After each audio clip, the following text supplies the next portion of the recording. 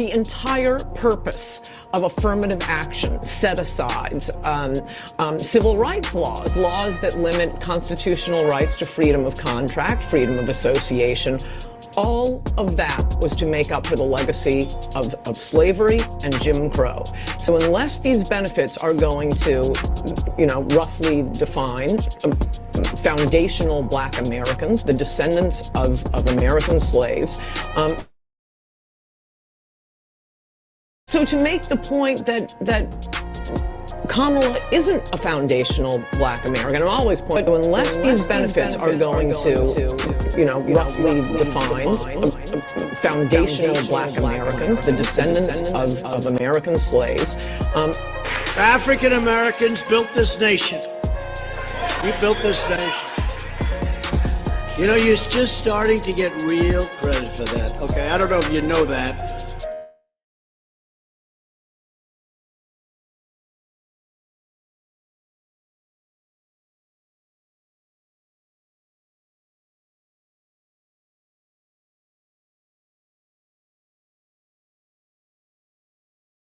Of affirmative action, set-asides, civil rights laws, laws that limit constitutional rights to freedom of contract, freedom of association, all of that was to make up for the legacy of slavery and Jim Crow. So unless these benefits are going to, roughly defined, foundational Black Americans, the descendants of American slaves, you've taken away the whole purpose of this. So to make the point that Kamala isn't a foundational Black American, I'm always pointing to unless these benefits are going to, roughly defined, foundational Black Americans, the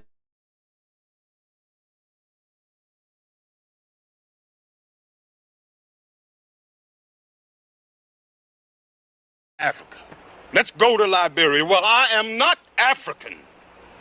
I'm American. A Black American, and proud of it. Black American people need to stop identifying as African American. Yeah, I said it. We are not African. That is the problem. That is why Africans feel so comfortable coming in and infiltrating Black spaces like Essence Fest, because they think we all one and the same, one band, one sound. No, no, no, no, no. We are natural born American citizens. We've been here for 4 or 5 centuries, 400 years plus, and we still not identifying as Americans. We're not Africans. That's why So these Africans, they call this as entertainment. They call this roasting us, whatever. But this is what they do. So it's all good. Don't get mad when we start slapping back.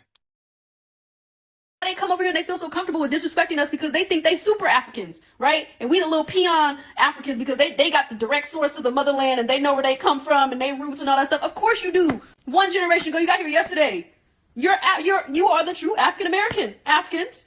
Y'all come here from Ghana, from Senegal, from wherever, Ethiopia, whatever. Y'all come here and you get your citizenship or plant your roots, whatever. You're Africans - Americans, African Americans. Black Americans are not Africans. I don't have no Africans in my family, period. I'm from California. My dad is from California. My grandma's from Wichita, Kansas. My great-grandma's from Wichita, Kansas. I can go back generations of Americans. That is where the confusion is coming from. And then people come from different countries and they come in our home, our house. This is our house. Yeah, the other half of our house might try to make us uncomfortable. The whites, they want to make us uncomfortable in our house. We all share in the same house. But at the end of the day, this is still our house. The visitors are coming here and treating us like we less than. We can change the narrative. It's our storyline. We keep letting other people write our storyline and then get. Yeah, these tellers are so corny. No sense of humor, corny. Oh, where's the laugh? Where's the joke? I mean, okay, this the best you can do? Like, yeah, I really don't want to do that. Get mad at the story. There's too many of us to not be creating our own narrative. Let's change the narrative, okay? Take back the pride in what it means to be. So the best they can do is look like gorillas and create parodies. But make a debunk video. Give us a challenge. Like debunk this and challenge. Okay, so she put the sister in the background, put the challenge up. Debunk her. Or respond to it and let us respond to you. But let's try to debunk each other with facts and historical accounts, not just trolling and parodies. But looking like a gorilla, that ain't funny. I mean, at one point in this country, they had the caged shows, and you would have been great there. But now you need real jokes. You got to be funny. Be a Black American. Start highlighting our successes as a group of people, our successes, our contributions to America as a whole. Highlight that instead of hyper fixating on slavery. Let's let that storyline kind of simmer down a little bit and focus on the inventions and the contributions that Black people make today and have made for the past 4 or 5 centuries while we've been in America, and start to elevate as a people. Stop letting people push us down with their own narratives and start writing our own story to elevate us as a people in our home. This is our house, not theirs. This is our home. We are natural born American citizens, and don't let nobody tell you different. You tell us We are mad as African. Oh no, look. Hey, here they go again with the Malcolm X. He's not our leader. One thing about the Tether, they needed to have 2 leaders. One is named Tariq Nasheed, and the other one is Malcolm X. Look at this. I play it. And we happen to be in America. Tell you different. Look. We are African, and we happen to be in America. We're not American. We are people who formerly were Africans who were kidnapped and brought to America.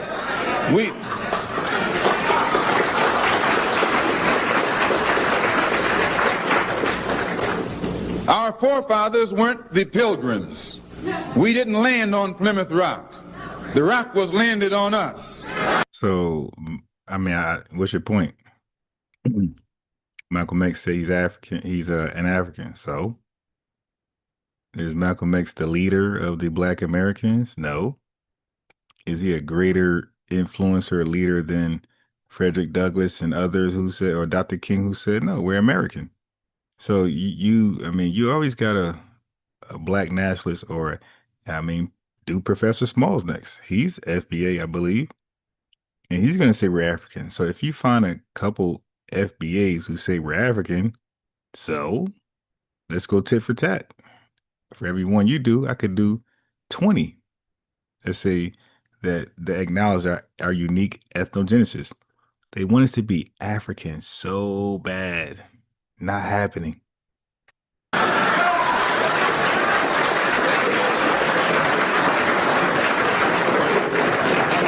We were brought here against our will. We were not brought here to be made citizens. We were not brought here to enjoy the constitutional gifts that they speak so beautifully about today. And because we weren't brought here to be made citizens today, now that we've become awakened to some degree and we begin to ask for those things which they say are supposedly for Americans, they look upon us with hostility and unfriendliness. So our unwanted presence, the fact that we are unwanted, is becoming magnified in all of America's preachments today. Yeah, you can't really use Malcolm X as a example because I'm a former Nation of Islam member and I know the doctrine. They always been anti-American. So what African Tether want to know, because Africans are typically not allowed to be registered Muslims within the Nation of Islam. So that's funny they play Malcolm X, because I guarantee you Africans didn't know that they were not the sought out people to become members. They sought out Hispanics, Native Americans, Black Americans, and the diaspora as a whole. The Nation of Islam did not seek out Africans. Matter of fact, the leader, not the representative, right? Because clearly I don't know where his status was at that point, but the leader, his teacher, the one he always quote, he said, don't bring none of that African stuff over here. You'll never see a Nation of Islam member wear some African dashiki.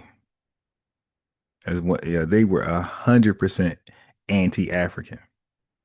So that's ironic they used Malcolm X when the Nation of Islam was shit. They was anti-African and anti-American. It was both. So that doesn't work by him saying we're African, because he said we're not American. So he don't represent our viewpoint at all on that. Not politically and not as an ethnonym. No, Malcolm X believed we were Muslims. You know there's a difference between race, nationality, and ethnicity, right? You're ethnically African, and your nationality is from which place in Africa you're from. Okay, so they're gonna. Well, yeah. Okay, if she's speaking about Africans, she's correct, right? That continent, or maybe the Caribbean, but she is not speaking for Foundation Black Americans. Let's make that very clear. A non-FBA can't tell us anything Your about race, you're ourselves. black. Black is not a nationality. You're black. Like your skin tone, your phenotype. You're black. Okay, you see how Tethers look at black? That's why I say you guys need to, if you're serious about knowing yourself and responding to this bullshit, you will get this. You could request this free PDF. Right, it's gonna be some reading. It ain't a book like that, but it's gonna be 46 pages. I can see right now. So there is some reading, but it debunks all of that. It debunks Tariq Nasheed being a leader, regardless of what they say. It goes into rebuttals, right? So I discussed the Black American Heritage flag, right? And right there, beautiful flag. I'll tell you the history about that and the hypocrisy within the flag versus our stance today. And this pretty much debunks and it doesn't just debunk, it educates and it highlights how foundational Black Americans use the word black and how non foundational Black Americans that are melanated use the word black. So look at this. Africa you're from. Your race, you're black. Black is not a nationality. You're black. Like your skin tone, your phenotype. You're black. Okay, so that is a tethered way of understanding black, right? And they want to teach us. Okay, I worded that. Oh, is okay. Yes, black is capitalized when referring to people in a racial, ethnic, or cultural sense. Uh-oh. Say that again. Be wrong again. Don't think that it's That's on. other weirdo. Wait, damn, where the weirdo at? Here we go. Today. You know there's a difference between race, nationality, and ethnicity, right? You're So they're always ethnically teaching us. African, and your nationality is from which place in Africa you're from. Your race, you're black. Black is not a nationality. You're black. Like your skin tone, your phenotype. You're black. Wherever you go, wherever, if you go out with a black person from Jamaica, no matter where in America, they're just gonna see that y'all black. No. Black is, well, that black you're talking about is not capitalized. You spell that lowercase, all letters. Our black we talk about is capital B. It is capitalized when referring to people in a racial, ethnic. Uh-oh. You said our ethnicity was African. No, our ethnicity is actually black. This is the standard practice for major style guidelines, including the Associated Press and the Chicago Manual Style. Let's go further. Signifies shared identity and history. Capitalization recognizes that the word is a proper noun, not an adjective, as this Tether thought. Black. Your race, you're black. Black is not a nationality. You're black. Like your skin tone, your phenotype. You're black. See, Wherever you go, your skin tone, stupid. It's a proper noun. How's skin tone a proper noun? You know now A proper noun means something that's deserving of a capital letter, like a city, a person's name. So that's not an adjective at all. Okay, so referring to a group of people with a shared sense of history, not color, identity, and community, particularly within the African diaspora. So that eliminates everybody from Africa. Okay, it distinguishes from color. Capitalization. I put this in the PDF. I'm so glad I ain't sent one out yet. Let me throw this in there. Capitalizing, look. Distinguishing from the color. Capitalizing black prevents confusion with the adjective black, capitalized B, lowercase b, that describes a color. Look at these boneheads. Capitalizing black prevents confusion with the adjective black that describes color. Shows respect. Using the capital B is just seen as a sign of respect, similar to how other racial and ethnic terms like Asian America and Latino are capitalized. You see that? I just went over that. So black is seen in the same light as an Asian American, a Latino. So when you say black, that's literally referring to a specific people, no different than Latino is referring to a specific people. See? But you let a tether talk. So yeah, I'm gonna throw that in this PDF. Oh yeah, I'm gonna use that. That was great. And your nationality is from which place in Africa you're from. Your race, you're black. Black is not a nationality. You're black. Like your skin tone, your phenotype, you're black. Wherever you go, Dummy. whether you go wherever, if you go out with That's why, family, we cook them. And that's why a lot of them watch the show. When I invite them, they look me up. They're not dumb. They look me up. I gotta start. Damn, I messed up. I gotta start inviting them from my religious channel. Because when I was used to be religious, when the Hebrews like 1,000 years ago, I need to request, and that's how I got Shabazz or somebody on here. I went, or proper does Shabazz. I used my old Hebrew Israelite channel because they think religious people dumb. So he's like, okay, I come on. But they would look me up under unbiased Ron and be like, hell no, I ain't going over there. a black person from Jamaica, no matter where in America, they're just gonna see that y'all black. You're black because your phenotype. See, her dumb ass is using black as a color, as an adjective, not a proper noun. Big bonehead. Distinguishes from the color, stupid. But tethers are dumb. Your skin tone is black. You're black. Your nationality is the place in Africa which you're from. Yo, look how dumb they are. Your skin tone is black, but your nationality, what are you talking about?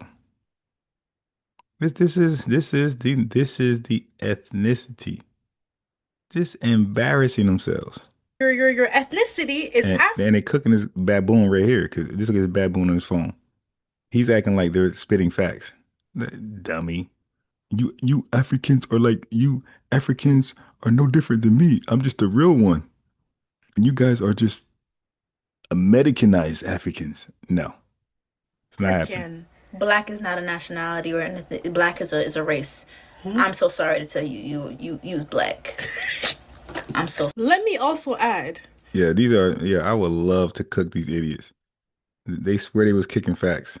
Yo, y'all better drop those 1982 Pan-Africanist facts. You better get to 2025. If we were all taken to go to the police, they would see us as. Yeah, it's no way they all use this analogy. Yeah, I'm gonna start documenting. Matter of fact, I'm gonna play this through without any commentary. This analogy without any commentary. But I'm gonna make a this is gonna be part of the intro. All these tethers using the same analogy. How is that possible? Black. Sorry to tell you, you use black. And all of this is to try to intimidate us to anchor them on to us. No, ma'am. Delineate. We're not getting off that. That's permanent. Let me also add, if we were all taken to go to the police, they would see us as black. They don't care where you're from. You're black. You are a... Wait, how do you know what police... Yeah, hold on. Y'all know a little too much how police think. How do you know how police look at us and what they don't care about? Gotta watch these tethers, man. a black This whole person. point is to bring everybody together, not to separate us. The different words we use to describe us doesn't really matter.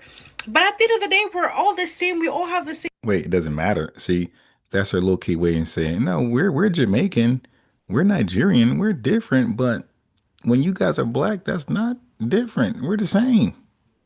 We're only different when we describe ourselves. But when you guys from America describe yourselves, we're all the same. There's no separation. Same struggles. You're all black. I'm so sorry. You're black.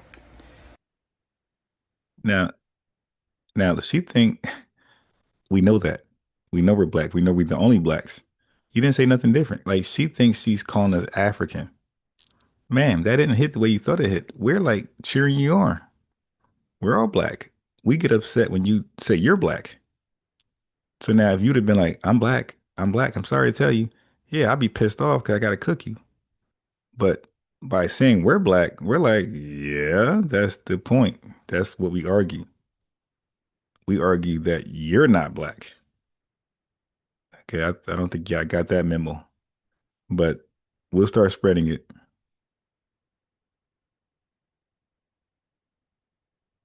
Hello guys and welcome back to the channel. This is Hosting Stories KE and I hope you are doing very... Now this is the tether that wanted to be African. Let me see something because I had an intro I was trying to play that's dope. But something happened where I got double music. So I want to see, when did the double music stop? So give me 1 second, family. I want to see, when did the double music stop? I thought I fixed it. 1 second. Just I did a dope intro and I can't even play it.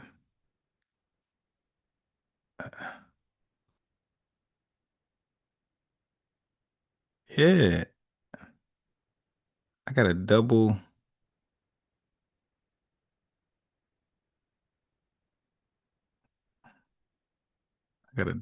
Intro and I think I messed up.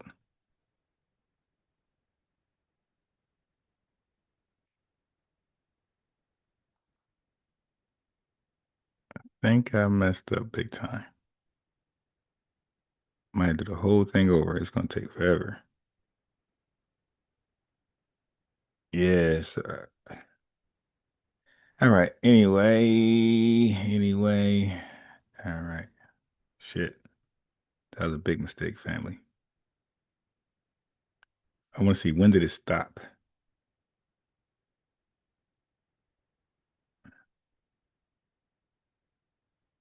Okay. I think it stopped around here.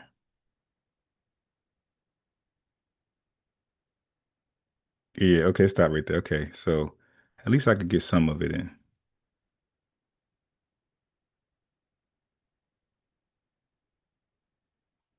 All right, anyway, so the addition I was adding to the intro is this. So the intro don't have the double beat, so I'm gonna pick it up from here. Check this out. Them to slavery as opposed to seeing it as, first of all, why do you believe the white man's history so much? I went to boarding school in Cameroon and I learned that one of the tactics that they used to get Africans in the slaves, in the ships, they sold them literally. They would what's the word? They would come to the chief and say, hey, we just need a couple of men to work for this X amount of time, and those men would never come back. I mean, there were so many different sneaky ways that they got people away. Do you think Africans were proud to... Black Americans, just as my brother here Obie stated, they did not participate in my effort to come into America. The same experience they had, we have same experience. They were our brothers. They were kidnapped. We did not sell our brothers. We never sold them to anybody. We were kidnapped, and they were lied to. Their descendants were lied to that they were sold. No, there was no money there. We did not exchange them for anything. So they were kidnapped, brought to America. We were traumatized. And when we grew up, we now began to hear the story that our brothers were kidnapped and brought them to America. Then we are eager now to go and see our brothers. With love and happiness, we now come to see our brothers, only to be met with hatred or rejection. Now, our brothers rejected us. But when we came in, we now find out the truth that actually when they were brought up here... When the colonizers came and took Africans from Africa, literally stole them and sent them to different foreign countries, they wanted that divide to be there. They wanted that separation to be there. And when the colonizers came and took Africans from Africa, literally stole them.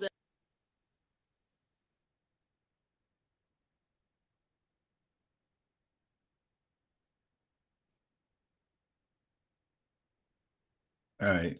So, damn. All right. So, family, I think I was the first to bring that to the attention to FBAs that Africans really omitted themselves from the transatlantic slave trade. So I showed you 3 different accounts of Africans. There's many more that now our thing is we don't know if they're lying or they really taught this. But the first lady said she went to a Cameroon school and they taught them that FBAs were stolen. And you heard a dude, he said he came here looking for us because he didn't know we were stolen. He heard that. So they came to America's looking for us. They came to the United States of America. And we rejected them. I guess we ain't know no better. We're just stupid. We're like whitewash. You know, that's how they look at it. But yeah, I think I was the first one to bring that to a lot of your attention that they don't teach the slave trade. They teach just the slave raid. The raid, RAID, means that somebody came and rounded us up, and they believe that's the white man.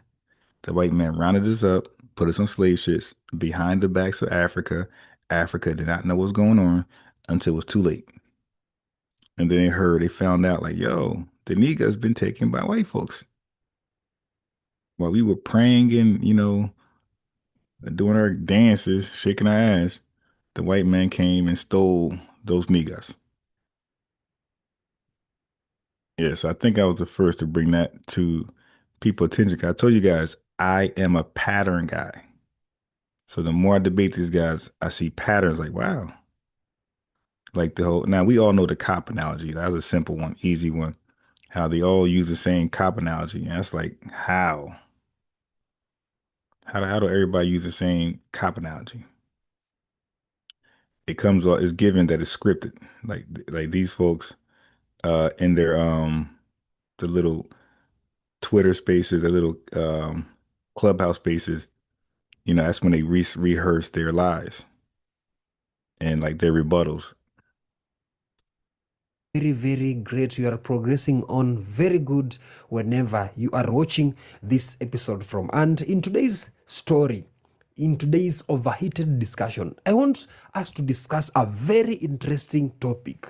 This topic, for the longest time, have had the most overheated discussion online about Black Americans and African Americans. Black Americans are claiming, no, don't call us African Americans because we are not from Africa and we never came from Africa.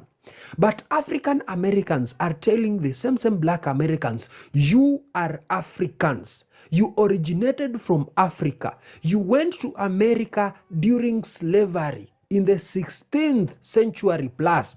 You went there as slavery. And then your Wait, but how do we get there? You see how they skipped the part that they sold us?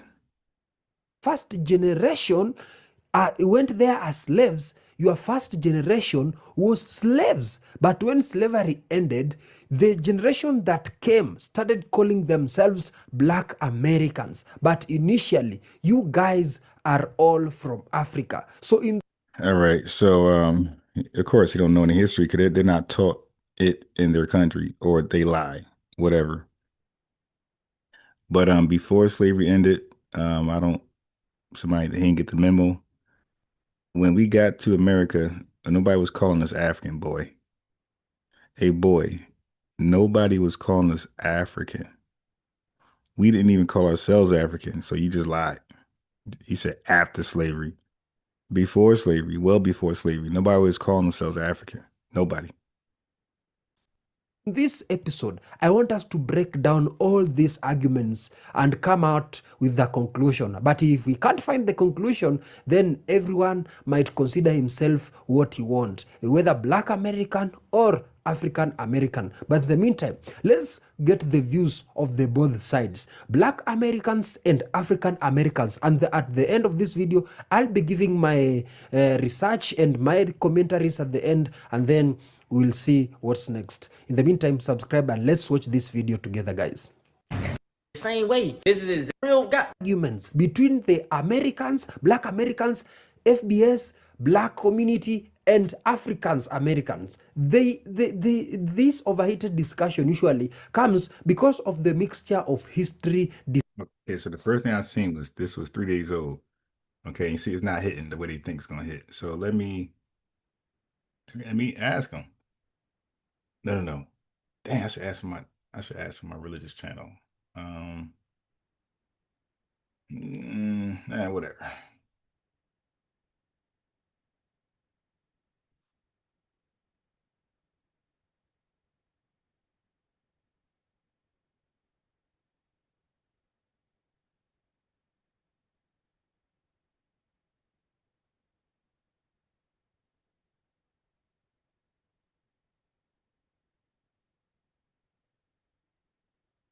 Gotta call him brother.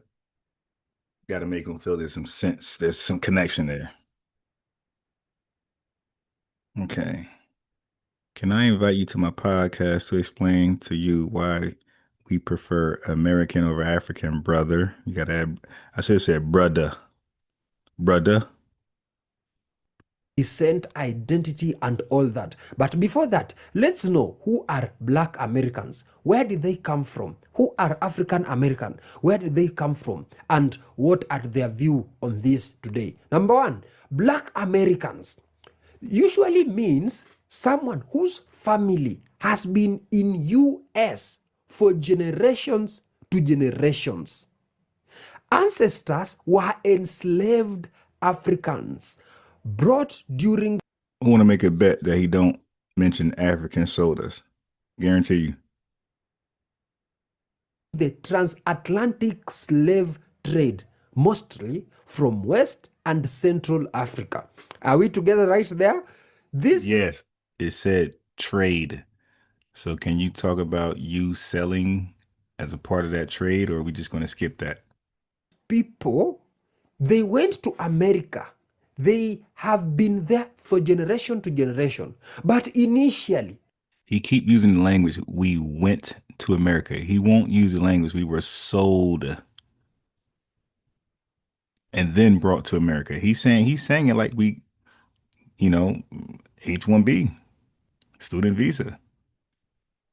That's why he's saying it. We went there seeking opportunities. Right there, these people, they went to America. They have been there for generation to generation. But initially, as Malcolm X told us in the intro of this video, these people, their great-great-great-great-grandparents came from Africa and went to the US as. Look. We went to the US. First of all, my great-great-great-grandmother was not African. Her great-great-great-grandmother wasn't African, and even her great-great-grandmother wasn't African. Okay, and if they're African, tell us more. What country? What tribe? Please educate us. Slaves. And then the coming generation, they lived in the US for the longest and started identifying themselves as Black Americans because they had forgotten about where they came from. They have forgotten about. So we called ourselves Black Americans because we forgot where we came from. Okay, this is the tether logic. This is called tether logic. Their homelands, so they were born. This coming generation, the second generation plus, they were born in the US, so they knew themselves. We are born from the US. Now let's call ourselves the Black Americans. But in reality, their ancestors were enslaved Africans brought during the transatlantic slave trade, mostly from West and Central Africa. Over centuries, their culture mixed with European and Native American influences, creating something unique, Black American culture. Are we together right there? Yes. For example, hip hop, soul food, slang, style, etc. Now, many Black Americans don't have direct ties to one African country because records were erased by slavery. Many Black Americans don't have direct ties to any one African country because records were erased by slavery. Whatever. Think of it like this. Their roots are in Africa, but their branches grew entirely in America. Are we together right now, Black Americans? Very nice. Now, African Americans. Technically, this term includes all Americans of African ancestry. But in practice, many use it for people who are recent immigrants from Africa or their kind. For example, a Nigerian who moved to the US in the 2000s is now an African American. They usually still know their tribe, their country, their language, their customs, and their culture. Are we together? Now think of it this way. Their roots are in Africa, but their branches are now growing in America too. That is why they are calling themselves African American. Yeah? Now, why? False. We don't call ourselves African American. That's something Jesse Jackson came up with a bunch of white people behind them, white liberals and Jewish people behind them. And it was a nothing burger. They forced it on documentations. That's the only reason why that word is known. Documentations. Because word of mouth, that word, those words, African American, would have went nowhere had Jesse Jackson relied on word of mouth. Foundation Black Americans, that's relied on word of mouth. The black man, that was word of mouth. That wasn't documented anywhere. And neither is Foundation Black Americans and ADOS, not yet. So yeah, African American, if that had relied on word of mouth, that would have went absolutely nowhere. They put it on documentations where you're forced to see it and read it and sign off to it. That's why that's even a thing right now. But once that's replaced with something more accurate, let's say FB or ADOS, nobody's going to be like, hey, where's African American? Like, so many people are going to be relieved. Is this confusion? The US Census once published African American as the standard label for all Black people in America. But many Black American feels, but wait, I'm not African. I am America. My culture is here. I was born here. We've been living here for generation to generation. Don't call us African American. We are Black American. That is where the confusion comes in. Meanwhile, Africans and African immigrants might say, but your ancestors are from Africa. You are African American. That is the argument. You've seen that argument online. Yeah? Now, where is the difference in simple terms? Black Americans So culturally, American, historically linked to Africa through slavery, but identity shaped in the US. They found themselves in the US, so they came up with their own culture and their own identity while in the US. They didn't import this culture from Africa. African Americans recently used someone who is African by heritage and immigrant background, but now living in the US. Very nice. Proof, for example, I also did research on this one. Let's say the Idris Elba, no, Barack Obama. Barack Obama, the dad is from Kenya, my motherland. And the mom is a white American. He is African American in the immigration sense. He is not a black American.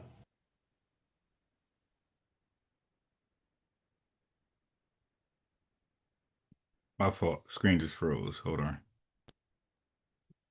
Now I get them back. My African Tether. The dad is from Kenya, my motherland. Idris Elba, no, Barack Obama. Barack Obama, the dad is from Kenya, my motherland. And the mom is a white American. He is African American in the immigration sense. He is not a black American. Take it to the nearest bank, whether take it or leave it. That's the fact. Someone like Malcolm X, ancestors enslaved centuries ago. So culture fully American. So he is black American. Very nice. So when people say black Americans aren't Africans, what they often means is that we respect our African roots, but our lived culture and identity are different.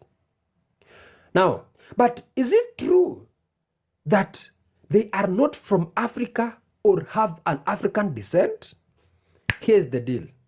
Black Americans absolutely have African descent.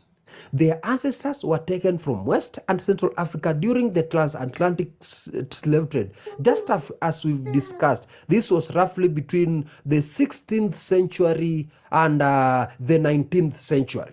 Yeah? DNA studies back up this. Most black Americans' genetic roots trace back to places like Nigeria, Ghana, Cameroon, Angola, and Congo. But that does not mean that they are African in the cultural sense today, because their culture, they found their culture themselves. They went to America many years ago. So, centuries in the US created a distinct identity. Black American, their language, tradition, food, music, worldview evolved different from African and on the continent. So both statements can be true at once. They are from African descent, biologically and ancestral. That's a fact. They are not African in cultural or national sense. That is social and cultural reality. It's like how the Irish Americans are of Irish descent, but they are culturally the same as people living in Dublin today. So, the main difference between these two people, between an African American and a black American, is that an African American is living. My fault. It's frozen. My fault. Hold on.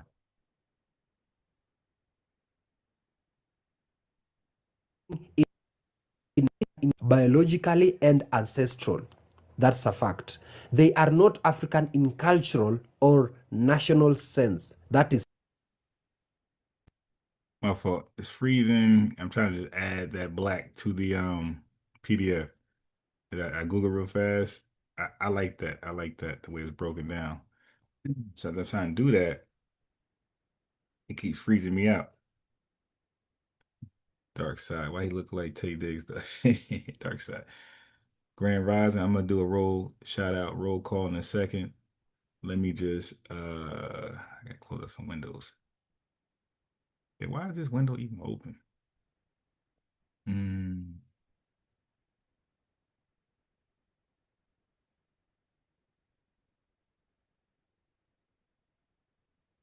Okay, here we go.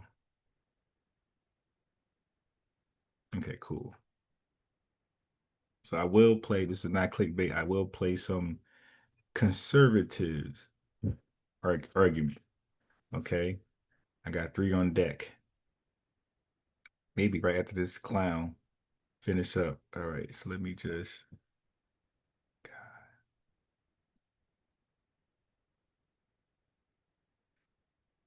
hopefully don't freeze.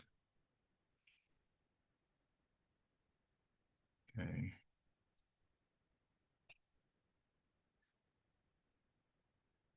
All right, let's try it. Social and cultural reality. It's like how the Irish Americans are of Irish descent, but they are culturally the same as people living in Dublin today. So, the main difference between these two people, between an African American and a Black American, is that an African American is living in the US who came from Africa recently and knows the roots back in home. Back home, he knows the roots, cultures, and everything from Africa. Now he's carrying this to America and trying to coop away with the coop and live within it. But an a Black American is a person who has been living in America for generation to generation since the 16th century to the 19th century. They went there, but they originally came from Africa. They went there as slaves. Now, family, he keeps saying we went there as slaves, and that sounds like something voluntarily. He's not admitting, and they won't. They will not admit that they sold us. Okay. And that's just what tethers do. They just lie. so the first generation got deleted and their history got deleted, which means their children and their children and their children couldn't know where they came from. So they came up with their own culture and came up with their own ethnic group, Black American. But I don't want to continue arguing because let's make the comment section open. You do tell me what you think. Do you think African American and Black Americans are different? Do you think they both came from Africa, or Black Americans are not Africans? Tell me what you think in the comment section. Let's continue this discussion and see you in our next episode. In the meantime, subscribe and adios. Right. The mind of a tether. Okay, so let's go here real fast. We got this coon. He's trying to turn conservative, which most non-FBA melanated people usually go conservative. And especially now that they're not invited to the cookout, where else would they go? Because the other option is home, and we know they ain't doing that.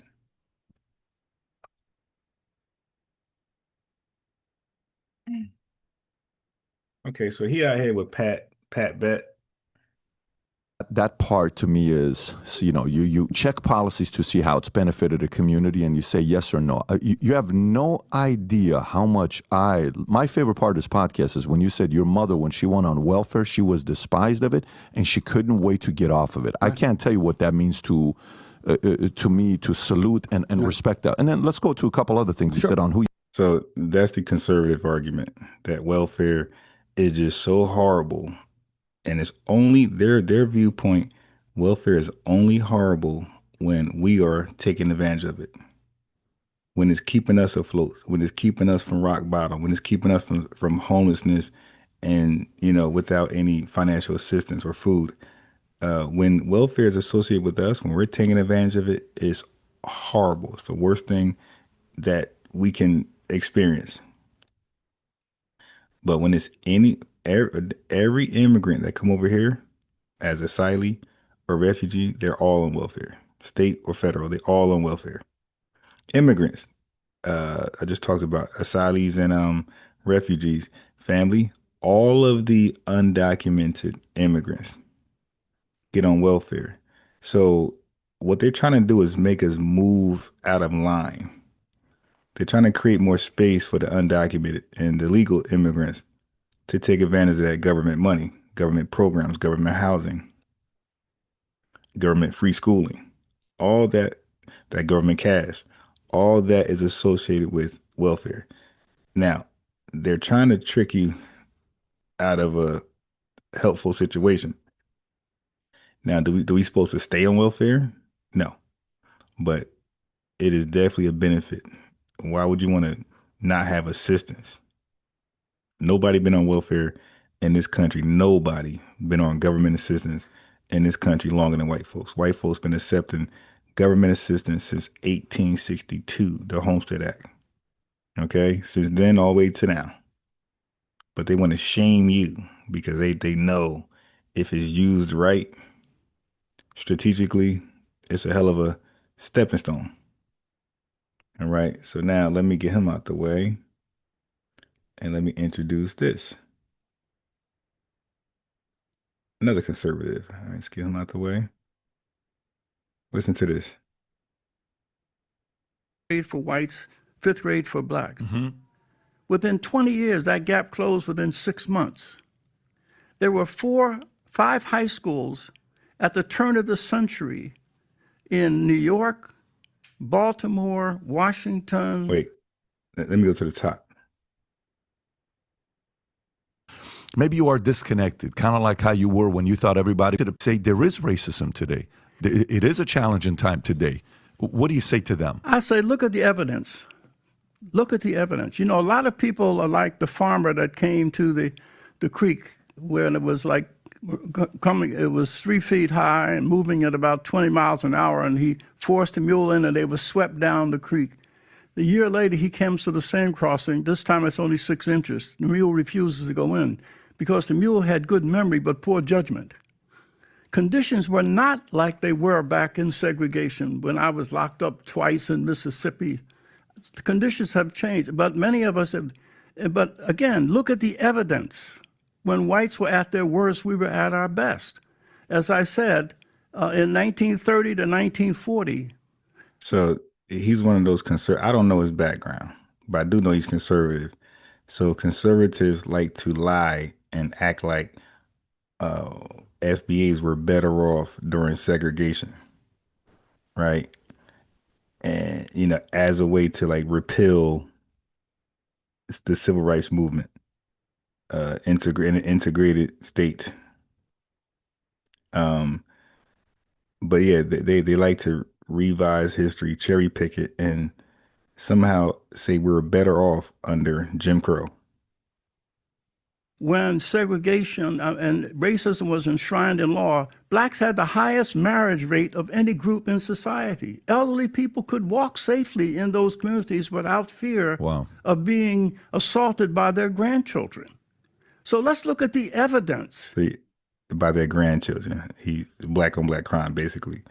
But if you did get assaulted by your grandchildren, that means kids around the way, they got penalized. They got held accountable. But during that same time, you know, if you got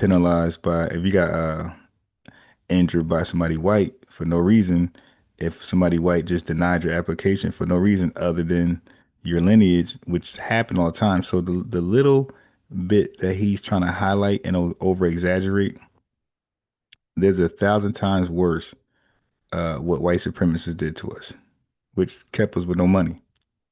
So is he going to talk about the good times we had and how white folks always came and terrorized us, stripped us, burnt stuff down, stole money?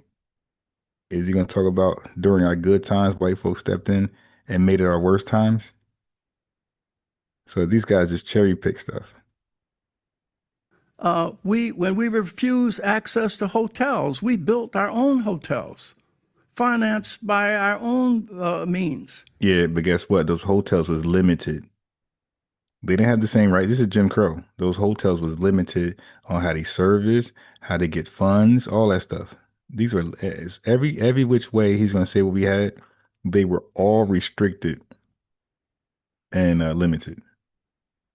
The Wallahaji in Atlanta, the Carver and Calvert Hotel in Florida, the St. Charles in Chicago, the St. Teresa in New York. I could go on and on. When we were denied access to colleges, we built our own.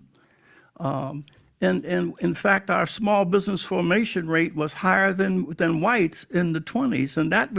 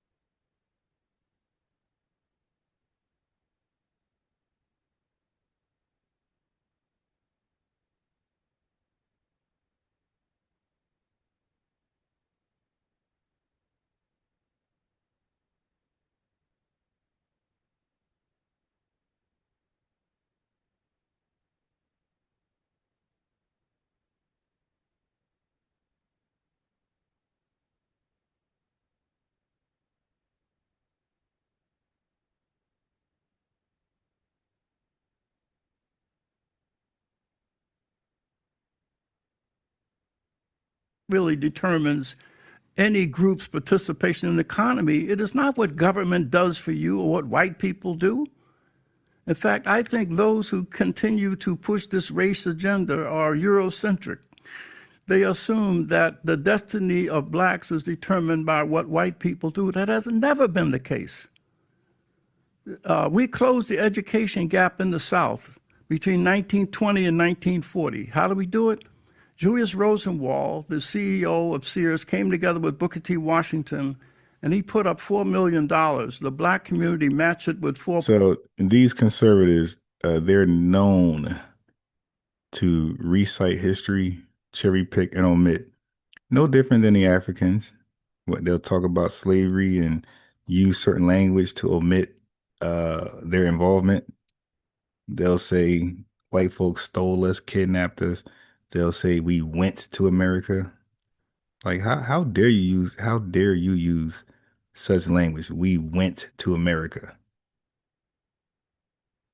4.8 million. We built 5,000 schools to teach ex-slaves how to read and write. And as a consequence of that study, that in between 1920 and 1940, the education gap in the South between whites and blacks was 3 years, 8th grade for whites, 5th grade for blacks. Within 20 years, that gap closed within 6 months. There were 5 high schools at the turn of the century. All right. Let me do a little more. In New York, Baltimore, Washington, Atlanta, and New Orleans. They had used textbooks, overcrowded classrooms, half the budgets of white schools, but every one of those schools out-tested every white school in those cities. If we were able to close the education gap between 1920 and 1940 through self-determination and hard work, if we were able to out-test a white school.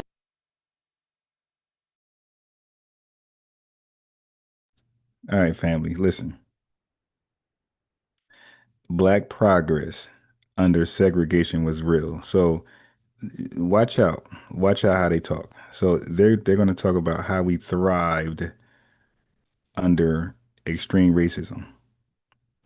Okay. but they really misrepresent it. Check this out. He just said we closed the gap, the education gap between 1920 and 1940. And what he's not saying, he's saying, so racism isn't the blame. He's saying we have progress during racism, so racism isn't it. This is like he's trying to be a modern Thomas Sowell. Okay.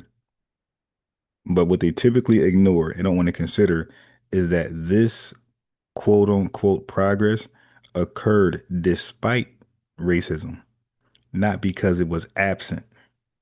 You see? So our families and communities were resilient, not immune. We thrived to it. We thrived through it, but it still bothered us. Okay, so he mentioned the Julius Rosenwald and Booker T. Washington School Initiative. It was indeed successful, but was a response to racist underfunding of Black education. Why did they have to do that? Because the racists were underfunding our education, all right? Schools were still vastly underfunded, up to 70% less than white schools. So even what they did, Julius Rosenwald and Booker T. Washington, with their school initiative, still underfunded, up to 70% less than white schools. Family, we know what we're doing with the whole FBA ADOS thing. We know, and we're not going to ignore the money that's owed to us. We're not going to ignore that the money that this country accumulated is in the hands, like 99% in the hands of white people. And they get to fund their schools and projects and businesses and society all day long. And this guy expects us to start from zero. Okay, yeah. All right.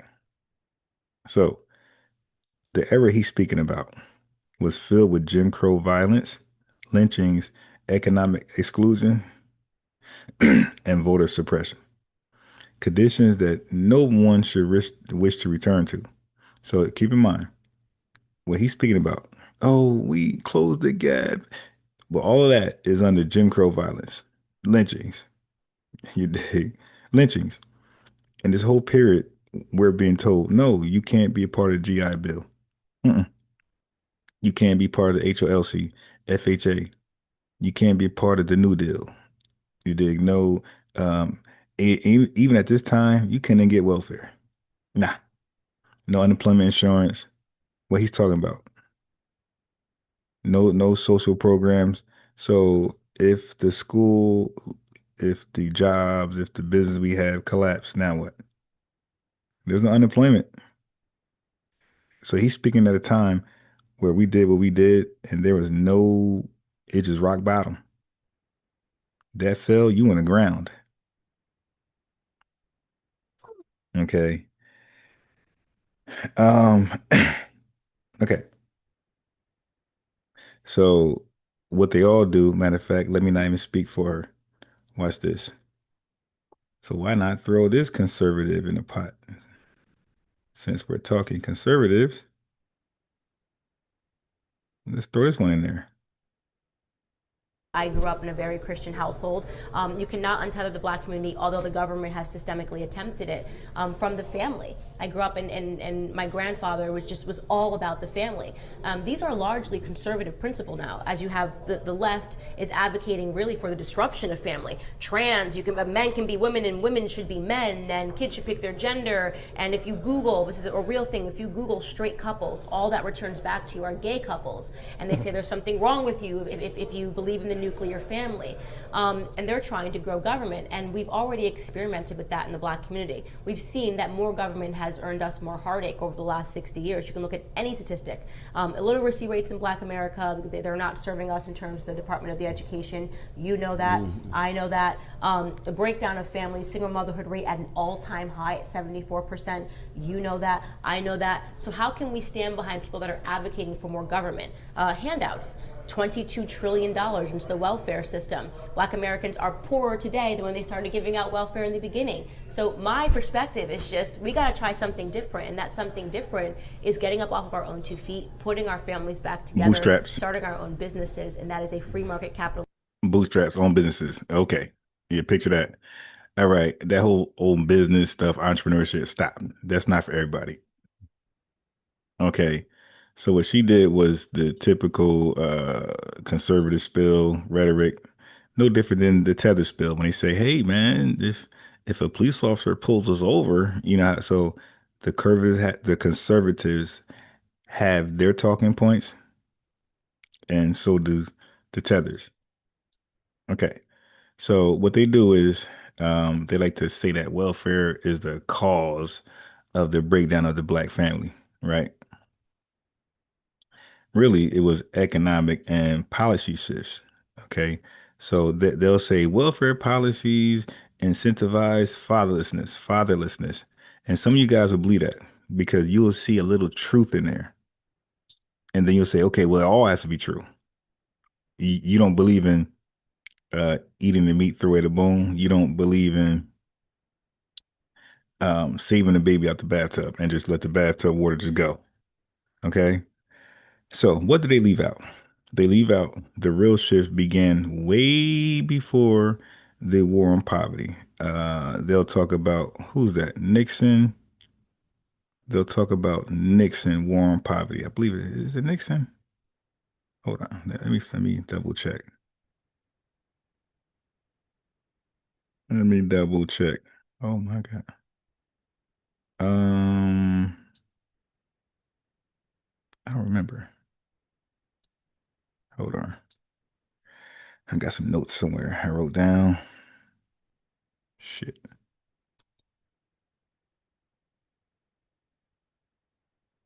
I didn't think I'd forget that fast. It is very early in the morning. Okay. No, it was Lyndon Baines Johnson. Got it. It was Lyndon Baines Johnson. I'm so glad I ain't stick with Nixon. Okay, it was Lyndon Baines Johnson that was supposedly waged war on poverty. Okay. So that was around the that should have been obvious. That's around the, he signed the Civil Rights Act. Okay.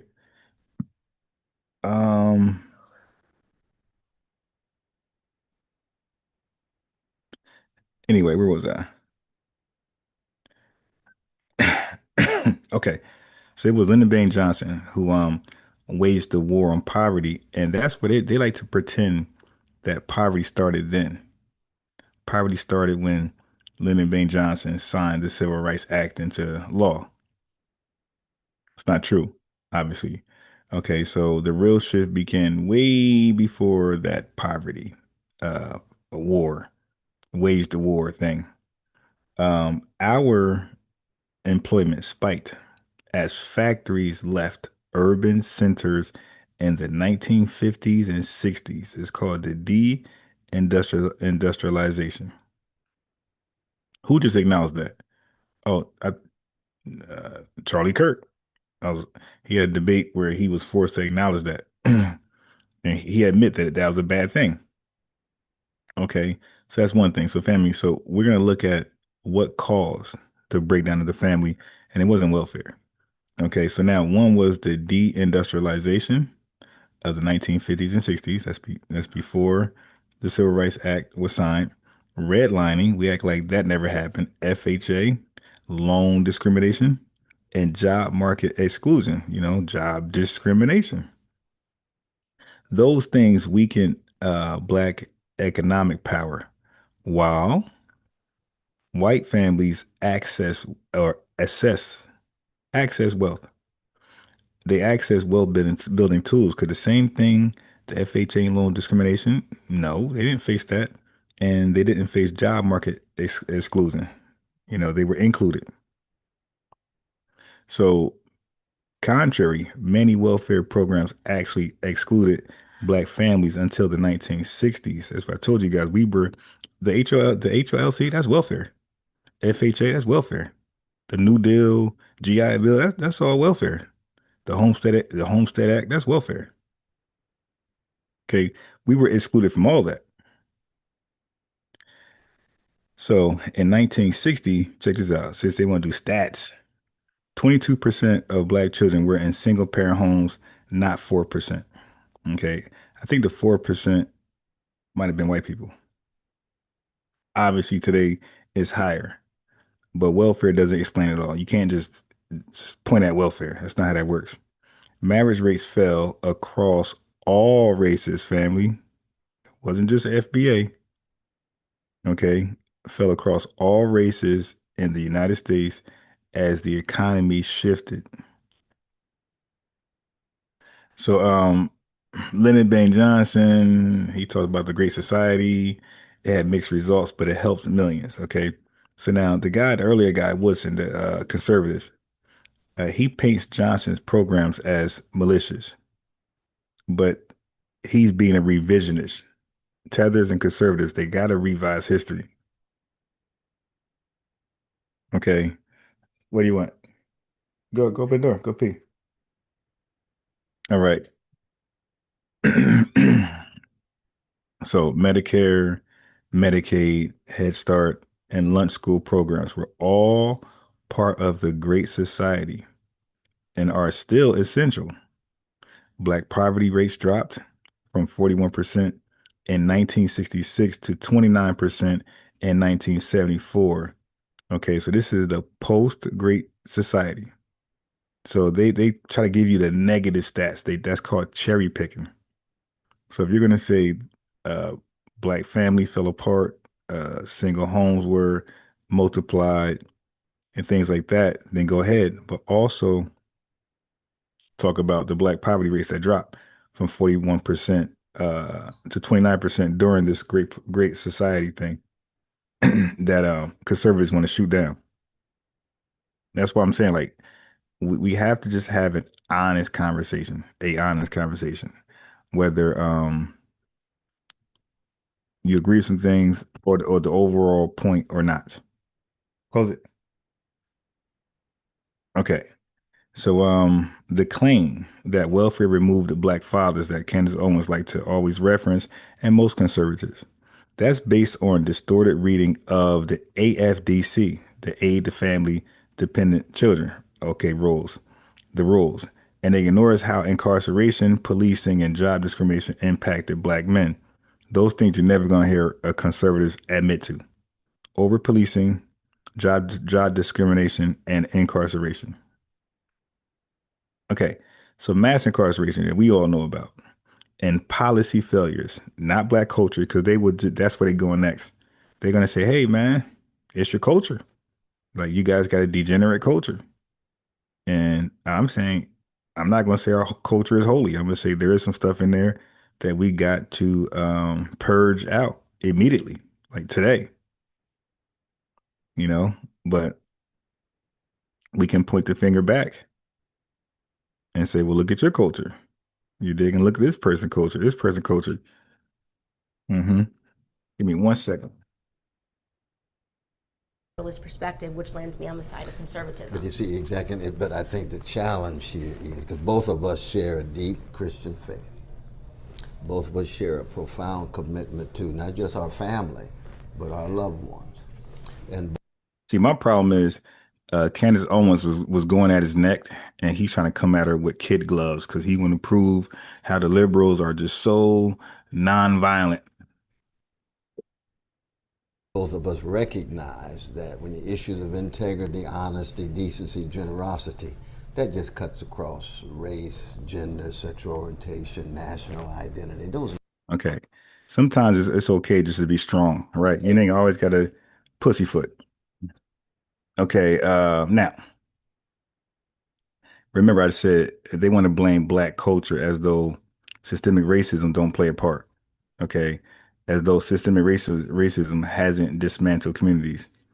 Okay, so the other guy, Woodson, the first black guy played, he says black incarceration exploded due to welfare culture, right? So everything was like welfare is their hub for excuses. Just get ready for that. And maybe I do another PDF, like going into harder arguments. But welfare is their hub for excuses. It's their epicenter. Okay, that's false. Incarceration rose after the 1970s with Nixon's war on drugs, Reagan's era policies, and Clinton's 1994 crime bill that we all know about. Okay, so the black prison population surged even as crime fell. Listen, family, even as crime fell, they was locking us up, disproportionately pushing Foundation Black American men into prison. So policies like stop and frisk, mandatory minimums, and cash bail broke up households, not culture alone, not this degenerate culture that they give all the power to. The culture is locking y'all up. Okay, but these stop and frisk policies, like you're literally stopping people to frisk them to see if they got something that they can go to jail for. You got mandatory minimum sentences. What is that for?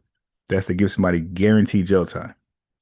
No probation, no plea out, no, work release. No, you're going to prison for a certain amount of years and cash bail. Now, the average black family ain't got cash like that. Just spiritual and moral values. But I think the deep disagreement is, and I think Charles Murray and others have pointed this out, that the impact of the market on working and poor parents, no matter who they are, has been devastating.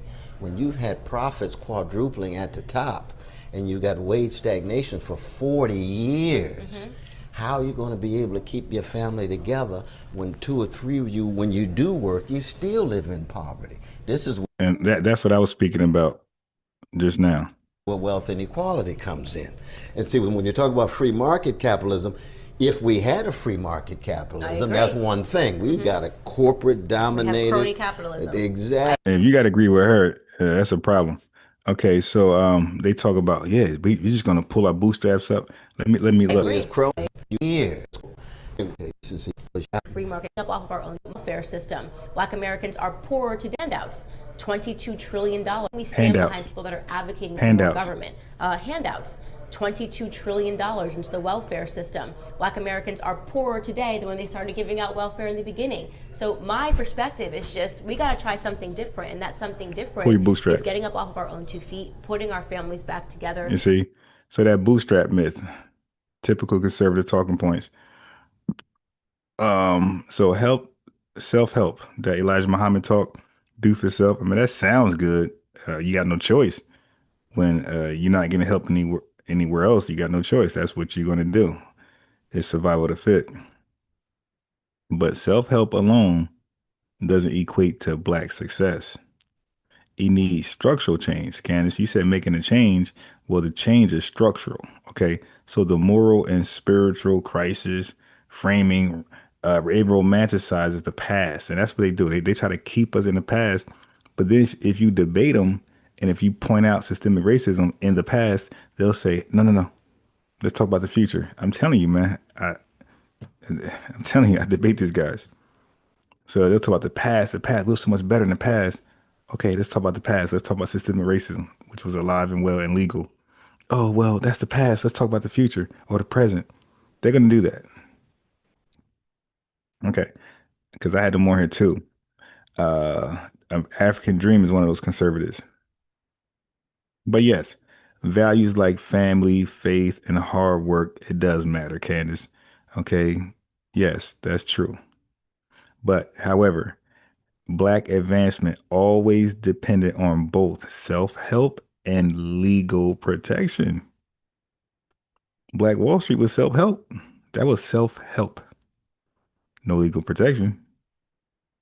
And it got bombed and all type of stuff. That's what happens, especially living in America with these white supremacists. You need legal protection. The Civil Rights Act, Voting Rights Act, and the Fair Housing Act were structural wins, not just moral wins. They were structural. That's what we mean by structural. We need structural change. You need things passed, policies made and pushed through. Okay, so without systemic change, Black bootstrapping hits a glass ceiling every time. Okay, that's not going to work. So they'll say welfare broke up the Black family. Correlation causation ignores economic shifts, redlining, and incarceration, mass incarceration. Okay, so black men lost access to jobs and housing, which made family formation harder. Okay, jobs and housing, you're not going to keep a family together.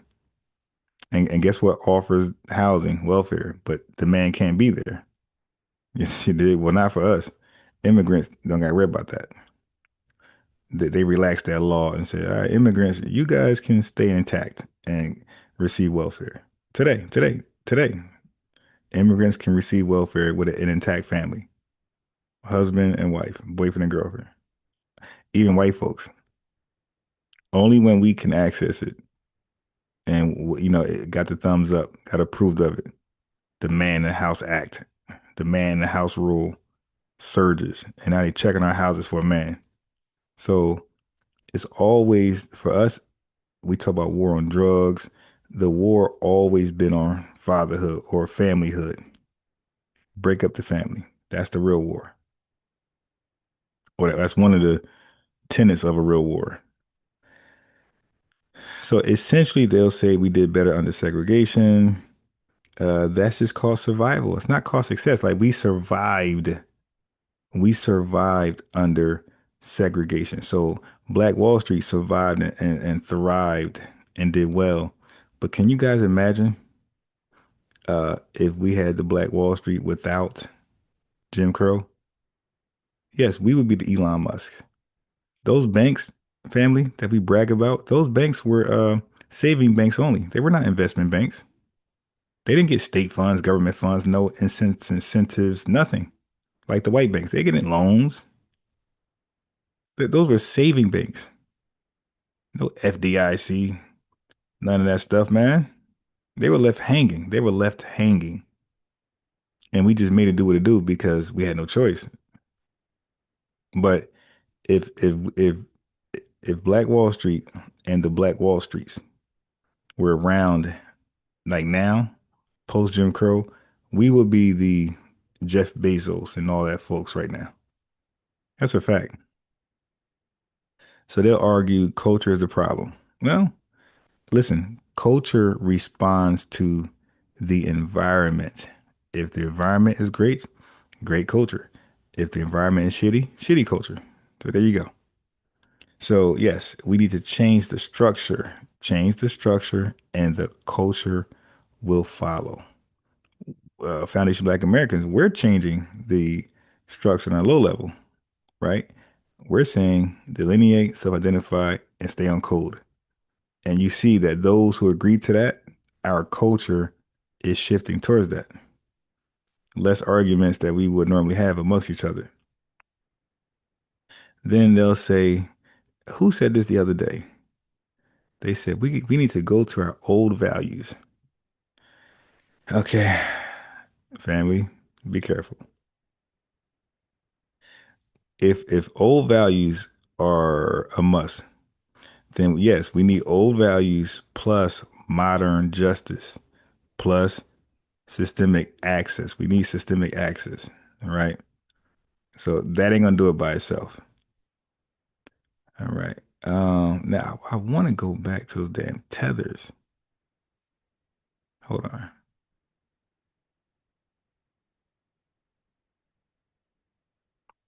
I wasn't done. Oh, this is a good one. I wasn't done with those damn tethers. Where they at? Right here? Yeah, is this it? Hey guys, welcome. I don't know if this is it. No. That ain't it.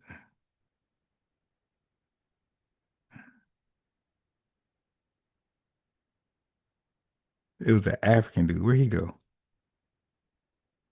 The African guy.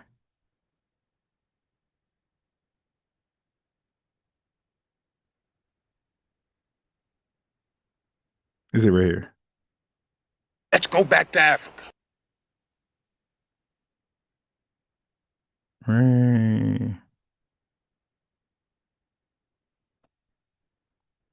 Okay, so before I do that, let me go ahead. Black Americans, about 13 to 14% of the population.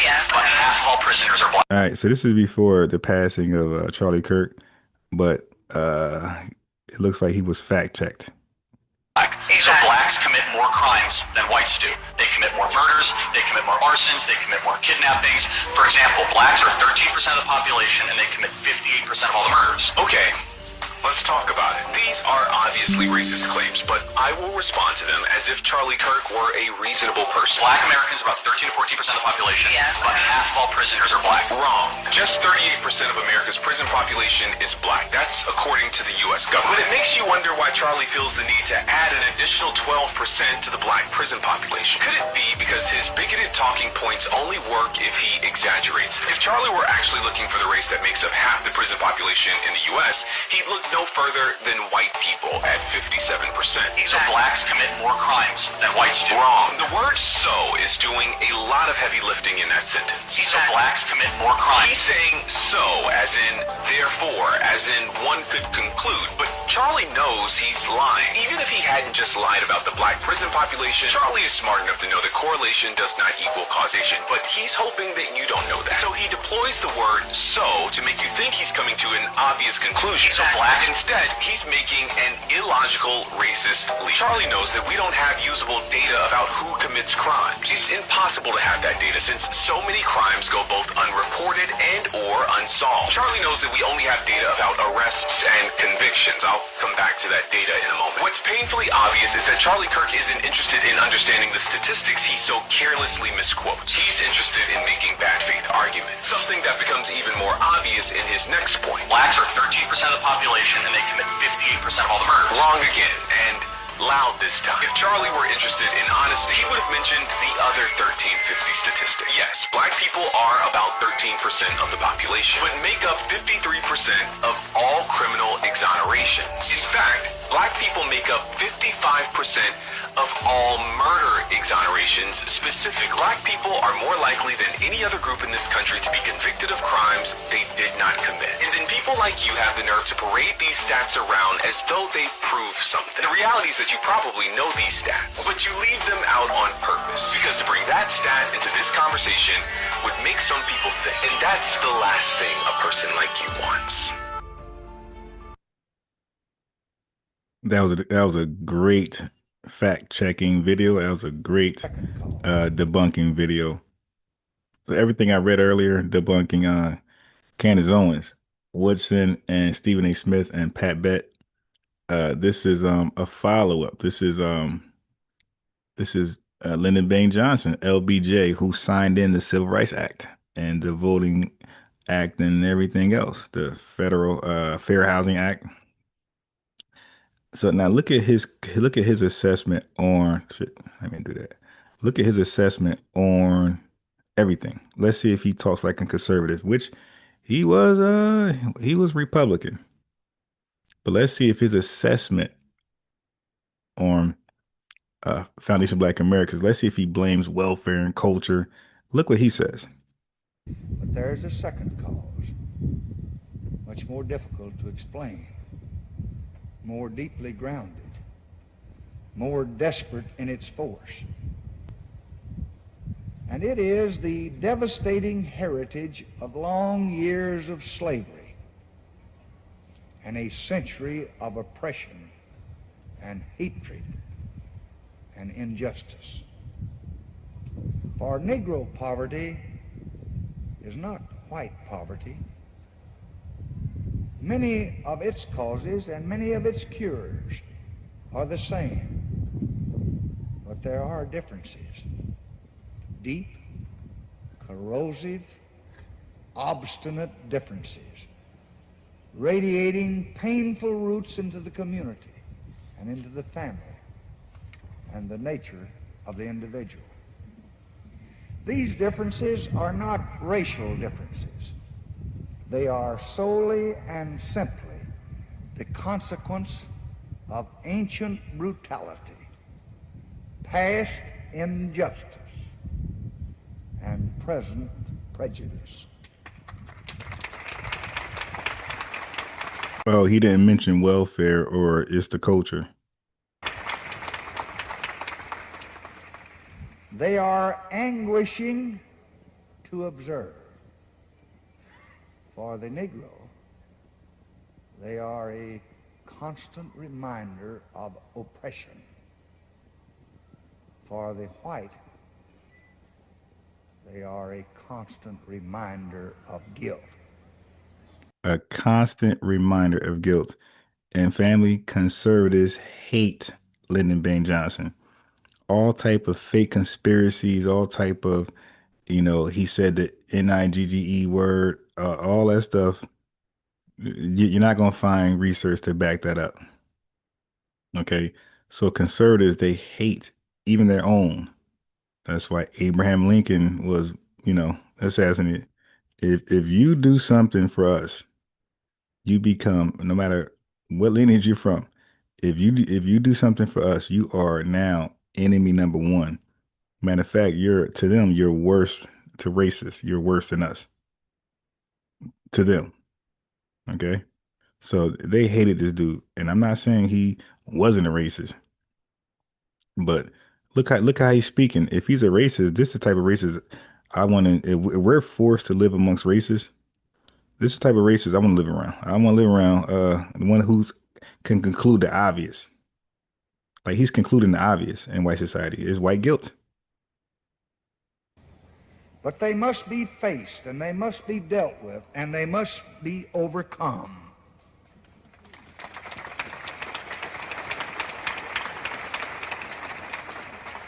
If we are ever to reach the time. Okay, so family, that was at Howard University, but I got one more I want to play. Now, notice he didn't say welfare. Notice he didn't say it's the culture, black folks. That's the problem. Okay, I think this is it right here, what I'm looking for. Okay, let me see. I'm looking for something in specific.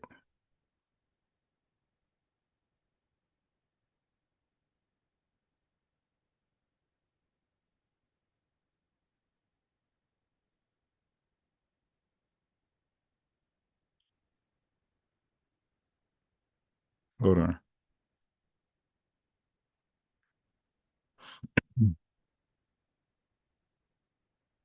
Oh, shit.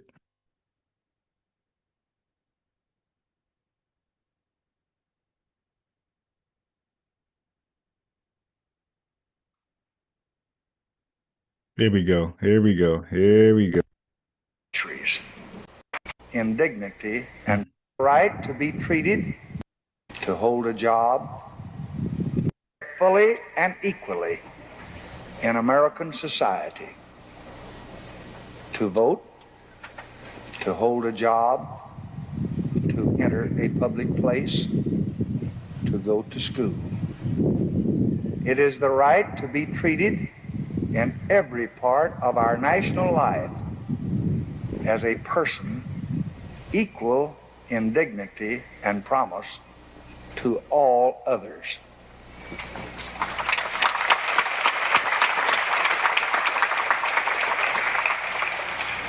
But freedom is not enough. Listen. You do not wipe away the scar. Here's the part. Listen, this part right here makes every conservative like lose sleep. Because he is one of theirs. Look what he says. So he's not a liberal. Oh, liberals are crazy. He's one of theirs. They are hot. Listen to this. Is not enough. But freedom is not enough. You do not wipe away the scars of centuries by saying now, you are free to go where you want and do as you desire and choose the leaders you please. You do not take a person who for years has been hobbled by chains and liberate him, bringing up to the starting line of a race, and then say, you are free to compete with all the others, and still justly believe that you have been completely fair. Thus, it is not enough just to open the gates of opportunity. All our citizens must have the ability to walk through those gates. And this is the next and the more profound stage of the battle for civil rights. We seek not just freedom but opportunity. We seek not just legal equity, but human ability. Not just equality as a right and a theory, but equality as a fact and equality as a result.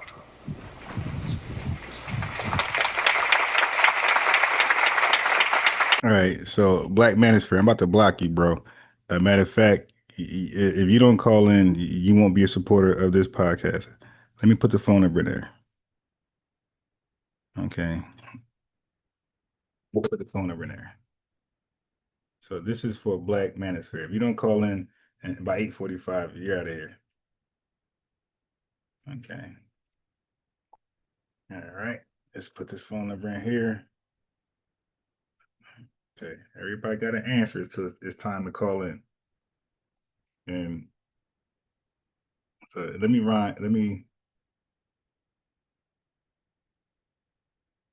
So why am I playing Lyndon Baines Johnson, family? I'm playing, and now this guy, he must have came here late.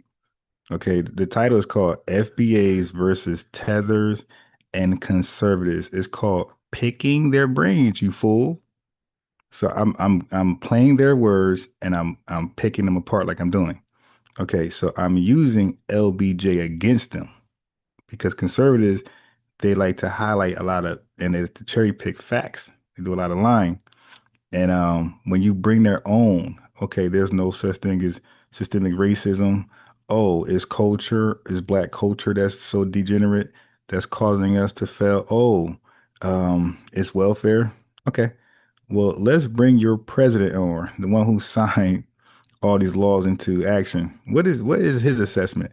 And his assessment is exactly ours. So what's the problem? In the chat, being a fool.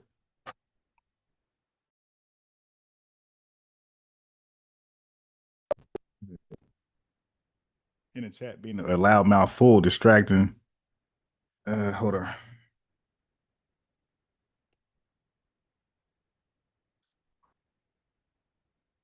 Okay, you hear me now? Yeah, in the chat, being a loudmouth fool, man. Like, let me do what I do. Yeah. So what I'm showing is that he's admitting the obvious. He's acknowledging white guilt, systemic racism, and there need to be structural changes. He's acknowledging that. While most of people from his party deny it's a solution, an alternative, or even something to consider. My man in the chat just trolling.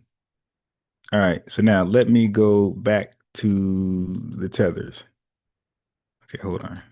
Yeah, so I'm tackling conservatives' ideologies. I'm tackling tether ideologies. I'm going back and forth. I'm picking their brains. I'm showing you where they're wrong at. I just played a video of a Black dude fact checking Charlie Kirk, all his lies and stats. That Charlie Kirk is a conservative. We're picking the brains of conservatives and tethers. How you in the chat trolling for? They are supposedly for Americans. They look upon us with hostility and unfriendliness. So our unwanted presence, the fact that we are unwanted, is becoming magnified in all of America's preachments today. You know there's a difference between race, nationality, and ethnicity, right? You're ethnically African, and your nationality is from which place in Africa. Okay, so we're gonna let a tether tell us who we are. And this is, again, entitlement. Like, this is the thought process of a lot of tethers. Like, Foundation Black Americans, we're in the most powerful country in the world. We got all the information, all the AI, access to everything over here, but we're just dumb. We're just too lazy to Google something. The hell of reading a book. We're just too lazy to Google something. This is their perspective on us. Okay, but she's gonna tell us ethnically we're African. You know there's a difference between race, nationality, and ethnicity, Nah, we right? didn't know that. You're ethnically African, and your nationality is from which place in Africa you're from. Your race, you're Black. Black is not a nationality. You're Black. Like your skin tone, your phenotype, you're Black.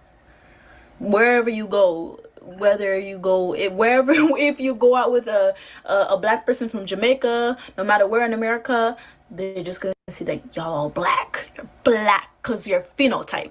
Your skin tone is black. You're black. Your nationality is the place in Africa which you're from. Your ethnicity is African.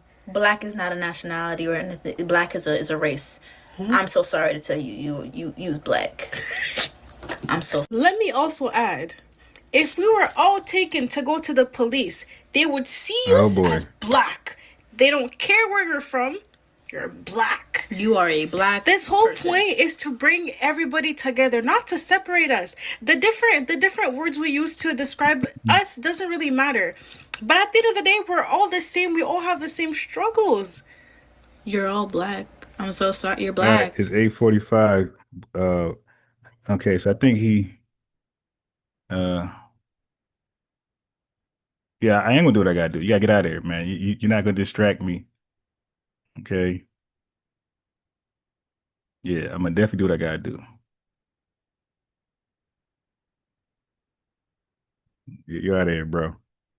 I mean, yeah, we having a great morning grand ride. It's always somebody who life is in shambles. They're going through something, and they come into a great family oriented, vibe situation, and come here and start trolling.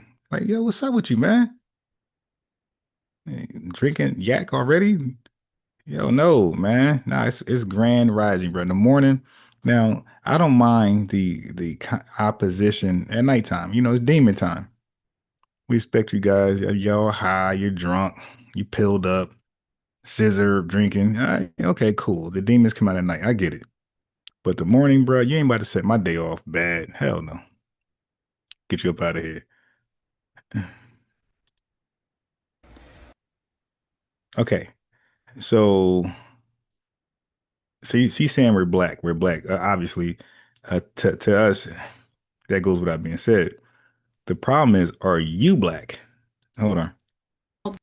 Black. I'm so. Let me. Ethnicity is African. But your skin tone is nationality. You're just. There's a difference between race, nationality, and ethnicity, right? Okay. So family.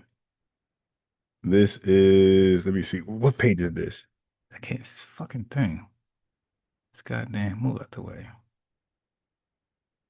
Okay. This is page 25. I added some pages. So this is the PDF I'm offering for free for those who want to focus, they like to talk about culture, identity, black, African, ethnogenesis, ethnonyms, right? Why do we call ourselves something? Why we're the only people that should be called that, dealing with delineation, self-identification, exclusion. You dig? This is the PDF, right? Free, no charge. This is just a man with an FBA shirt, right? This ain't Tariq Nasheed, right? But it might be a lookalike standing. But I deal with what's culture. I deal with 10 simple arguments that you're going to run into by just simply saying your FBA. Okay, so I want you guys to be able to defend your self-identifying stance. So you'll be met with this first. These type of arguments. The other stuff is just advanced stuff, right? But talk about ethnicity, see, ethnic identity, mic drop rebuttal lines, because I even give you rebuttals. I go, who's black? Descriptor versus ethnonym. These fools, look at them. You're ethnically African, and your nationality is from which place in Africa you're from. Your race, you're black. Black is not a nationality. You're black, like your skin tone, your phenotype, you're black. You see, so they look at black as a descriptor as opposed to how we use black as an ethnonym. But they want to teach us who we are. Okay. They don't even know what an ethnonym is, and it's just dumb. Okay. So in the PDF, I go here now. Black as a primary identity unique to Black Americans, right? So I talk about all that. What make them look dumb, and what Pan-Africanists get twisted. Now, when I say Pan-Africanist, this also accounts for Tethers and Africans of the continent. right? That will be categorized as tethers. So I say, what do we call ourselves in the early 1800s? Was it African or was it something else? I'm just showing how we never called each other Africans, and we always called ourselves, at least from the 1800s down. I'll say since the Black Power movement, we've been black ever since. So I go into all that here. I go into the AME church because they're going to bring this up. This stands for the African Methodist Episcopal. Oh, see, they call themselves African. Nah, not quite. So I got, we are black and proud. We're not African. That's for these women who think we're African. Okay. So, so here's what I'm going to get to. So look what she said. Place in Africa you're from. Your race, you're black. Black is not a nationality. You're black. Like your skin tone, your phenotype, you're black. Wherever you go, if you go out with a black person from Jamaica, no matter where in America, they're just gonna see that y'all black. You're black because your phenotype, your skin tone is black. You hear these fools? We're black because of our skin tone. So I just added this here in the PDF. Black is capitalized when referring to people in a racial, ethnic. Oh, so black is an ethnicity or cultural sense. It says reason for capitalizing black include it signifies shared identity and history. Capitalization recognizes that the word is a proper noun, not an adjective like they're representing it, referring to a group of people. A group of people with shared history. Ma'ams, you don't share our history. Okay. Identity and community, particularly within the African diaspora. Look, this is more important. Well, as important, but focus on this. It distinguishes from the color. Look at these fools. You're black. Wherever you go, you're black. Race, you're black. Black is not a nationality. You're black. Like your skin tone, your phenotype, you're black. Wherever you go, if you go out with a black person from Jamaica, no matter where in America, they're just gonna see that y'all black. You're black because your phenotype. Your skin tone is black. You're black. Your nationality is the place in Africa which you're from. Your ethnicity is African. Black is not a nationality or anything. Black is a race. I'm so sorry to tell you. She is so confused. Black is a race and not a nationality. Like she has no idea what she's saying. Black. Let me also add. Okay, so black, proper noun black, distinguishes from the color.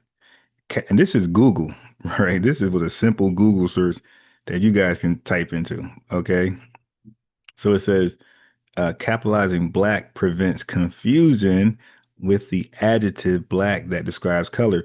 So if these Tether women would have understood this or read my PDF, they would have understood that when you capitalize black, and that's how we use it. When we say we're black, it's always a proper noun.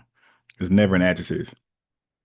We put the capital B there to prevent their confusion from color to ethnicity. Okay.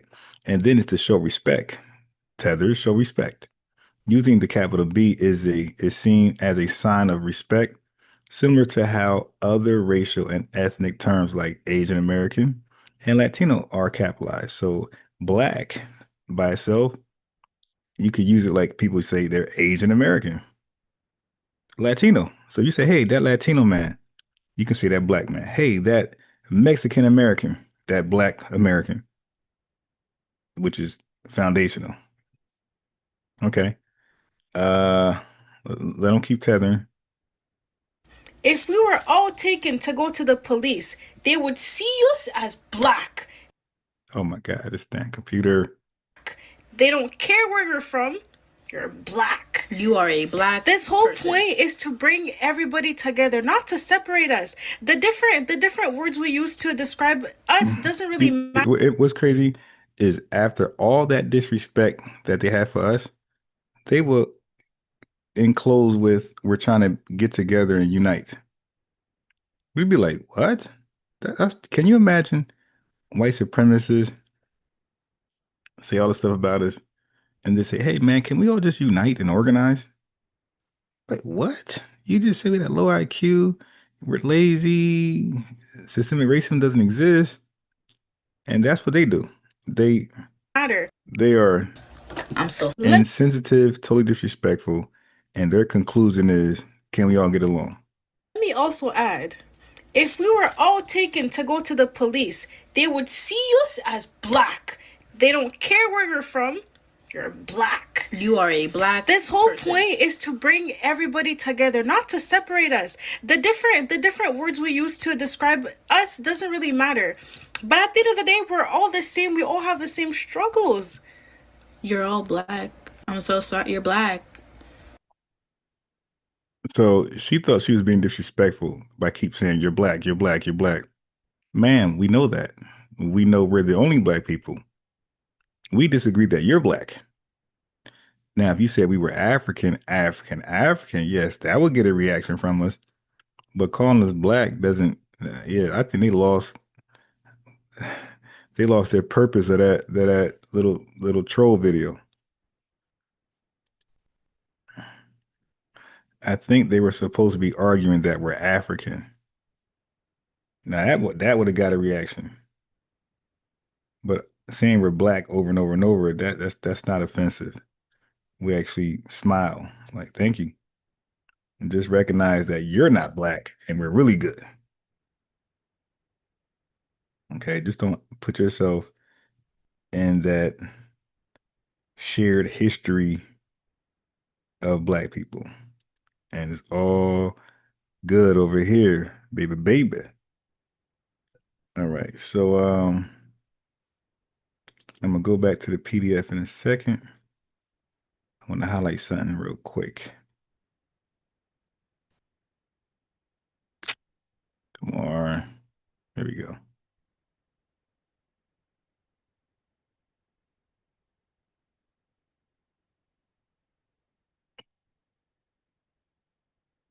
Give me 1 second. Okay, here we go.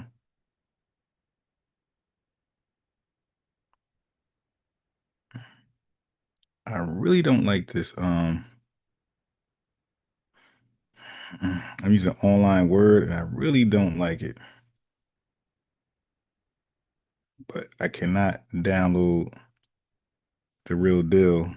It'd be too much space. Okay.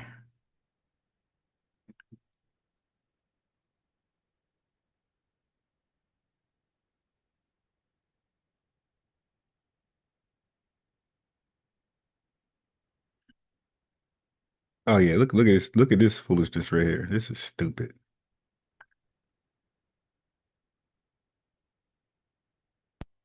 Hey, have you heard of the Foundational Black Caribbean? Oh, so yeah, they refer to themselves as the FBC. They're proud descendants of enslaved African who were brought to the Caribbean through the transatlantic slave trade. So they have a lineages and culture that's deeply rooted in the Caribbeans. So it was founded by a couple brothers and sisters from Haiti and Jamaica. Yeah, that's what I said. Haiti and Jamaica. So it was founded right here on TikTok. One night, a couple of Zoe and Jamaicans was like, yeah. So they don't consider us a part of the Black History movement. So yeah, we want to become FBC. So yeah, if you're a part of this movement, just drop your flag right here. This is only for Caribbean people. Yes, that's what I said. This is only for Caribbean people. Because when they go low, we go high. How are you you foundational Caribbean anything? When you are not standing on the land, you would be foundational too. I think this is also the Facts. result of a colonial mindset because they don't view. Of course, like these guys are so whitewashed, man. They said we're foundational Black Caribbeans. First of all, you're not Black at all. Just say foundational Caribbean. And why would you have to say Black? Y'all all Black there. Well, color wise, you're all dark skin. But you're not proper noun Black. You're not capital B Black. As a matter of fact, that's our saying now. When they say they Black, we want to say capital B or lowercase c. Small b, small b or big B. That's what you can do. We could say small b or big B. Yeah, you are Black. You small b. We big B. And they won't get that. It's like an insider. You take proper noun Black versus adjective Black. Yeah, y'all Black. Small b. Color, adjective. You're definitely not big B. All right. So y'all got it. Black Americans as a group of people, but an entity that they can simply use and take from, like a thing versus people, right? They feel Yeah, she said, "How y'all foundational? Y'all not even in your home." Yeah, these guys, they are not creative at all. Take our language, take our slang, take our style, can't steal our swag, can't steal our spirit, but what they can try to mock, they'll do it. Now they're foundational and now they're Black. God damn, be original. entitled to Black Americans things, and that's why they also become irate and irrational when they are denied access to those things, because they don't actually view Black Americans as people, and that is the framework of colonialism, right? You're not giving West Indians a good name. Like, this is loser activity. And then to drag of all countries in it that never needed no clout, Haiti and Jamaica. Like, Haiti and Jamaica never needed no clout. Like, they never cared what anybody was doing for the most part. So for you to drag these two countries into it is crazy. Let's get into it. Who is this? I like that analysis so far. The diaspora. I really be trying to move on to a different subject, a different topic, but look at the material. Look at the material they keep giving me. Look at what they continuously volunteer. Like, All right, so before she cook, let me show you what else is in the PDF. That's for free. Keep in mind, it's free. It'll be emailed to you. My email is blackthinktank@yahoo.com. Everything spelled correctly, and it's free.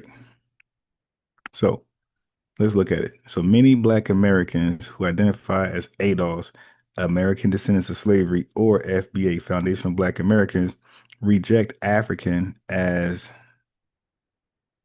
Let's do a quick correction. Okay. Oh, as our ethnic identity, even though we have African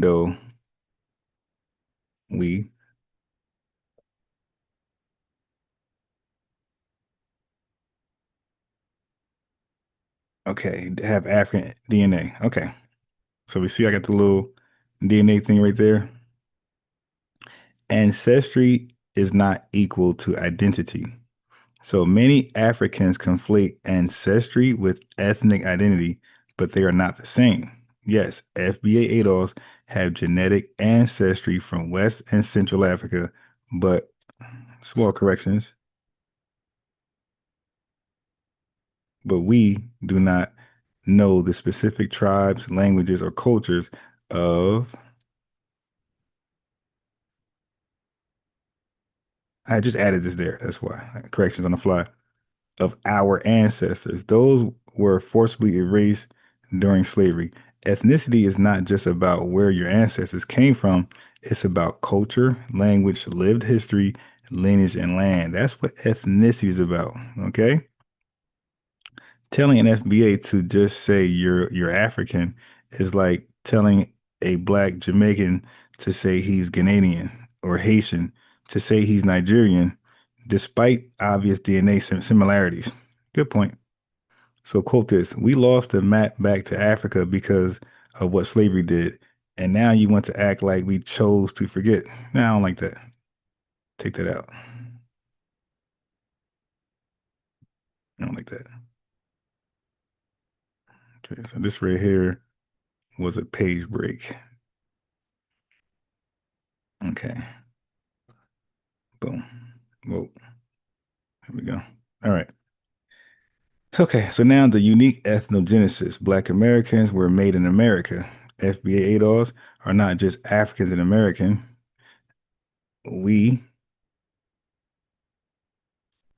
So, family, this right here is a quote from Malcolm X. Malcolm X said this foolishness. "We're just Africans in America." No, FBA ADOS are not, I ain't gonna put just, are not Africans in America. We are a new ethnic group formed on American soil through chattel slavery, Reconstruction, Jim Crow, the civil rights struggle, systemic exclusion from wealth building. No other group on earth went through this exact historical path. Africans have Africa, Haitians have Haiti, Jamaicans have Jamaica. We only have America, and America built its wealth off our backs. They are not simply Africans removed from the homeland. No, let me see. We shit. We are not. Take out simply, and it make more sense. We are not Africans removed from the homeland. We are a distinct people born from trauma and triumph on U.S. soil. Africans don't claim us until it's convenient. Facts. Many FBA ADOS reject being called African because we, not they, we don't feel claimed by it. Nah, that's not, I don't like that.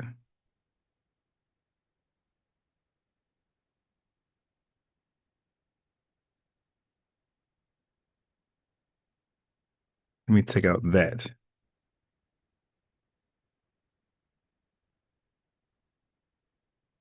Africans, so many FBA ADOS reject being called African. Africans don't teach about the transatlantic slave trade in school or acknowledge FBA struggles. Ain't that crazy? They don't teach about y'all don't find that weird? A lot of African countries do not teach about the transatlantic slave trade. Like they'll just say white folks came and kidnapped us and they found out 400 years later. Many black immigrants often look down on black Americans, labeling, gotta put us here, labeling us as lazy or uneducated. But when it comes to unity slogans, we are all African, or resources, reparations, then suddenly Africans want to be included in the struggle. I don't like these quotes are corny. I don't like those. Okay. So rejection of generic Pan-Africanism. The term African American was not chosen by FBA ADOS ourselves, not them.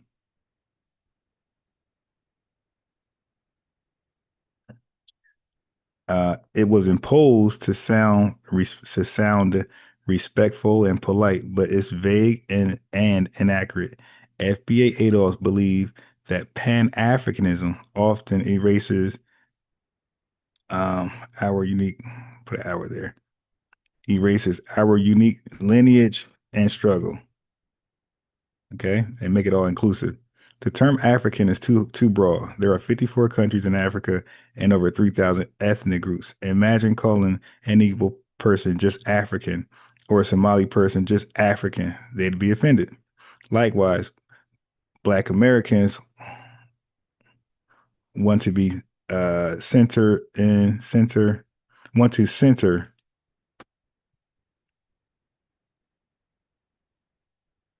our unique story, not blend into an imaginary Africa that doesn't claim us. That's it.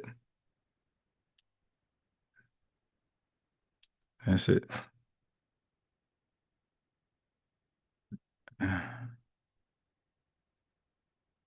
African, Africa. Let me see. Like what?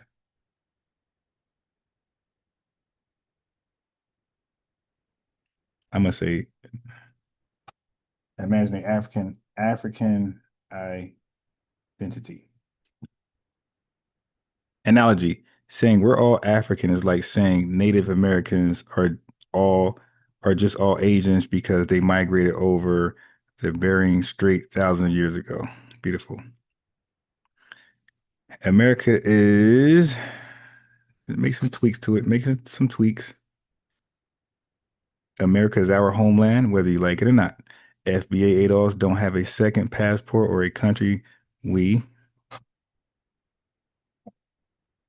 can go back to. Okay, so I gotta do the we's right here. We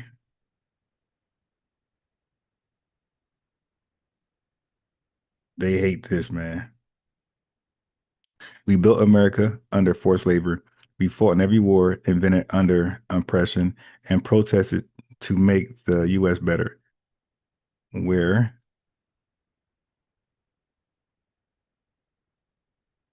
we're not lost Africans, we are foundation Black Americans, and our identity is Black American, not Ghanaian, Nigerian, or Ethiopian. We are not guessing America. We are the co. I like that one. That quote.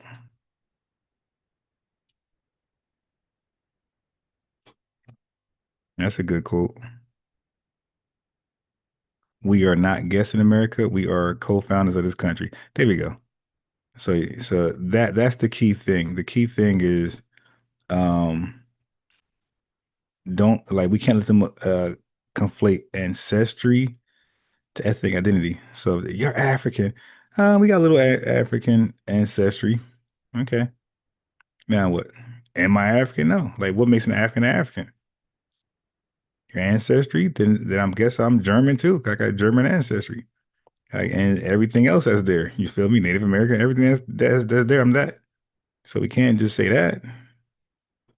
So we know it's more, and it's ethnic identity. We're not African. Ethnically, we're not. So again, this is a cool PDF, free. As you can see, I do make alterations in it. I do modify, I do enter, so it's not a copy and paste. I selectively researched this myself, and nobody gave it to me. It wasn't hand delivered by Google or something. I looked for the information. I got it. I put it together like pieces to a puzzle, and I put my little stank on it. You dig? My FBA touch on it.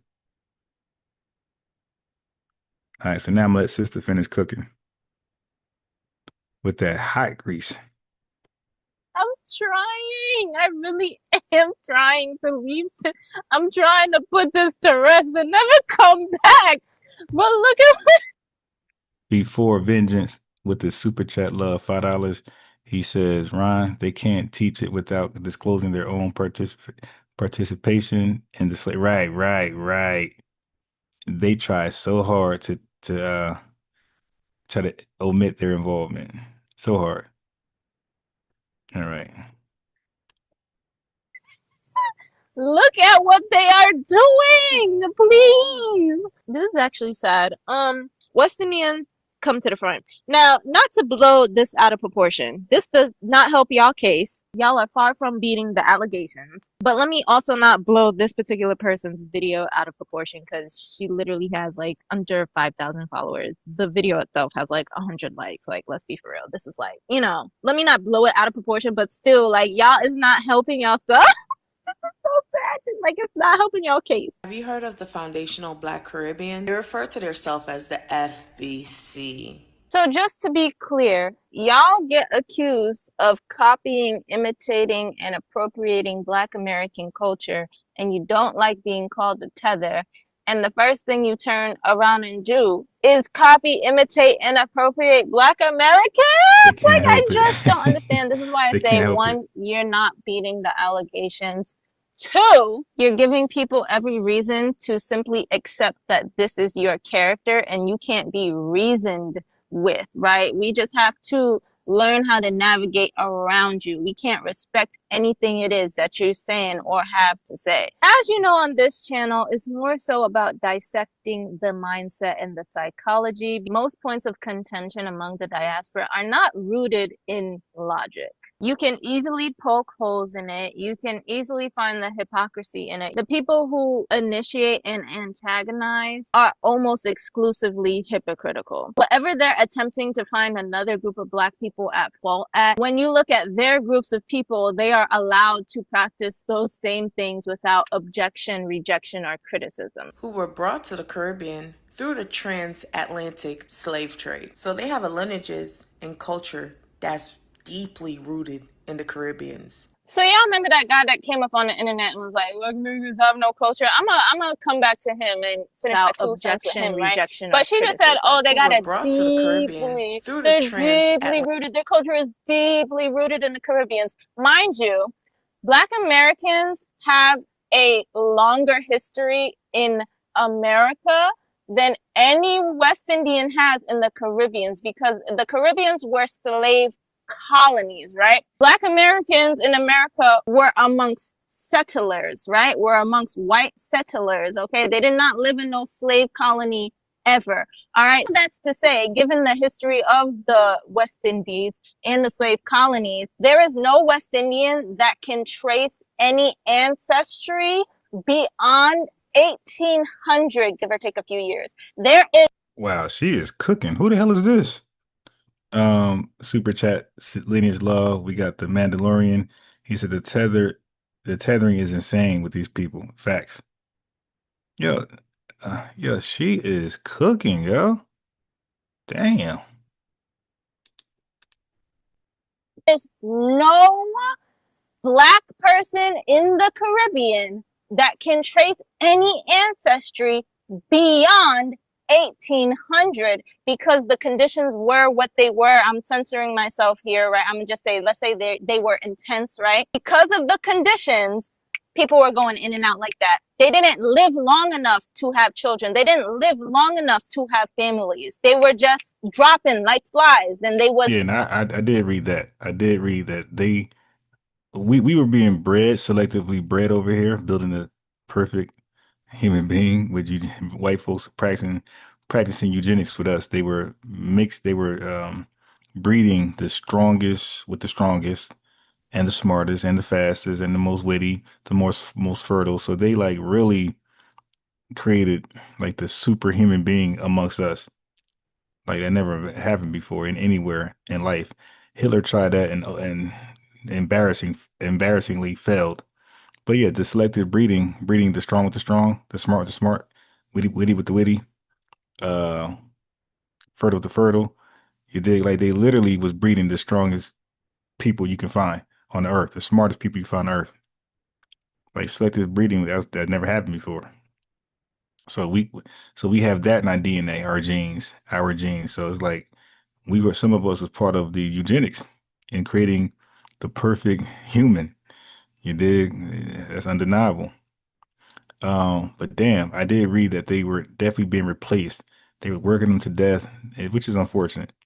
But dying and replacing. It was like really, really brutal. It wasn't like over here. Let's just say that. But thank you for the $10 super chat, Lineage Love, the Mandalorian. So I understand everybody don't even know how to, or card their, they don't, a super chat for some people just not an option. That's why I pinned the Cash App there. So if you want to support that way, if you can't super chat, the Cash App is the other alternative way to financially support. Or you can like the video, which is the best support in my mind. Liking the video is what gets this video out. Like that's like you're advertising my video. Like you're promoting it when you like it. And people pay for promotions and you're just liking it. So I'm getting that free promotion. So that's also like a monetarily type of value to the channel. So super chat, Cash App, and we got liking a video. They're all equally valuable to the channel, to grow the channel. They was replacing them like that, like that. That's how, again, I'm censoring myself. That's how intense the slavery and big asterisk here. I'm trying to move away from the word slavery because we really did not go through no slavery. Okay, we went through a G-side, but we'll say that. Mary Lee, peace. Welcome to the lineage. I gave you a wrench. I made you a moderator. You got your lineage wrench. Like the video, subscribe, and hit the notification bell so you're notified when I go live later on tonight around 9:15 p.m. I'm shooting 40. Last night was just too late. I wilded out. But yeah, by 9:15, and we're live every morning. Mary Lee around 7:30. That conversation for another day. But I feel like using slavery is like, at this point, diminishing the experience of it all. But anyway, moving on. You know, when Africans look at West Indians, they view and understand them as having a culture. They never have this discourse or thoughts and ideas and sentiments towards Caribbeans when they were in the Caribbean. The Caribbeans you see today and you think are so deeply rooted were there less time than Black Americans have been in America. So again, when I say y'all have a prejudice towards Black Americans and all of your talking points are hypocritical, like you could poke holes in the logic like crazy. Y'all got, this is why I say it's a character. It's like y'all got something mentally up here dysfunctional going on in afoot. Y'all got something mentally afoot. Y'all got something mentally going on with y'all. Like, you really just hate on Black Americans to hate on them. How they so deeply rooted and was there less time, but y'all so deeply rooted. It was founded right here on TikTok.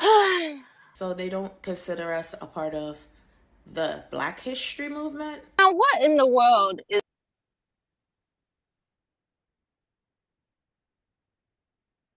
My fault. I'm freezing up. I'm in the background trying to... Hold on. Oh, my God. Every time I get rid of this, it comes back.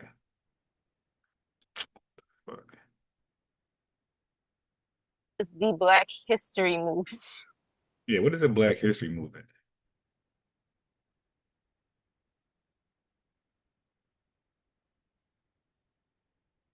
All right, hold on. That's my fault. I'm in the background doing something. Okay, and it's freezing. They don't consider us a part of the Black History movement? Now, what in the world is the Black History movement? Yeah, I just can't make this up. I don't know what's rattling up there in their brain. It just don't. We gotta move around you. We gotta move around you. Right. Thank you. We're like, no one's got time to argue with you. So yeah, we want to become FBC. So yeah, if you're a part of this movement, just drop your flag right here. This is only for Caribbean people. Yes, that's what I said. This is only for Caribbean people. Because when they go low, we go high. Because I talked to a Jamaican on the ground in Jamaica. First, they're gonna be like, "What kind of nonsense are you talking about?" The next thing they're gonna do. Jamaican are extremely proud people. Okay, they're not trading in the name Jamaican for nothing. All right, y'all just sound crazy. Next, 82. Just so entitled to something that's not yours, instead of standing on your own 2 feet and just want to siphon everything and not replenish anything in the pot. Y'all don't get me hot. Y'all don't get me hot. She did a great job. Great job. Unlike this one. Hey guys, welcome to the YouTube channel. It's Ndagire here. Thank you guys for the support. Thanks for subscribing. If you've not, please stop a little bit as always and subscribe to the channel. Yeah, in today's video, I will be talking about this topic that I think a lot of us have to really talk about. But let's first watch the videos and let's get into it.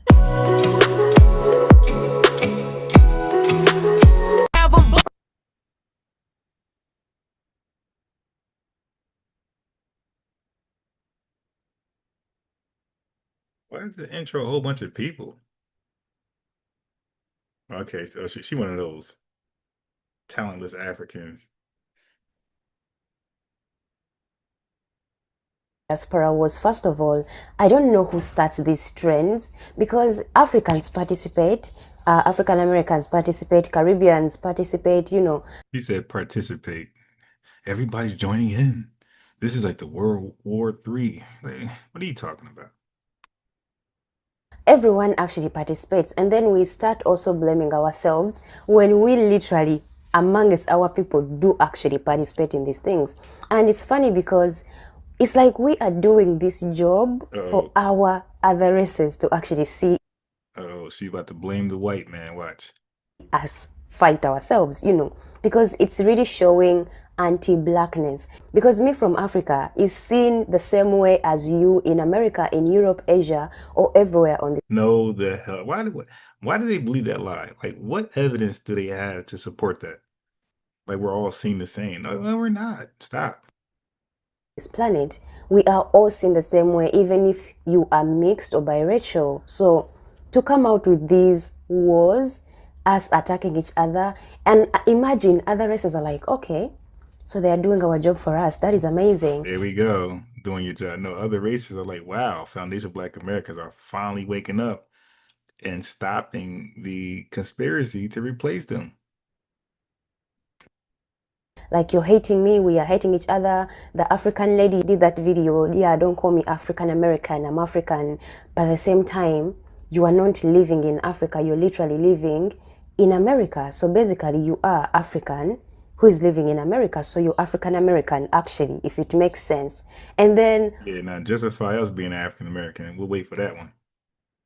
also the Caribbeans, they attack African Americans as well. Like, when these people come, they are like this or culture, whatever. But we are still the same people. And the same way when Africans also go to the Caribbean, we are also treated the same way because we are not seen as people who have sense as they've taught you. So it's like we are literally fighting ourselves. And this is what these other races of people want to see. And this is why I always... What are you talking about? No, this is what you guys want to see. You want to see how you can undermine us, disrespect us, and we don't clap back because we all look the same. Because if a police officer pulls over, they can't differentiate. Stop it. We're clapping back and you're mad. We're delineating, you're mad. We're saying no more freebies and you guys are mad. It got nothing to do with white folks being happy. It's about you guys being angry and we're being happy. Always come out and say, these things have to stop, because at the end of the day, like the lady said in the second clip, she said no matter where you go, as long as you're like this or seen like this, it doesn't matter. You will still be this. You still be seen. Yeah, their logic is so crazy, yo. It's just amazing to hear their logic that we all just look the same and that's all that matters. Someone from Africa, and as always, I always tell you, I'm not forcing everybody or anybody to come to Africa if you don't feel it. Always, I'll say it in every video, every time. If you feel indigenous, whatever you are, stay there. But to those that feel like we are one person, let's stop fighting. It's not helping. Like, it's really draining us and it's causing more division. We do not need that in 2023. We need to do better. All of us, Africans, African descendants, because at the end of the day, we are still under control by other races of people. It doesn't matter. I mean, African Americans also, yes, you have a bit of privilege, but you're still under control. We Africans also, yes, we live in the continent, we have all these things that we own, whatever, but we are still also under control, actually, a lot even. So it doesn't make sense to me. It really needs to stop, guys. Let's start loving ourselves. Let's start pushing ourselves. Let's stop, let's not even get into these things or fighting. It's not really taking us anywhere. And I think that's all I have to say about it, because these ladies actually gave everything they had to say, and I actually... So basically, benign and neglect. I got it. No accountability, benign and neglect. Just act like it ain't happening. Is everybody's fault? Got it. Got it. Actually think they're all right in whatever they said. So let's do better, Black people. Let's connect and love each other. So guys, thank you so much for the support. Those who came from TikTok. Only about liberals. Anyone can hold pride in their skin tone, and if you think black is... FBA, I have to give you a trigger warning. Be careful. She's going to trigger some of you guys. So viewer discretion advised. Trigger warning. Superior and you hold black pride, you're part of the problem. even if you call yourself a conservative. Why are certain black Americans resentful toward Africans? One, they believe we steal their jobs. This is one of the most ridiculous talking points I've ever had in my life, but that is an aspect they've brought up. A specific creator posted this video early yesterday or late the day before, and I was watching it. And it has to do with the African Union announcing that they were going to start investing using African American funds for those who wanted to invest. That's a very important point. For those who wanted to invest, they were not going to snatch your money and put it toward Africa. The African Union, just like the European Union, is a very corrupt organization, and it does not represent any Africans. My point, to this point, when I see these kinds of videos in the comments under them and how they talk about Africans, I know they see us as a collective. To you, we're just one little country. Do you know Africa has 54 countries?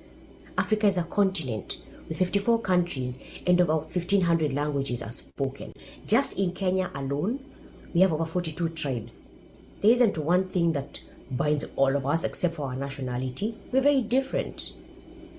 We don't think Kenyan. We don't act Kenyan. Yeah, there might be a few quirks we share, but we're very different people. So imagine generalizing an entire continent because the African Union said something you don't want to hear. Africa report. And this is what it's labeled as. It's labeled as the Diaspora Initiative looks to tap into the $1.7 trillion African American purse. Let's get into this, because off the top, that sounds crazy. So let's dive in, right? African American buying power could reach 1.7 trillion by 2030. I found that incredulous. That resentment was showing up in the comments. She said this to me specifically. We steal their jobs. Ma'am, no one is stealing your job if they're qualified for it. I'm sorry to tell you that.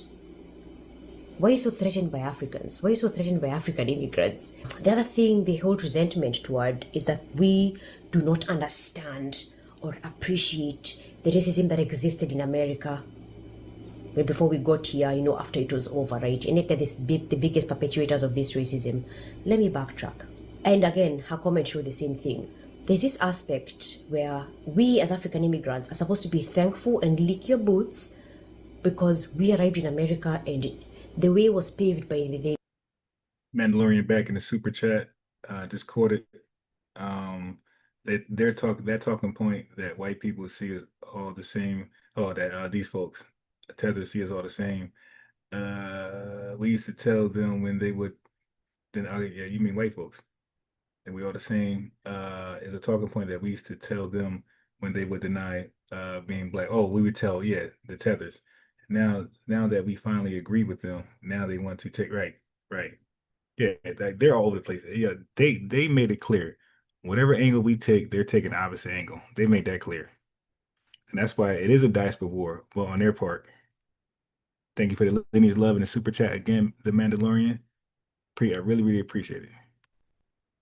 Immigration Act of 1964. And whilst I agree that yes, that Immigration Act did allow us to immigrate here, are we forgetting who freed the slaves? It was the Republicans. K. Jr. was a Republican. Okay, so you see how dumb they are? They don't know that we freed ourselves. We fought for freedom. They don't know that when Abraham Lincoln signed the 1863, I forgot what it's called, but that was for us to fight for our freedom, fight for our citizenship.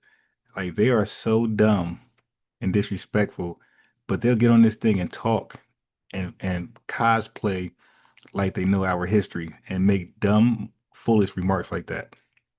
And he led this, did allow us to immigrate here. Are we forgetting who freed the slaves? It was the Republicans. K. Jr. was a Republican, and he led the civil rights movement. I am thankful to him, not to you. I owe you nothing. Let's not forget the Dixiecrats who kept the slaves. Right? I have paid my way. Like I said in my comment, I paid my way to come to this country legally. I don't owe you anything. I owe MLK Jr. and the people he worked with to get equal rights in this country for black people. And the fact that you feel entitled is a problem for me. And that's why there's this disparity between us. I would like there to be more dialogue and understanding between us, but I am starting to lose faith in that, because as long as one group holds pride in their skin tone and the other group doesn't, there is never going to be dialogue and getting along. And for you Kenyans out there and you Africans out there who think your friends will always stand by you, think again. I hate to generalize people, but I'm going to say be very careful who you interact with and how they really feel, especially when it comes to online forums. Their real vitriol will come out. Again, this same creator posted this video, and video I should say, because part of her caption said that unless you are melanated, stay away from this conversation. But trying to gatekeep what people are saying because of their skin tone, that's racist. If the only reason I cannot participate in a conversation is because of my color, that's racism. I guarantee you she got a zaddy. I guarantee. If I look through her stuff, she got a zaddy. I'll do it later.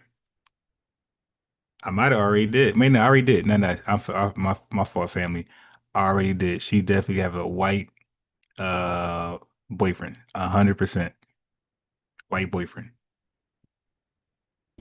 So I realized that I have a lot of non-black people who support my content, and I'm 100% grateful for all of y'all. We like family, and a lot of us have, had some really amazing conversations, and I got much love and much respect for all of y'all. I want y'all to know that there is something that is currently taking place that's on the surface between Black Americans and the diaspora.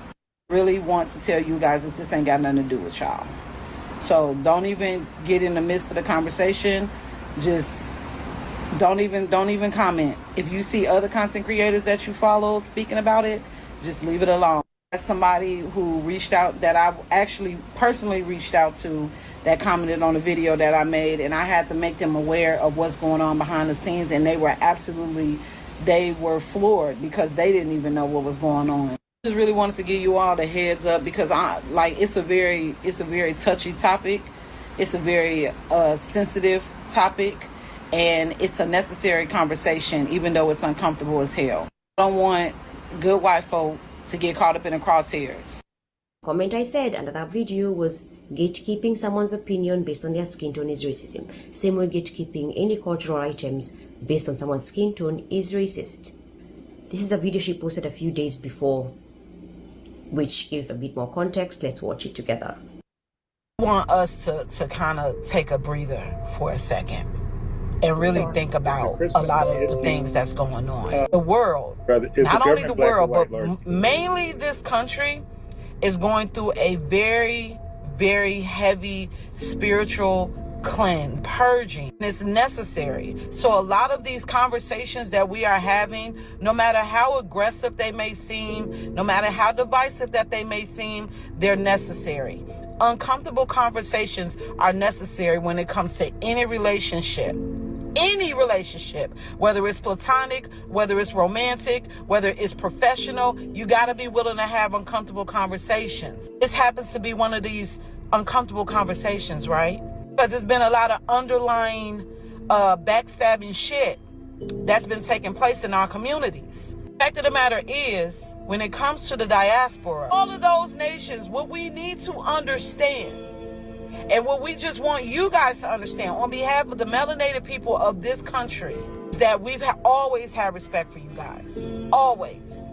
We had so much respect for you that our ancestors put their lives on the line in order for you guys to be accepted over here. This goes for the Asian community. Now, this bad wench got like this sad music on. It's like, yo, we really, that lady speaks for herself. Like, we are off, y'all Africans. Like, really. As well, because yeah, the Republicans again. Because at one point, none of y'all allowed over here. None of y'all. Problem is that when you guys came over here, these are African women go meet them a zaddy, and the zaddy turn them out into some conservatism, and that's all they can talk about. Conservatism, Republicans, conservatism, liberal. That's all she's talking about. About us. You didn't want to build with us.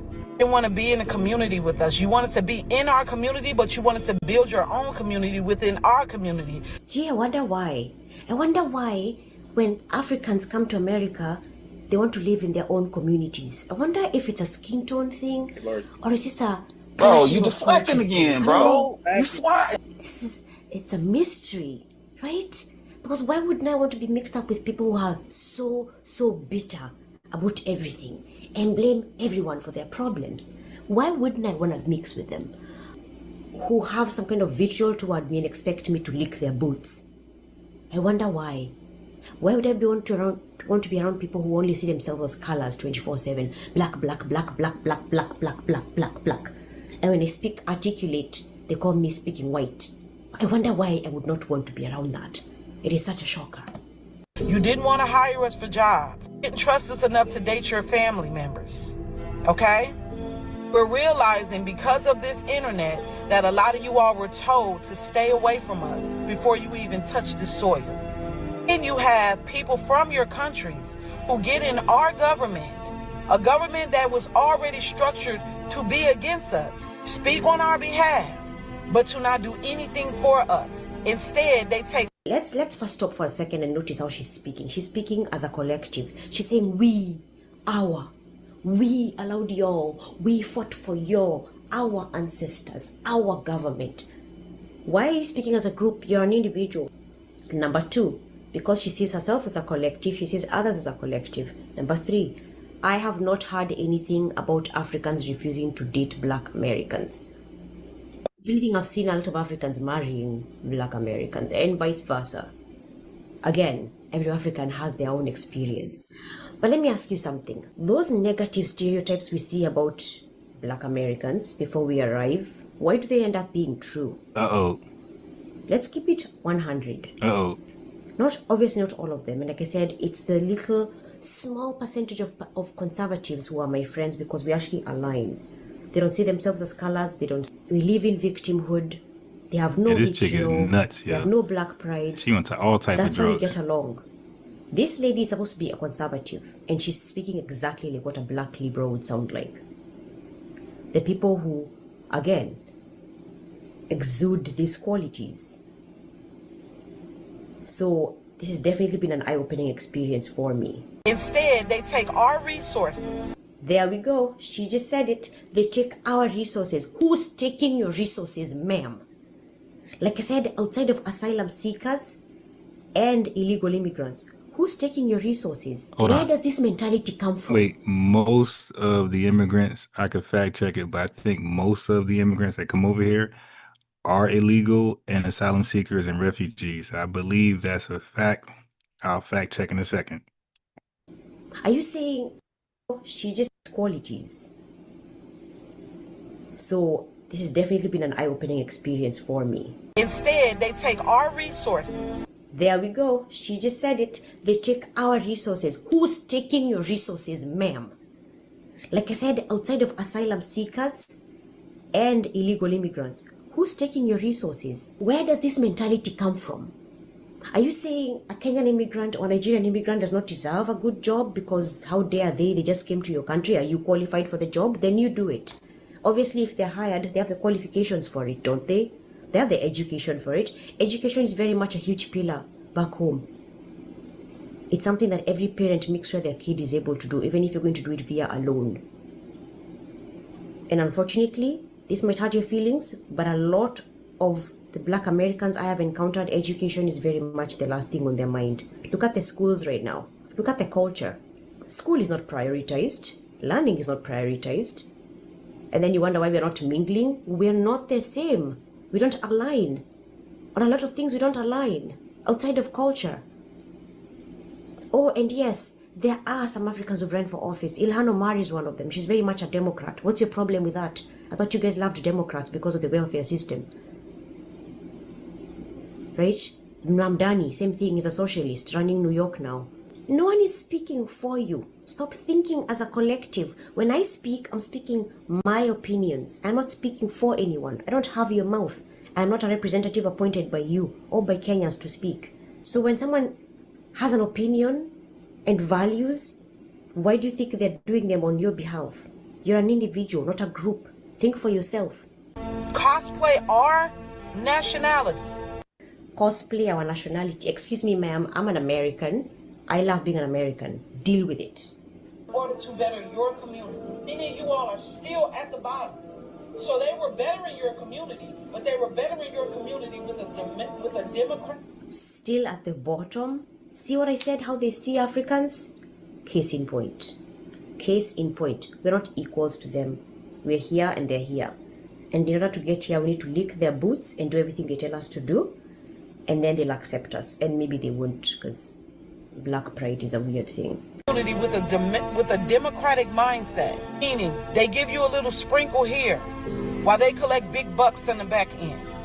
They still continue to keep you poor and keep you wanting welfare while they get their pockets fat. I think it's safe to say that we all have a common enemy, and it is the elitists, the people who are supposed to be. Well, I can agree with that. Yeah, the elite is the enemy.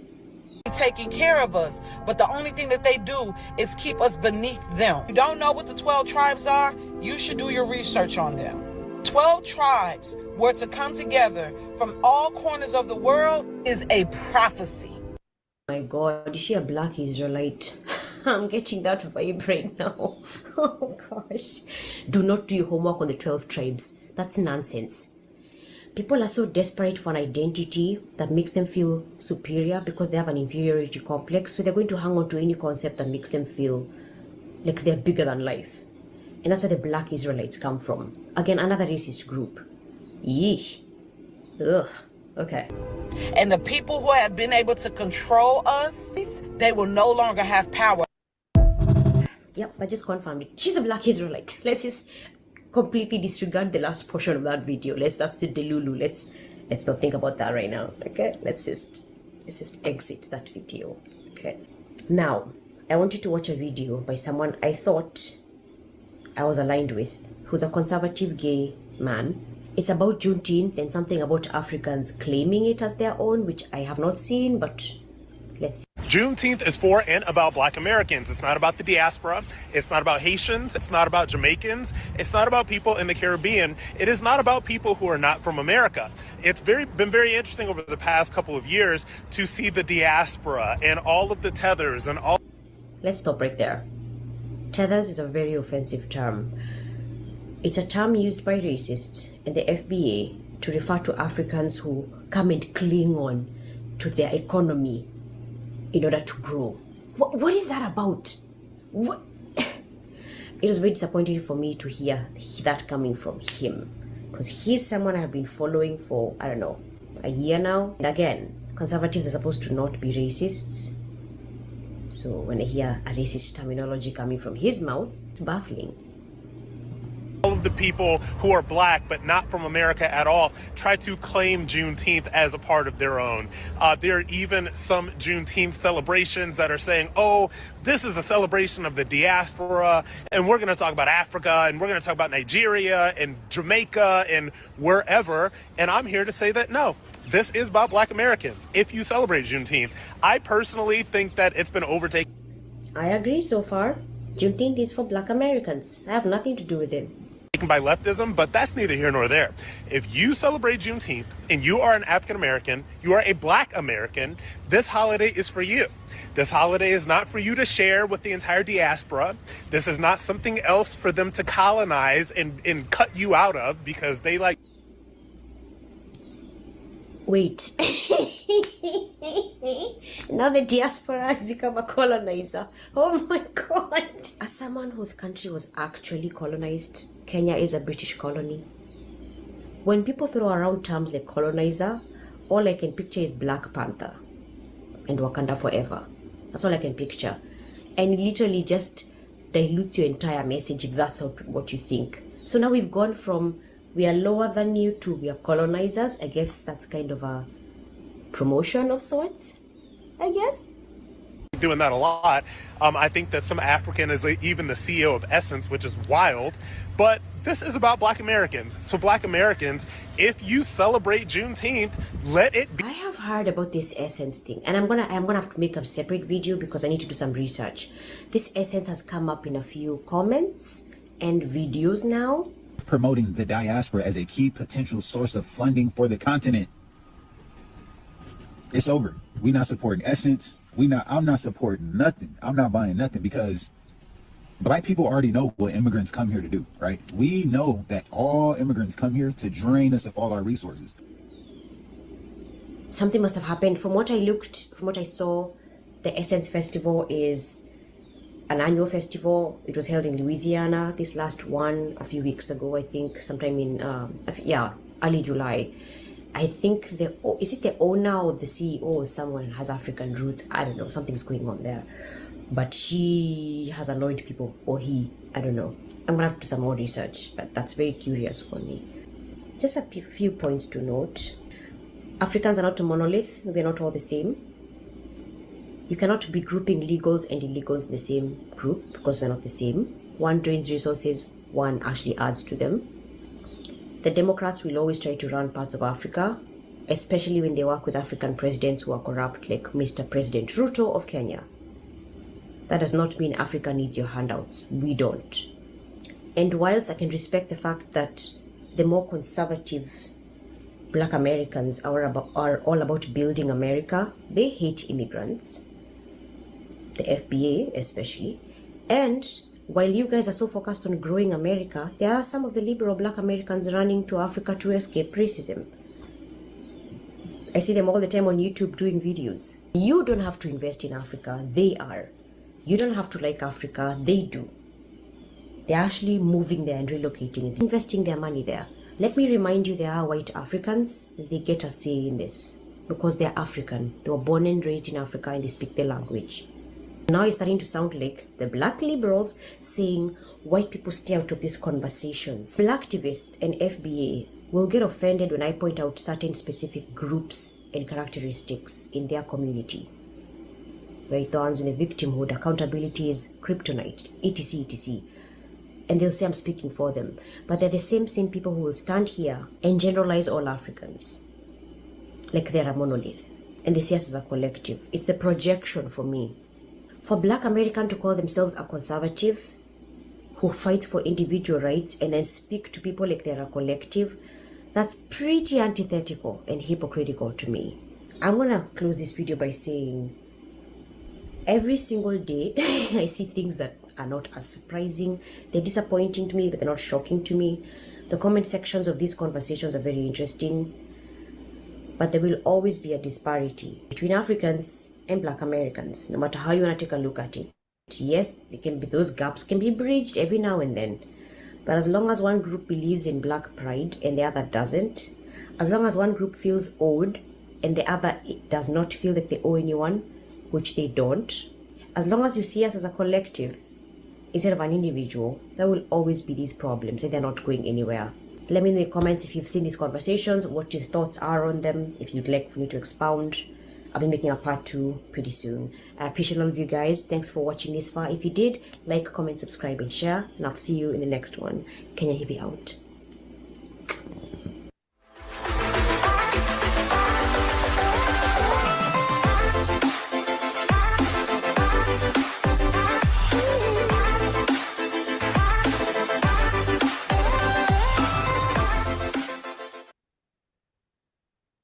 And they cook it with I think it's like bell pepper or something. Okay. Some type of pepper. They put it with fries. The fries are already fried. They put it in the wok with peppers and onions or something, and then they saute fries. Dude, it's so bad because you're saying this to me and saying concerned. It sounds good. It's gonna be soggy, girl. Yeah, but okay, this is my issue, right? You can eat potatoes in all forms. See, I don't like a soggy fry though. Something about fries, when you have them soggy, they just taste bad. I think I rework my brain into telling myself that it's not a fry. And then it's just I think it's more because you can mash it and then immediately I'm thinking mashed potatoes. No. Before I do this one, I got another trigger warning for you guys. I can't let you guys off the hook that easy. I got another trigger warning. Hold on.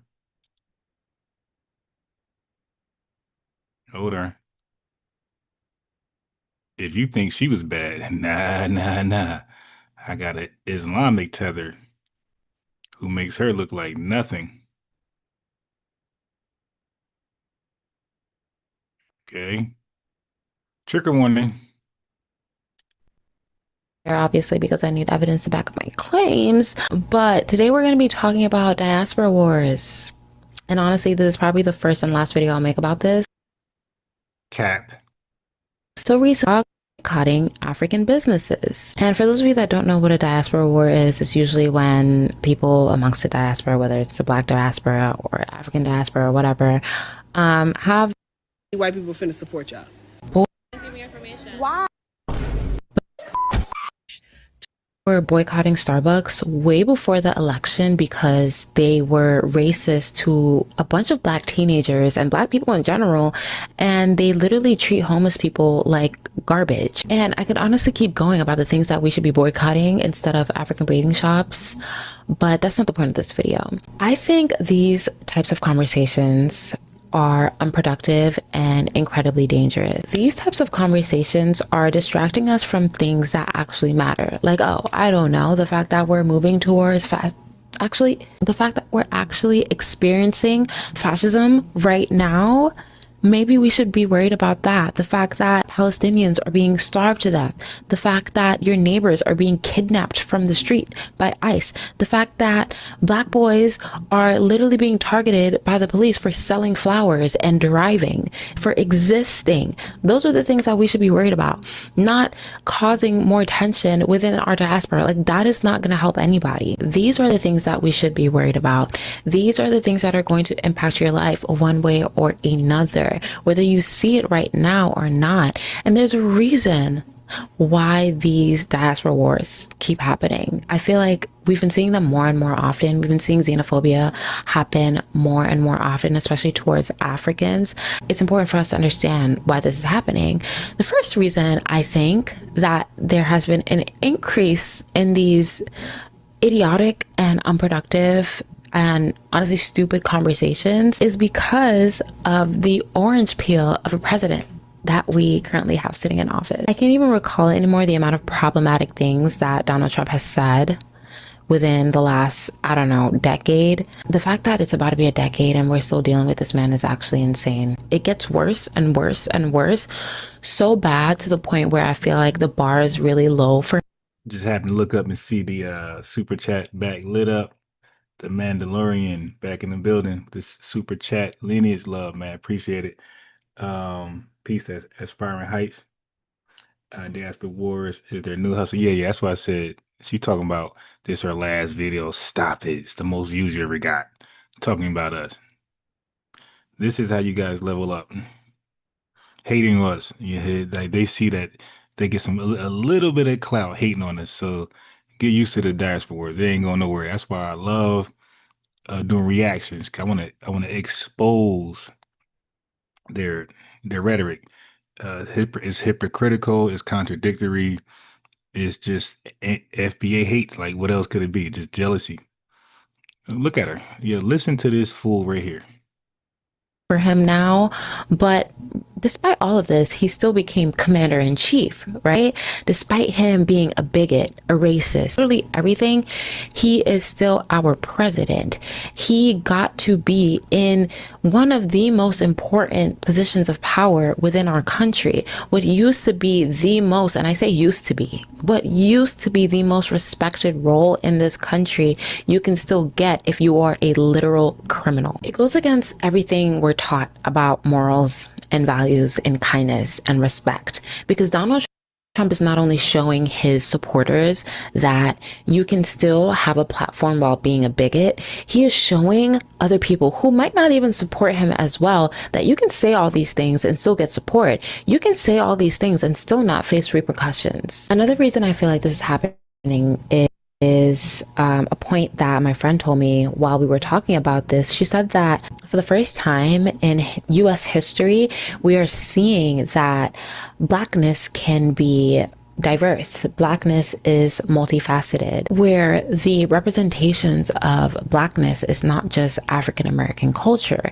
especially in pop culture and media, right? So in Hollywood, we have a ton of African actors. Within music, we have Amapiano and Afrobeats. Within fashion, we have Nigerian stylists who are literally dominating right now. Even with content creating in the beauty space, we have a lot of African influencers who are at the forefront. Even in streaming, we have Jamaican Kaisana, who honestly, him saying that African American people have no culture is mind boggling, considering the fact that he quite literally makes a career off that same culture. And doesn't he have African American friends? Like, hello, why would you say that and your friends are... Anyways, everyone is starting to get a seat at the table, and this might scare some people. And it might be frustrating to some African Americans, especially given the fact that they have fought for a seat at the table for so long, and seeing other people grab a seat is kind of like, you know, it might trigger defensiveness. But I need people to understand that that is the point. When you fight for your rights, you're not only fighting for yourself, you are paving the way for others. That is quite literally the point of being human. That is quite literally the point of being in a community and building community. You're not only doing things for yourself, because it's not just about you. It's about everyone else too. It's never just about you, especially when it comes to activism. And to this point, it may seem frustrating, but we don't have to see the results and the effects of fighting for what's right in your lifetime. I feel like people wanting to see or get or see results of things that they do immediately is due to many things. When it comes to human beings and liberation, the hope is for future generations to live a better life. Right? You don't have to see the results of every single thing that you do. When Black leaders were fighting for the rights that we are enjoying right now, they didn't know when those rights would come. They didn't know when freedom would come, but they did it anyway. And I feel like it might be easy for me to say this because of my religion. My religion teaches me to do good and to not expect anything from it in this life, to not expect anything from it for a while, actually. And I think that makes it easier for me to have this mindset, but I don't think you need religion to think like that. The idea that you and I are working towards something for the greater good that would help future generations is enough. And as my favorite Black hijabi Muslim video essayist said in her recent video, you are somebody's ancestor. You are somebody's ancestor, so act like it. When she said that in that video, that really stuck with me, and it made me think like, yeah, I am someone's ancestor, and I also had ancestors. It actually made me dig deep about my ancestors, and I remembered that I have an ancestor, literally a revolutionary, literally fought off and won French colonialists. And that in itself, like knowing that, also I didn't agree with everything that he said, okay, nobody's perfect. The fact that someone that is related to me has done something like that empowers me not to do the same, because like I'm in my room, not to do the same, but to make an impact, like that. Think of all of your ancestors who were organizing, who were fighting for you to lay in your bed and scroll on TikTok and enjoy that luxury. Think of them, and then think of future generations, your kids, your grandkids, your great-great-grandkids. Think of them. What are you doing right now to help them? You don't just come through this earth and just pass by and do nothing. I mean, you can do it if you want, but like, who wants to do that? That's so boring. Why not come to earth, have an impact that lasts way past after you're gone? Isn't that the point? A third reason why I feel like this is happening is because of the phones. It's the phones. It's always the damn phones. It's the phones. Our devices know us better than some of us know ourselves. And that's just the truth. And this may put you in an echo chamber where information that you already believe is being just fed back to you. And anything that contradicts your beliefs is not seen. I feel like this is the reason why a lot of people were kind of surprised. A lot of people, like myself, were kind of surprised when Kamala lost. I'm not gonna lie, that was the first time I was like, wow, I need to break the echo chamber that I'm in, because it was brat Kamala, coconut tree, everything. Like, I was like, oh yeah, we're about to get our first woman president. Like, I'm so excited.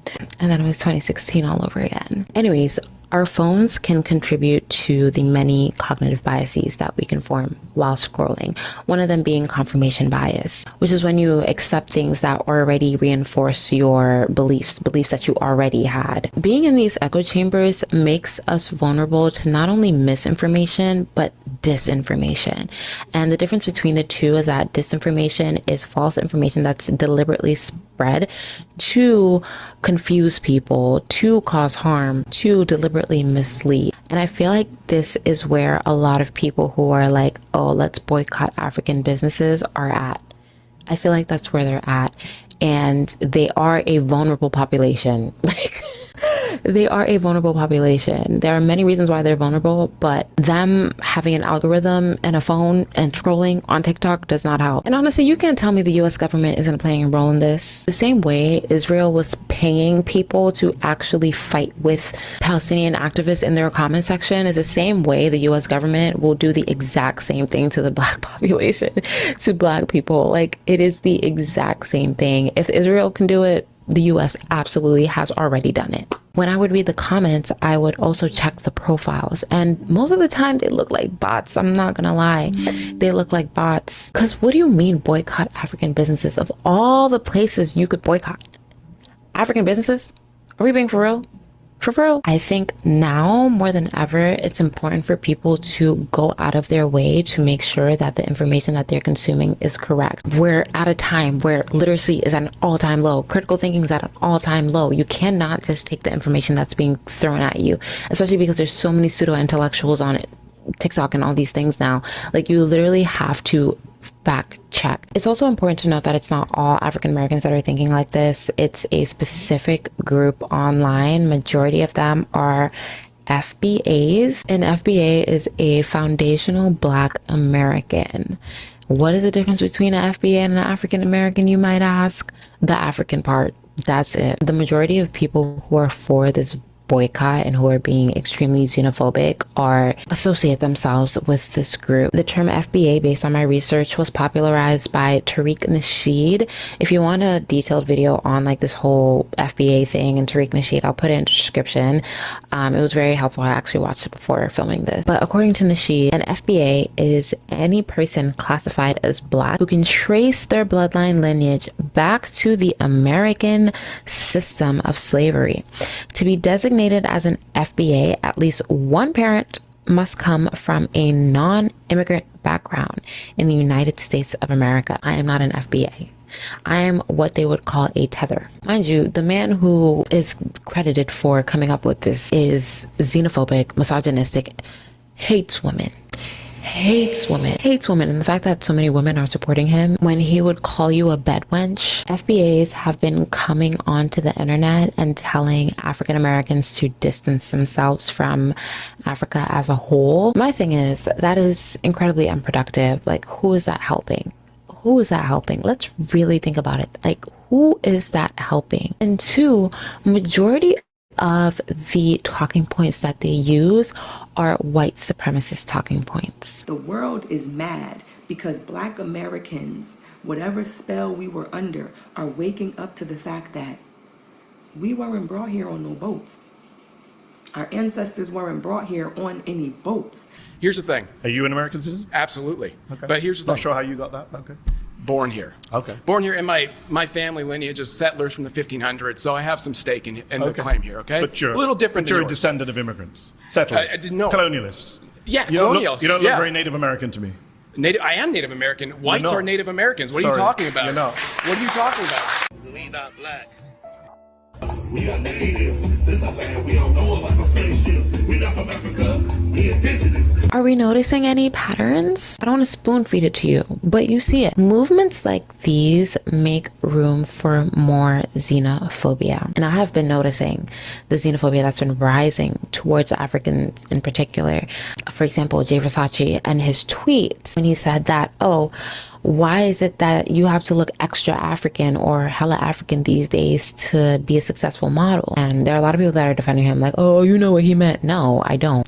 What African country are you talking about? Because Africa is not a country.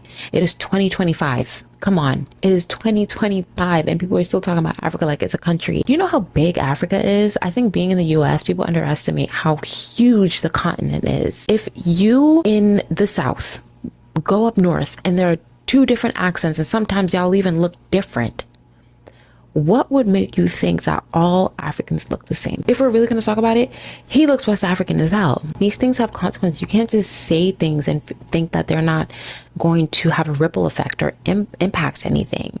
Everything has a consequence, especially now. I also think it's unproductive to respond to xenophobia with hate or like matching energy, because that again makes room for more hate. Like, this doesn't mean it's okay to disrespect African American culture and history. We have to remember to practice discernment. Like, don't lose the plot, okay? Like, keep it cute. Honestly, this is probably the first and last video I'll make about diaspora wars, maybe, who knows. But I know one of its tactics is having people talk about it, but I think the difference is matching energy and just responding with more hate versus calling people out and reminding people that these conversations are unproductive and they're a distraction and there are other things that we need to be worried about. Anyways, that's all I have to say. In conclusion, we all need to go back and rewatch Sinners, specifically that beautiful montage. We all need to write a DBQ on that scene alone. That's it. That's all I have for you guys today. Let me know what you guys think. Thank you so much for being here. Make sure to like, comment, subscribe. It helps out the channel. And I will see you all in my next one.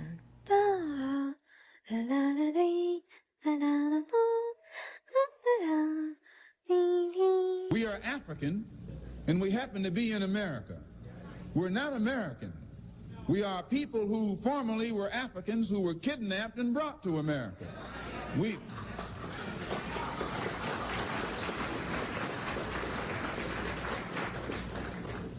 Our forefathers weren't the Pilgrims.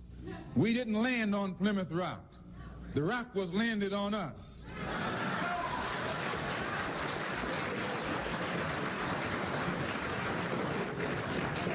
We were brought here against our will. We were not brought here to be made citizens. We were not brought here to enjoy the constitutional gifts that they speak so beautifully about today. And because we weren't brought here to be made citizens today, now that we've become awakened to some degree and we begin to ask for those things which they say are supposedly for Americans, they look upon us with hostility and unfriendliness. So our unwanted presence, the fact that we are unwanted, is becoming magnified in all of America's preachments today.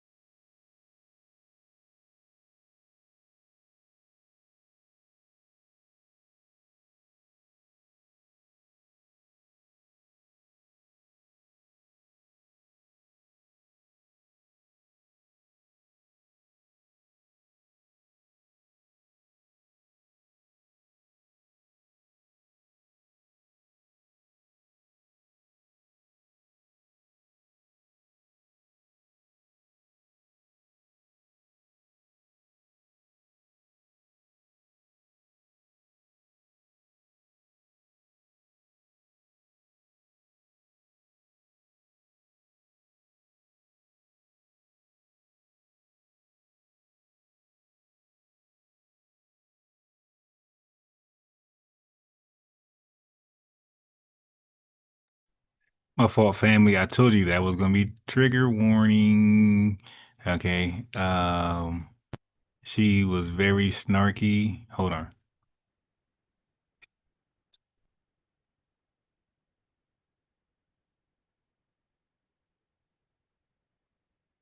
She was very snarky. She was very entitled. She had all the answers. Very disrespectful. Very, very, very disrespectful. But she represents the, Tether Muslims, I guess.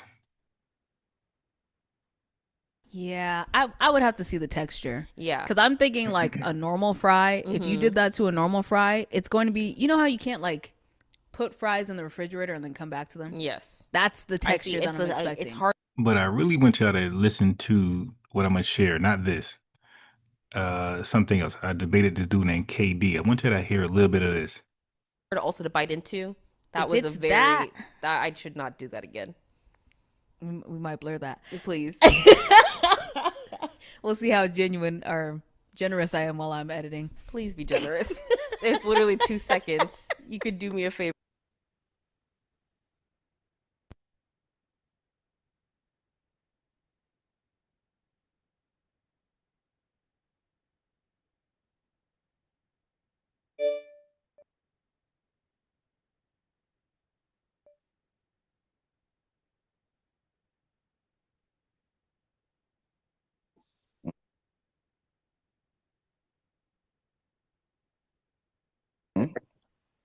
So now watch this. I'm going to read it. And they're going to read with me. Yes, the term African American is trademarked by African American Inc., a food and beverage company based in North Carolina. And that's a white man. Hold on. So this Wikipedia you showing me? No. This ain't Wikipedia. This is AI overview. No, but hold on. All right. Look. Go ahead, bro.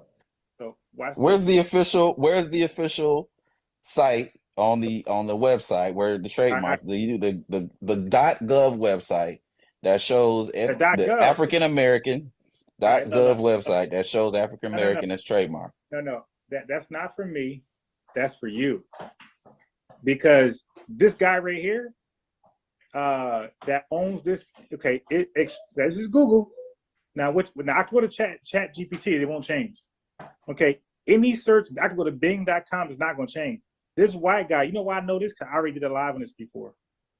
Okay, now I can get his name for you. He even got a Facebook page, and he even got a flag. By the way, he got a flag too.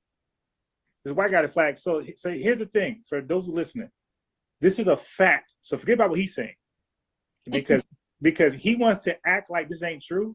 Some .gov shit. Hey, bro, this is simple. Anybody can look this up, and y'all can do your own .govs. And I want to put some money on this one. I got 100 that you can't prove me wrong. This is owned by this. No, I don't have to prove you wrong. You have to prove you right. Well, you have to prove that it's trademark. You showed me a wiki. You showed me a Google AI wiki search. I already did. So here's what I'm gonna do. I already did. You said show you where it's trademark. I'm on Google.com. This is AI overview. So now AI overview is lying now. So AI overview lies now. It has wrong information when you Google something. It means that anybody can put the information. No. It doesn't have to be accurate. No. I could put. I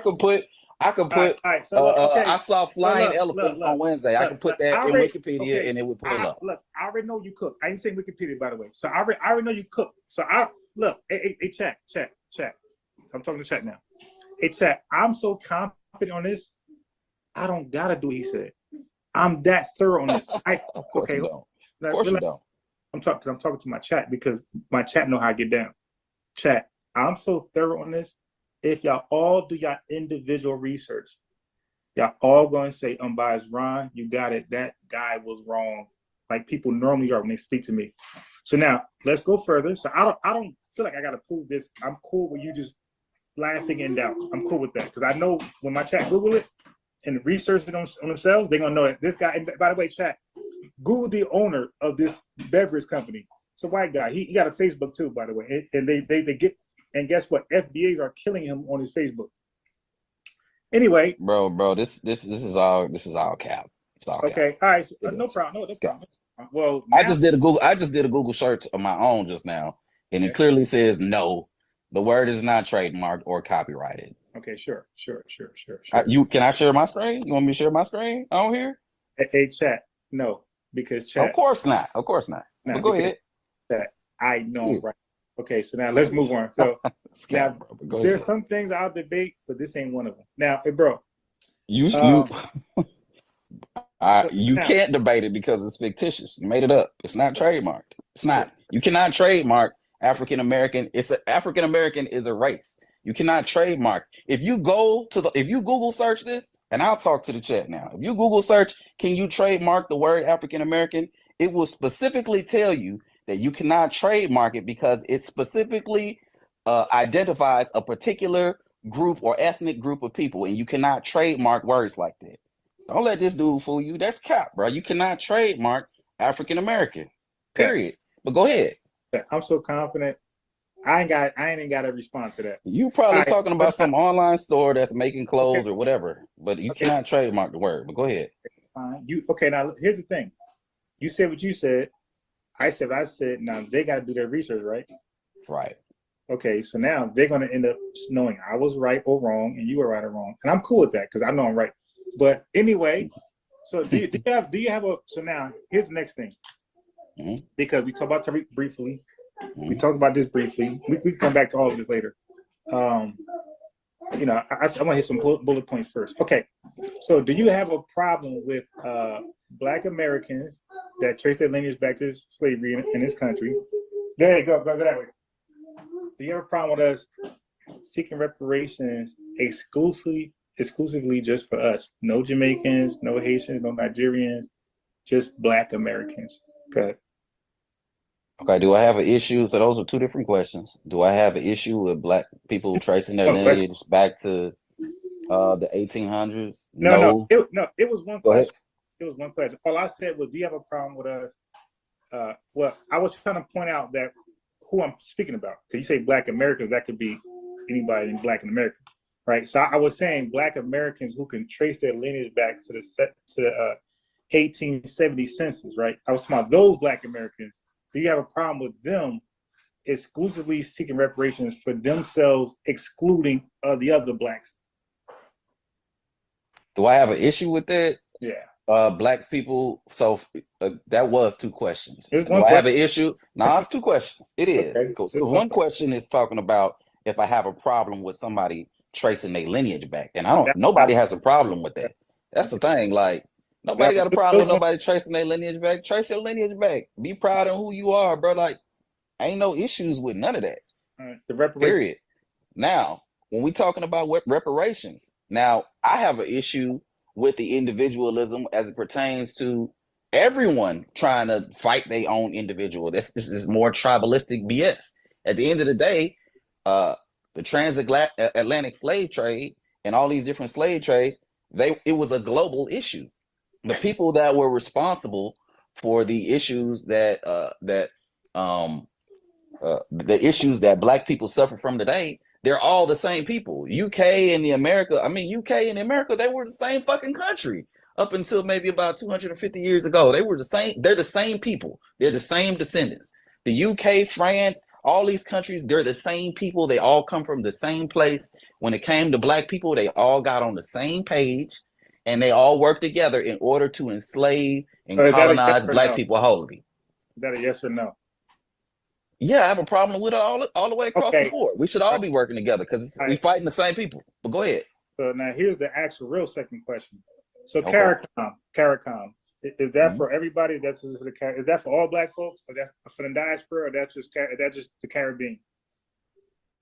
I believe that's a union for the Caribbean as far as the countries are concerned. All right. So now they just did what you said. They just did what you said was wrong. So do you disagree with the CARICOM claim? I do disagree with the CARICOM claim. I think it should be one collective claim. Okay, so now, good. So let's walk it back now. So the American government, right? So now we're talking about government now. The American government, when they did what they did here in America, and let's say... Thanks for the lineage love, chosen 16, 19, 199. Right? Peace to Tiger. Did that affect all William, Black people of the world? Yeah, the trademark is crazy. This is a weak comment. The trademark thing. By the way, this is in my PDF. The trademarking is a brilliant idea from Tariq. Also, the Black American Heritage Flag, Melvin Charles, that was also trademarked. So is he our leader? So there was goofy. no immigrants that were here in the Well, 1900s or in the no, early 1950s. There was no. That was around slow Jim down, Crow. But go slow down, ahead. slow down, brother. Were there, and you say immigrants? Be specific. Say black immigrants. Black immigrants. Black immigrants. Yeah, because I study U.S. immigration, by the way. Okay. So black immigrants. When Abraham Lincoln said he's going to free, when he's going to do the Freedmen Bank, the Freedmen Bureau, the free people, were black immigrants in mind. When he said freedmen, free bureau, free people. I mean, obviously, the man is talking about the people who reside within the country. So if you were a black person, you immigrated, then he would have been talking about you because you were residing within the country. Immigrants. No. So now, brother, let me help you out. So during that time, immigration was being halted. So you got the 1917 Immigration Restriction Act, at the 1924 Immigration Restriction Act. Okay, so they were restricting white people from Southern Europe, and Eastern Europe. So they were not even allowing white people in this country. All right. Okay, you're referring to particular time periods, very short time periods, in which case there were no immigration. But that doesn't mean that there were no immigrants that were already here in the country. And that doesn't mean that afterwards immigrants didn't come into the country. But go ahead. Can you show us real quick when black, because I know the answer, but let's say you do. Can you, and then tell us where they were living at and what state. What state do you, okay, first of all, what was the earliest immigration for black immigrants in this country? Do you know? What was the earliest recorded immigrants between, you said earliest, what? Go ahead. You're saying that there's a possibility, and I'm assuming that you're saying more than one, right? More than one black immigrant in this country during the time Abraham Lincoln had set up the Freedmen Bureau and the Freedmen Bank. So you're somehow anchoring mysterious black immigrants to this Freedmen mysterious Bank. black. First of all, do you know that during the transatlantic slave trade, they were constantly bringing slaves back and forth between Jamaica, the Caribbean, the islands. They were constantly bringing people back and forth between the two. I keep saying, yeah, but again, that person would be considered an immigrant because they came from Jamaica, technically, according to you, right? Hold on, slow down. I'm saying the Freedmen Bureau. I'm giving you a time frame. I'm saying around 1865, 1867, 68. Are you telling me that there were black immigrants from the Caribbean in this country living amongst us? Bruh, so you're referring again to a very, very tiny window of time. No, again, it's not. This is the emancipation process. This is when it all counts. This is when he said, "Hey, everybody, I'm going to free the slaves from the Southern, rule." All right? So if you weren't here in America during that time period, then that means that you're during that specific, very small window of time that you're talking about. If you weren't here during that time period, essentially what you're saying is you're an immigrant, or what are you saying? They're not Black American. Like what are you trying to say? Is that what you're saying? Yes, and it's not just a small time period. Because do you know the percentage of Black Americans in the South, by the way? Now keep in mind, we're talking about emancipating the enslaved. Okay, so that means damn near all of us. Do you know the percentage of us in the South at that time? No, what was the percentage of us in the South? It was like 98, 99%. So damn near all of the Black people. So no matter whatever you were, Jamaican, Haitian, all of the Black people were all in the South at that time. Okay, it wasn't until the Great Migration when we start to head towards New York and different places in the West, away from this violent Southern. Okay, so now let me help you out. So Black immigrants ain't come over here and seek residence until Ellis Island. Okay, until the trip to Ellis Island, until when all those immigrants started to come over to New York, or by the Statue of Liberty.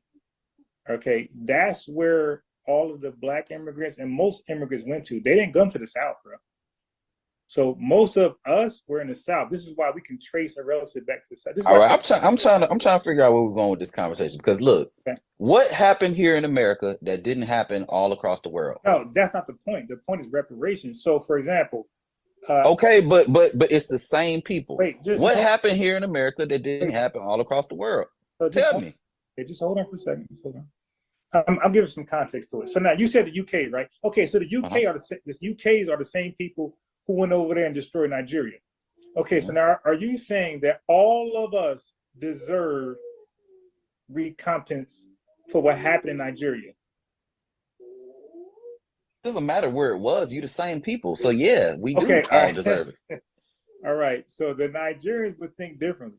Okay, they would say no, only we were dealt with by the UK and Shell BP this way. You guys were not damaged. They would only think differently if they don't know their history. Brother, in a lawsuit, you can only seek damages by the offender. You can't sue his uncle, his mom, his next door neighbor. You can and this is the issue with these conversations. See, y'all be thinking y'all gonna take somebody to court and they're gonna pay that's not how reparations work. Nobody ever pay reparations like that. So you gotta force somebody to pay you reparations. You can't ask for it. You can't take them to court. So how did the Japanese force Americans to pay them reparations? They got a whole country behind them. What are you talking about? How did they force them to? No, they got a whole country behind them. What do you mean? Decimated by Hiroshima. What the hell are you talking about?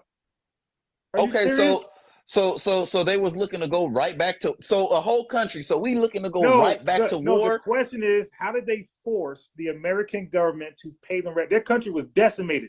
The niggas dropped the white flag. Look, you can fight people in other ways. You don't have to fight people directly. Right. You can fight people economically. Hold on, you fight people economically. Fight people. That's what we do. That's what we're doing now. So we've been doing it. So you got to. You're fighting. You're fighting economically. Okay, You can put tariffs. How did the Japanese fight them economically? How did they put up a fight at all? Tell me right now, the Japanese. How did the Japanese put up a fight at all? I mean, you asking crazy questions right now. Yeah, you asking real crazy questions right now. They have a listen. Tomorrow, I'm gonna Aaron, the question is crazy. How did they force? There's a whole country backing their citizens that are over here in the States. Bro, they dropped the white flag. They weren't forcing nothing.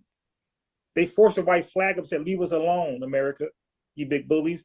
They gave up, sir. They have political.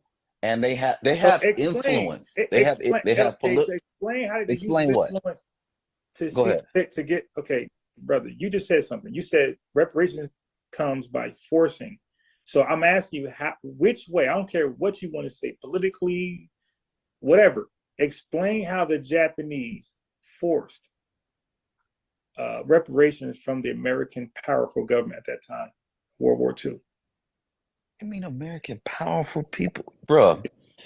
Listen, just explain. Are you gonna let me explain it, or are you gonna let me explain it, bro? When you control your own economy, you have your own resources, you have your own economy. Even though you might be dealing with another economy that might be stronger, a little bit tougher militarily, that doesn't mean that you can't put pressure on that other government in order to do certain things that you want them to do.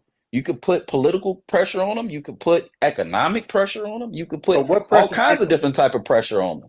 So what pressure did they put? What pressure did what put? Japan? Yeah, on the American government to pay them reparations. Listen. I don't know the history specifically on what they did specifically, but that's an entire country of people. That's country. All right. So potentially you say, okay, if you don't give the Japanese citizens reparations, then you cut off to the whole Japanese market. Essentially, you can do things like that. Ain't no market. They're destroyed. There's no Japanese market. Yeah, America had to build them back up. Well, help build them back up. The country is right. Did you hear what you just said? They had to help build them back up. So guess what? Guess what happened? Bro? Now guess what happened? Guess what happened? There was a deal that was reached. Between the Japanese government. Hold on, wait a minute, bro. Wait a minute. So now you know. Before you ain't wait know. A minute. Now you know. Okay, but this is what I'm saying though. They made a deal. All right. What deal was it? Okay, so now source up, because when I Googled it, you said that ain't good enough. You said we can't good enough. So provide the source of this deal. so we can provide read it. the source of I mean, you can see it in the economic agreement right now that they have between the Trilateral Commission is made up between Japan, United States, and some other countries, European countries. How did they? So essentially, they teamed up. Bro, you used the word force. How did they force America to pay? Okay. If you trying to be cool with me, you gonna have to do this for me. That's how they forced them. Bro, no. If you want, I got something you want, you got something I want, and that's how we gonna get this done. That's all it is. I mean, you acting like you're ignorant to this. You acting like you don't know how bartering works.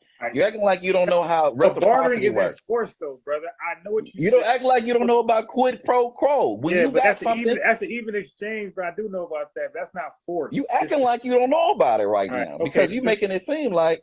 I don't know. I don't know what you trying to what kind of picture you trying to paint. No problem. It wasn't forced. That's all. All right. So now let's go here now.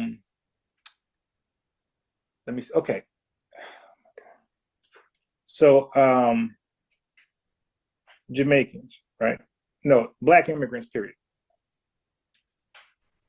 They came over in Ellis Island, right? Around like the 1910s, whatever.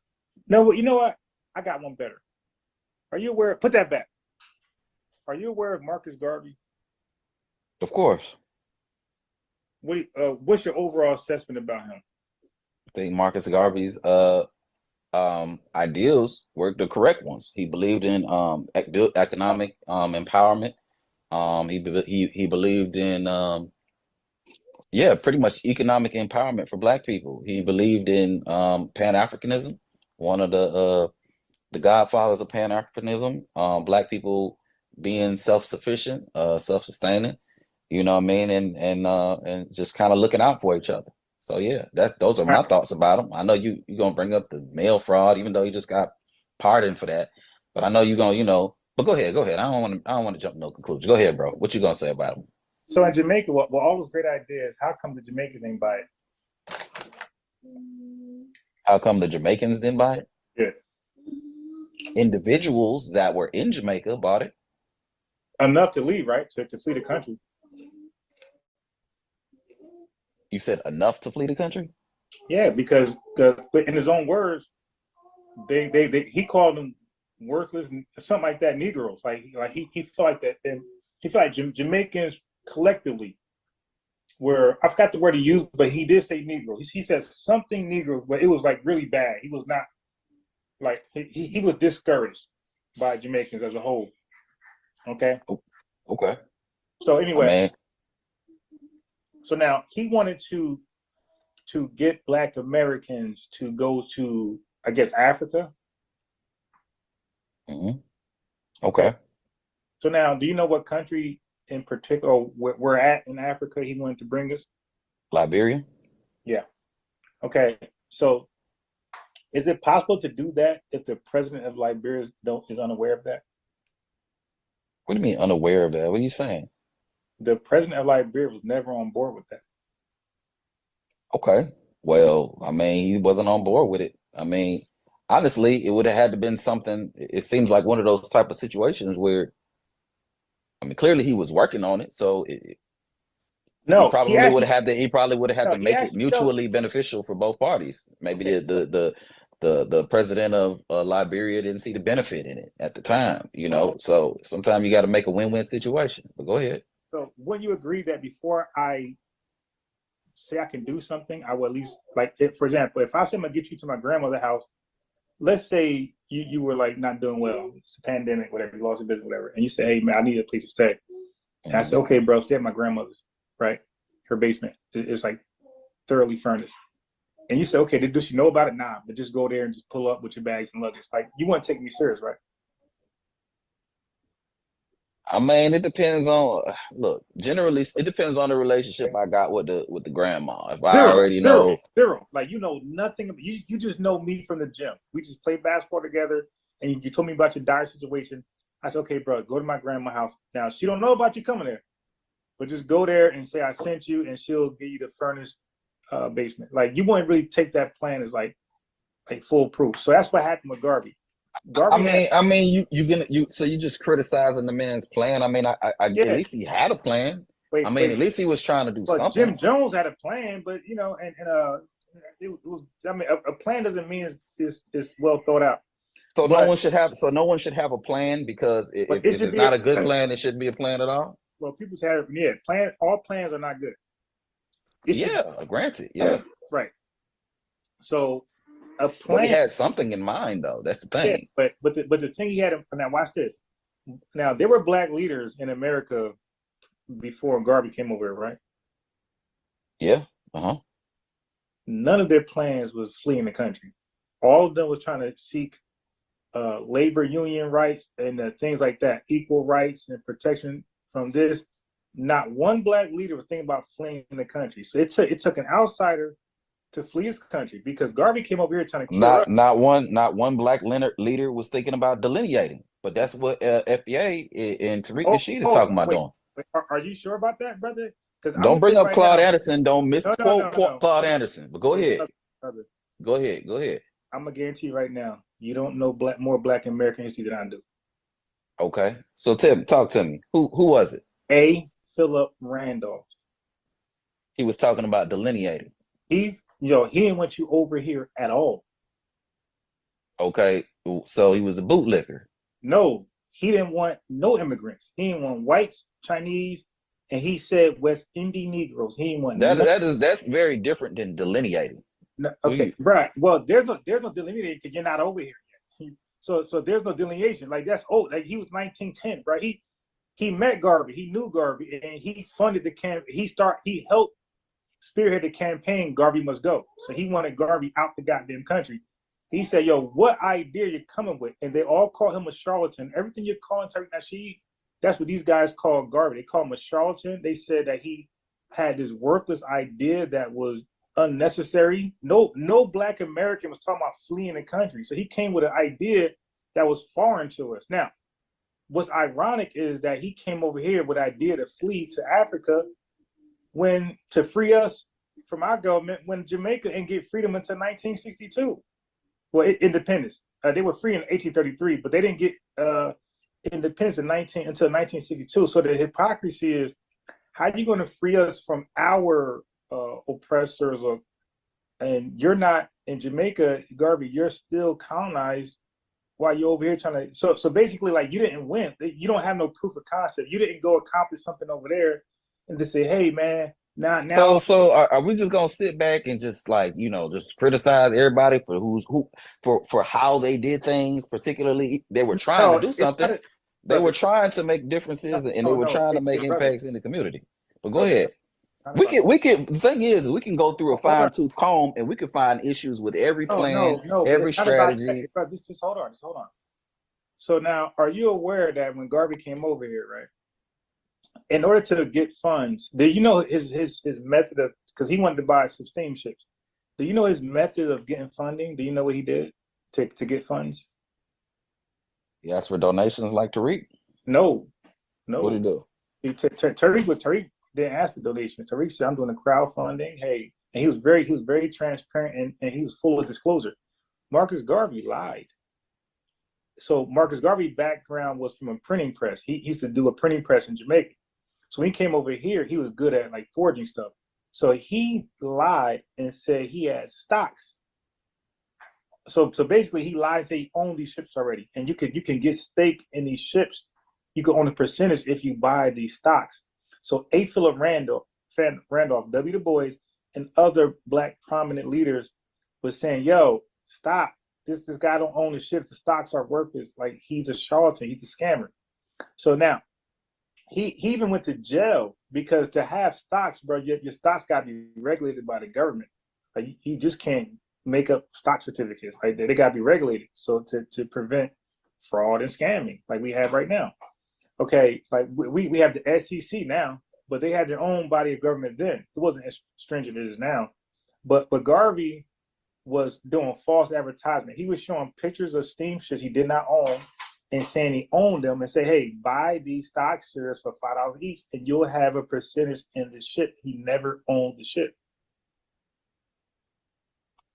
So would you agree, if that's true, that's scamming? Last time I checked, Garvey had been acquitted of No, scamming and mail fraud. no, he wasn't. So now He had been pardoned, excuse me. So now let me educate you on that. Okay, go ahead. Right, because I'm gonna tell you right now, bro. I'm gonna tell you right now. There's no Jamaican that knows more Garvey than me. There's probably no Black American that knows more Garvey than me. I don't even know how we got on the topic of Garvey, because first of all, what we're discussing, your original question. Let me just sum it up real fast. Go ahead.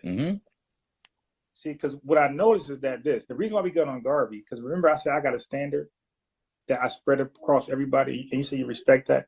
So, and what I'm showing to my listeners is that a lot of you Black immigrants your standard isn't for everybody. It's just for who you don't like, and you give every person you like and respect, you give them a pass. So I'm showing you Garvey's true scamming history, right? Because when you say, well, not you, but when folks say Tariq is a scammer, they can't prove it. But I'm showing you Garvey is a scammer. Okay. These equivalencies that you bringing up, I don't know, it's like you showing me like, okay, this person was wrong, but this person was wrong, but this person was really wrong. It's come on, bro, like what are we talking about? How people are wrong? Why can't we unanimously agree? Hold on, just one minute. Let me just. Go ahead. I was going to finish. Go ahead. Okay, so now let me finish with Garvey. So now, what people listening might not know. Do you know Garvey represented himself in court like a sovereign Moor? Like he didn't hire a lawyer. He was in the court, doing his own thing. So now he got pardoned for how the court did him, because they didn't give him a fair trial. He didn't get pardoned for scamming. He was scamming. That's 100% accurate. He got pardoned for how the racist court. This is Jim Crow. They did, they don't respect all Black people. Earlier, you said that immigrants weren't around during Jim Crow. Okay. Earlier, you said that. Okay, now watch this, brother. Jim Crow ended where? Jim Crow ended what year? You tell me. When did Jim Crow end? 1968. This is why you don't know more Black history than me, my boy. Hold on, I just repeated what you said. You said he was not around. You said there were no. You said they were. You gave me a 2-3 year time period. Okay. So I just wanted to make that clear to the audience that you gave a very 2-3 year time period in which case there were no Black immigrants. But go ahead, bro. Okay, so cool. That's what you did. Okay. Now let me further educate you, bro. Do you know the difference between a Jim Crow North and Jim Crow South? Tell me, what is it? What's the difference? Wait, first of all, do you know it? Do I know the difference? Yes. I imagine that it had a lot to do with the things, the culture in the South, the Confederate culture in the South, and how things, went on in the South versus how things went on in the North. Black Go ahead. Knows more Black history than me. Okay. But it amazes me that you have all this knowledge, but you somehow back Tariq Nasheed though. But go ahead. Let's put. Well, you don't know what okay, so here we go. I'm listening to you defend Tariq Nasheed. That's what you've been doing all night. We haven't even moved on to nothing else. We've been talking about Tariq Nasheed the whole time, and you've been steadily defending him. You've been defending Tariq Nasheed this whole time, but all of a sudden you don't back him now. But go ahead. Actually, my brother, last I recall, we were talking about Garvey. You said, no, you spun the conversation to Garvey, but we're talking about Tariq Nasheed. That was the original conversation. You got to make your mind up. You said, so now you just complain about talking about him. So when I left him and got on Garvey, you complain about talking about who? Tariq. What? That was the whole conversation. I said, let's start there. No, right there. But there's bullet points I got. So it wasn't. Remember, I said Tariq Nasheed first. Then I said FBAs, that means Renault Tariq. FBA, that means everybody, 43 million. And then I quickly just wanted your opinion on Garvey because I wanted to show something to the chat. I wanted to show the double standard and the hypocrisy. How they would claim Tariq is doing something that he's not. They can't prove the stuff for Tariq, but we can clearly see it in Garvey. And let me just finish on Garvey. So he got pardoned for how the court mistreated him. They didn't respect him in the court. They didn't respect his rights. First of all, bro, I don't want to go back and forth about Garvey because I don't know enough. Unfortunately, I don't know enough about Garvey's history to be able to rebut any of the things that you're talking about. Okay, no, but really, it's a mute point at the end no, of the day it's not. because you're getting off topic. You're getting off getting off track, bro. We're talking about FBA, bro. You bringing up Garvey. What those two things they don't mix at all. They're two separate topics. Relax, they're not separate. You just said he was a Pan-Africanist, and you acknowledge. I said, "What you know about Garvey?" You said he was a Pan-Africanist. So this has a lot to do with that, because this all works with FBA. So I'm showing you Garvey was a scammer, but he didn't get a fair trial. So in today's time, you can be guilty of murder or selling drugs or conspiracy, but if you don't get a fair trial, they usually dismiss the case. It's not that you're innocent. Is that you were treated unfairly. You didn't get a fair trial. So Garvey didn't get a fair trial, but he was absolutely guilty. He even spoke in court. It's the transcript of him admitting knowingly selling fraudulent stocks, but he said it was, it was pure. Like he wasn't really trying to, like he tried to say like he really believed in his dream. Like, okay, I did that wrong, but I really would have got them to Africa had I got the ships going. Okay, I did it in the wrong way. But had it worked, I would have got them to Africa and they would have forgave me. Like, that's pretty much what he said in court. So he acknowledged his fault, but he was pardoned because they did him wrong in court. So I can admit that he did him wrong, but he was definitely scamming. He was definitely selling stocks to steamships he did not own. And there's names, Phyllis, forgot the shit, but there are complete names. Okay, so now let's move on to Garvey. So we tackle reparations, right? And you said it should be a global thing. Let me just say this about real quick before you move on.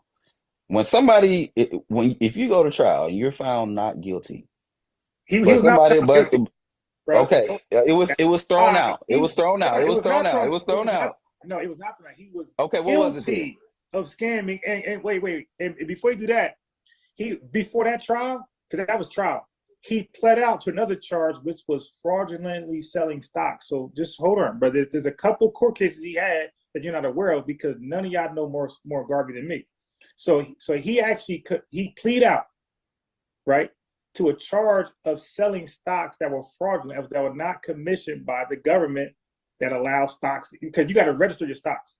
He did not register any stocks. He started selling certificates that he called stocks. So he paid $100 fine. In the 1920s, that's like 100,000, like right now. Okay, so that was serious. So none of y'all know more Garvey than me, so just be careful. But go ahead. Let me just say this, bro. A lot of black people were taken down around that time, generally speaking. You know what I mean? Black people could walk down the street and it's a crime.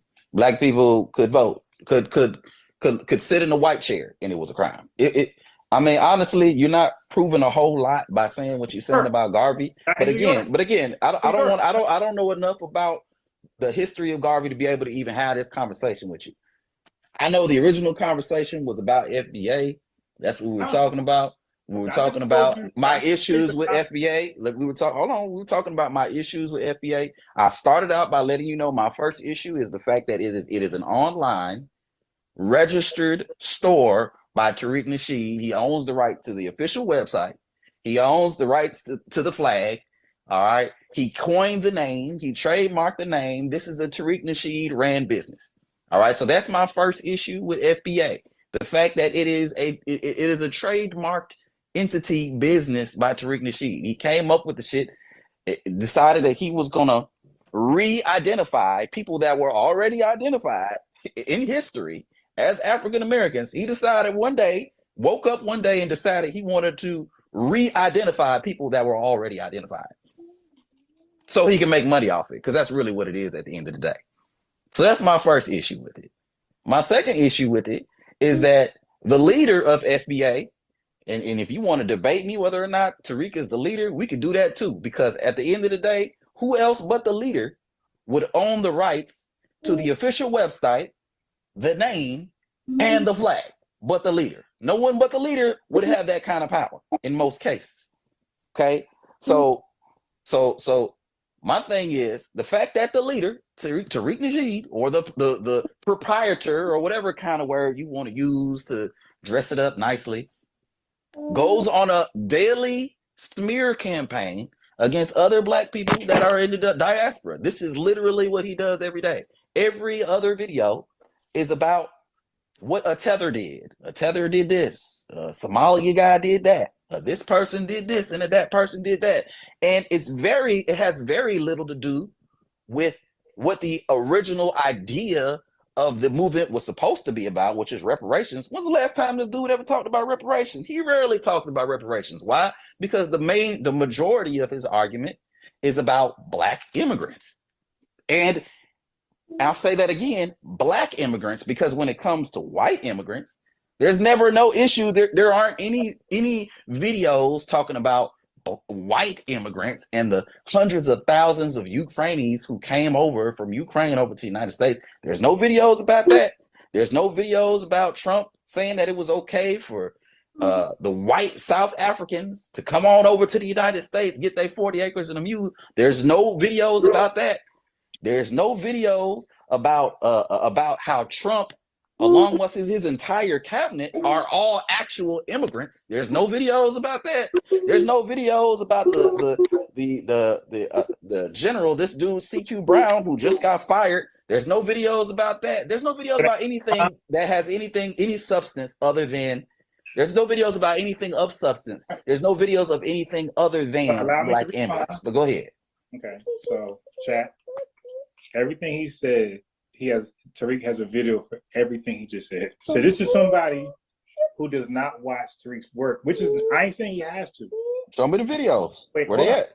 Wait, brother, you just ranted for like 2 minutes straight and I was quiet. So let me respond. Okay.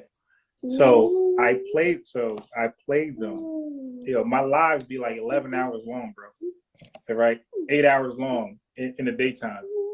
I play all of his videos and he tackles all of that stuff. Everything he just said, he has a video or spoke about it in the video, every last thing. So one thing I don't do, chat, I don't speak about something I don't know. I don't just wing it and just hope I'm correct. Okay. Now, Tariq I just showed a debate with Jeffrey and Tariq was debunking all of the white immigrants. Matter of fact, every time a white person calls, he always asks their background because, brother, like you just said, mostly all of them are immigrants. And then what he's going to say? Which country you fled from? All right, which European country you fled from? So America is really based on immigration. All right, so you got that wrong, bro. You got that wrong. Let's. Why don't you do us a favor? Pull up Tariq Nasheed's page, and let's see how many videos where he's talking about that versus what I said he was talking about. Okay, now hold on. So you just said, so you brought up what we spoke about, Marcus Garvey, Malcolm X was mentioned, and other folks. Okay, so white supremacy, global white supremacy is nothing new. So it's not shocking, right? So when you hear about a Nick Fuentes or Jordan Lee Peterson or one of these guys spewing some Ben Shapiro, Louder Crowder, when you hear Candace Owens, but these white guys, when you hear about them saying some racist, borderline stuff or just outright far-right racist, it doesn't shock us. What shocks us is a non-white person saying this. So like, for example, this is about shock value now. Go ahead. Dude, let me respond. It is. Because when something is normal, it's normal. When something is abnormal, it is more shocking and you pay more attention to it. So when you see, again, a black guy being arrested for something or being charged with a crime that he didn't do, that's shocking. That's like, hey, I thought this country is built off justice, like blind justice. So when you see a Vivek be racist towards black folks, that's shocking because that's not something that's like blasted on your station. When you see a Candace Owens saying some, or like you said, Jesse Lee Peterson, when you show stuff like that, that's outside the norms. Like, hey, when did we start adopting these white supremacist talking points? Okay, so now, largely Black Americans did not know enough Black immigrants had these right-wing conservative views about us. We didn't know that.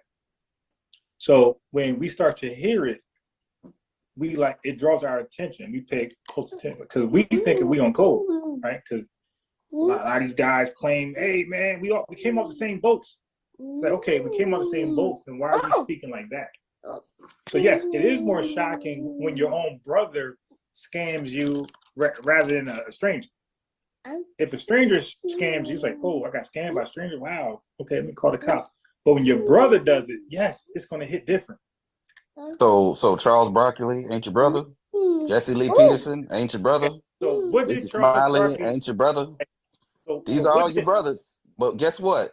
I got just like they sold out. Wait. So you're just saying names, but you're not saying what they said because we can do a cross comparison. Because tell me what Barkley said. Oh no, and I can tell you, what Chaotic Truth said. Well, these dudes they all have the same talking points, and they're all far right. Hold on, they all have this. Every person I name, they all for the most part have the same talking points. They're all far right talking points, super right wing talking points. Pull yourself up by your bootstraps. There is no racism in America. Black people need to pull their pants up. You know, they all have the same talking points. These dudes all say the same shit. They all read from the same white supremacist script. So they all do. See, the thing is, all lives matter. Same things. Go ahead. Got you. The difference between me and you is that I'm real confident where I'm at, where I don't got to give you an argument. I'll just ask you and let you just tell me your answer, then I will get on your answer. But you're giving me an argument or position that I never said. I never said Charles Barkley. Whatever he's saying is we call it light foot shuffling. Like so, he's foot shuffling. He's not doing. Okay, look. That's Conan. But go ahead. Just be. I mean, but how do you know? You're not one of us. Cooning that's our term. Like only we can determine what's cooning. Like a black. So okay, all right. I love this. So nobody else but black. You got it from us. Nobody else. You got it from it's just another word for the same thing. Sellout. But you gotta use sellout. Hold on. Cooning. Tap dancer, buck dancer, shucking and jiving. They all mean the same thing. So would you prefer I say sell off? Relax. See, but this is why we say cosplaying. Because bro, you gotta use our context. Bro, I'm from Miami. Whose other context would I use? You're gonna use your own. You're gonna cosplay yours and project. But I'm literally from here though. So I'm literally using my hey brother, listen, bro. Go ahead and tell me I'm not from here. Go ahead. I love to hear this. Go ahead. You're regurgitating Tariq Nasheed's talking points. Go ahead. Go ahead. Tell me I'm not from here. Go ahead. Relax. Why are you so insecure? You screaming over me? Relax. No, because I already know where you're going. I'm just go ahead. All right, cool. You know where I'm going. Now look. First of all, me and Tariq hit on different angles. There's some stuff he knows about that I don't know about. And there's some things about history I talk about he never talks about. Okay, first of all, Tariq has never went on Garvey as deep as I ever did.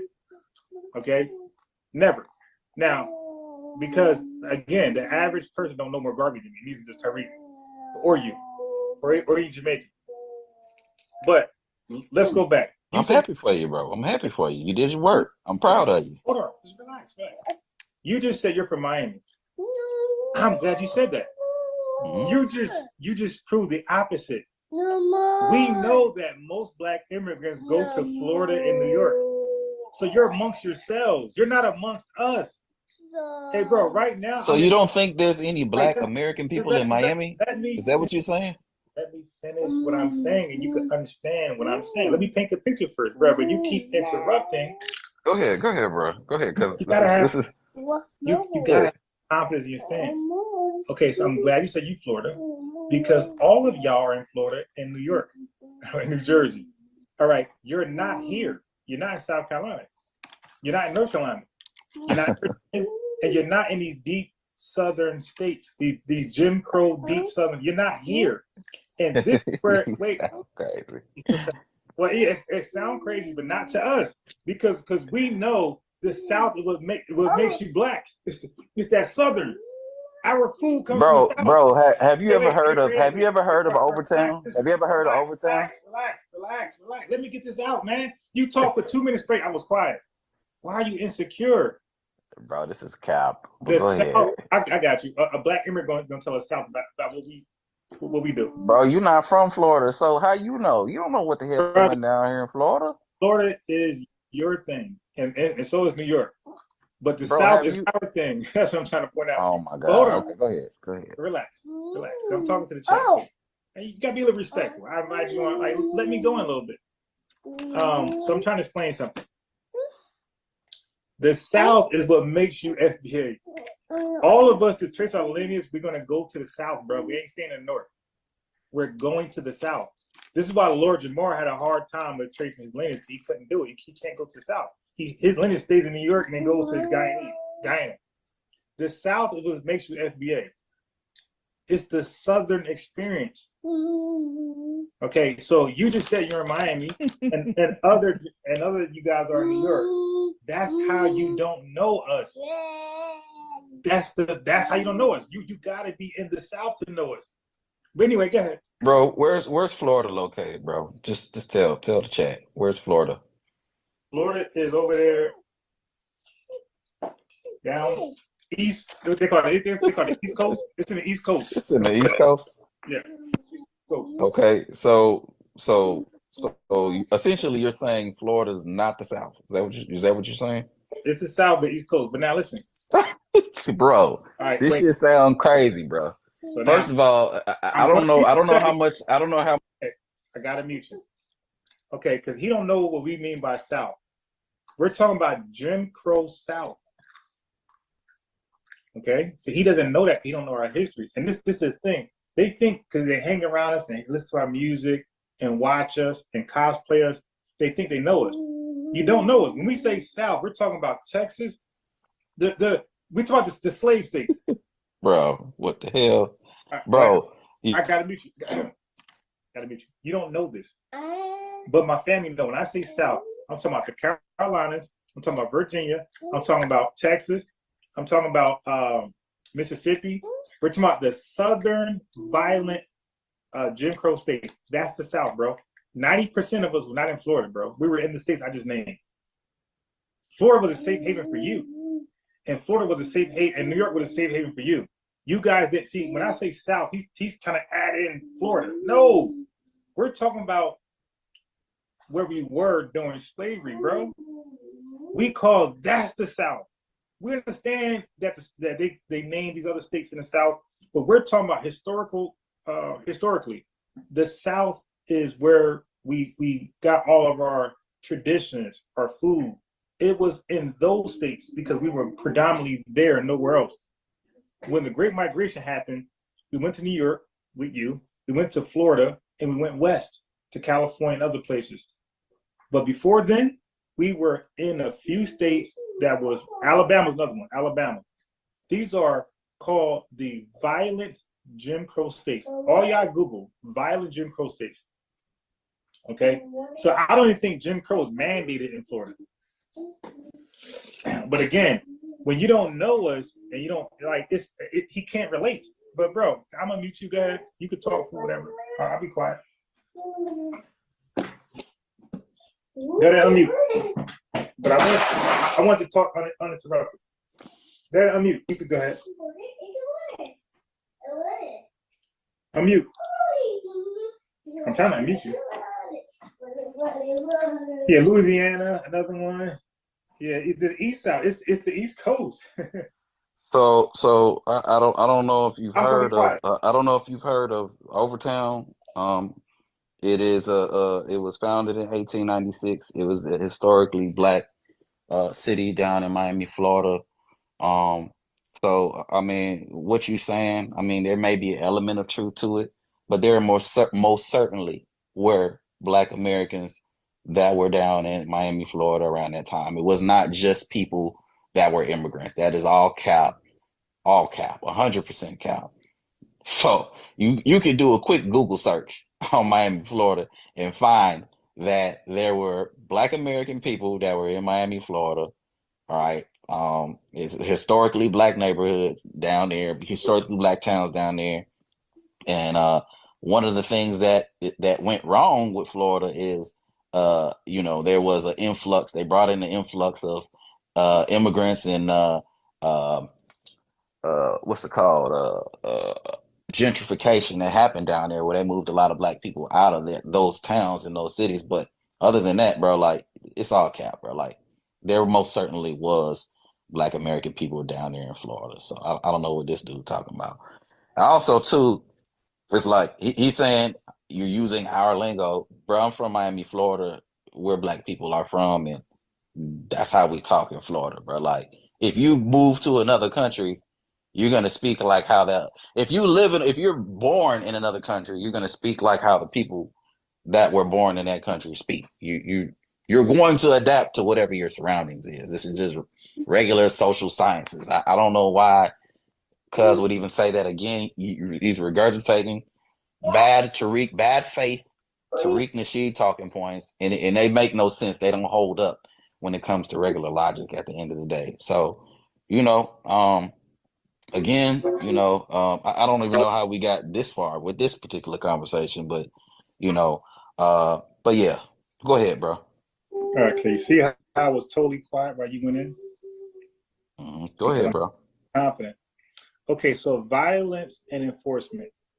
Mississippi and Alabama were especially notorious for brutal enforcement, including state-supported racial violence and lynchings.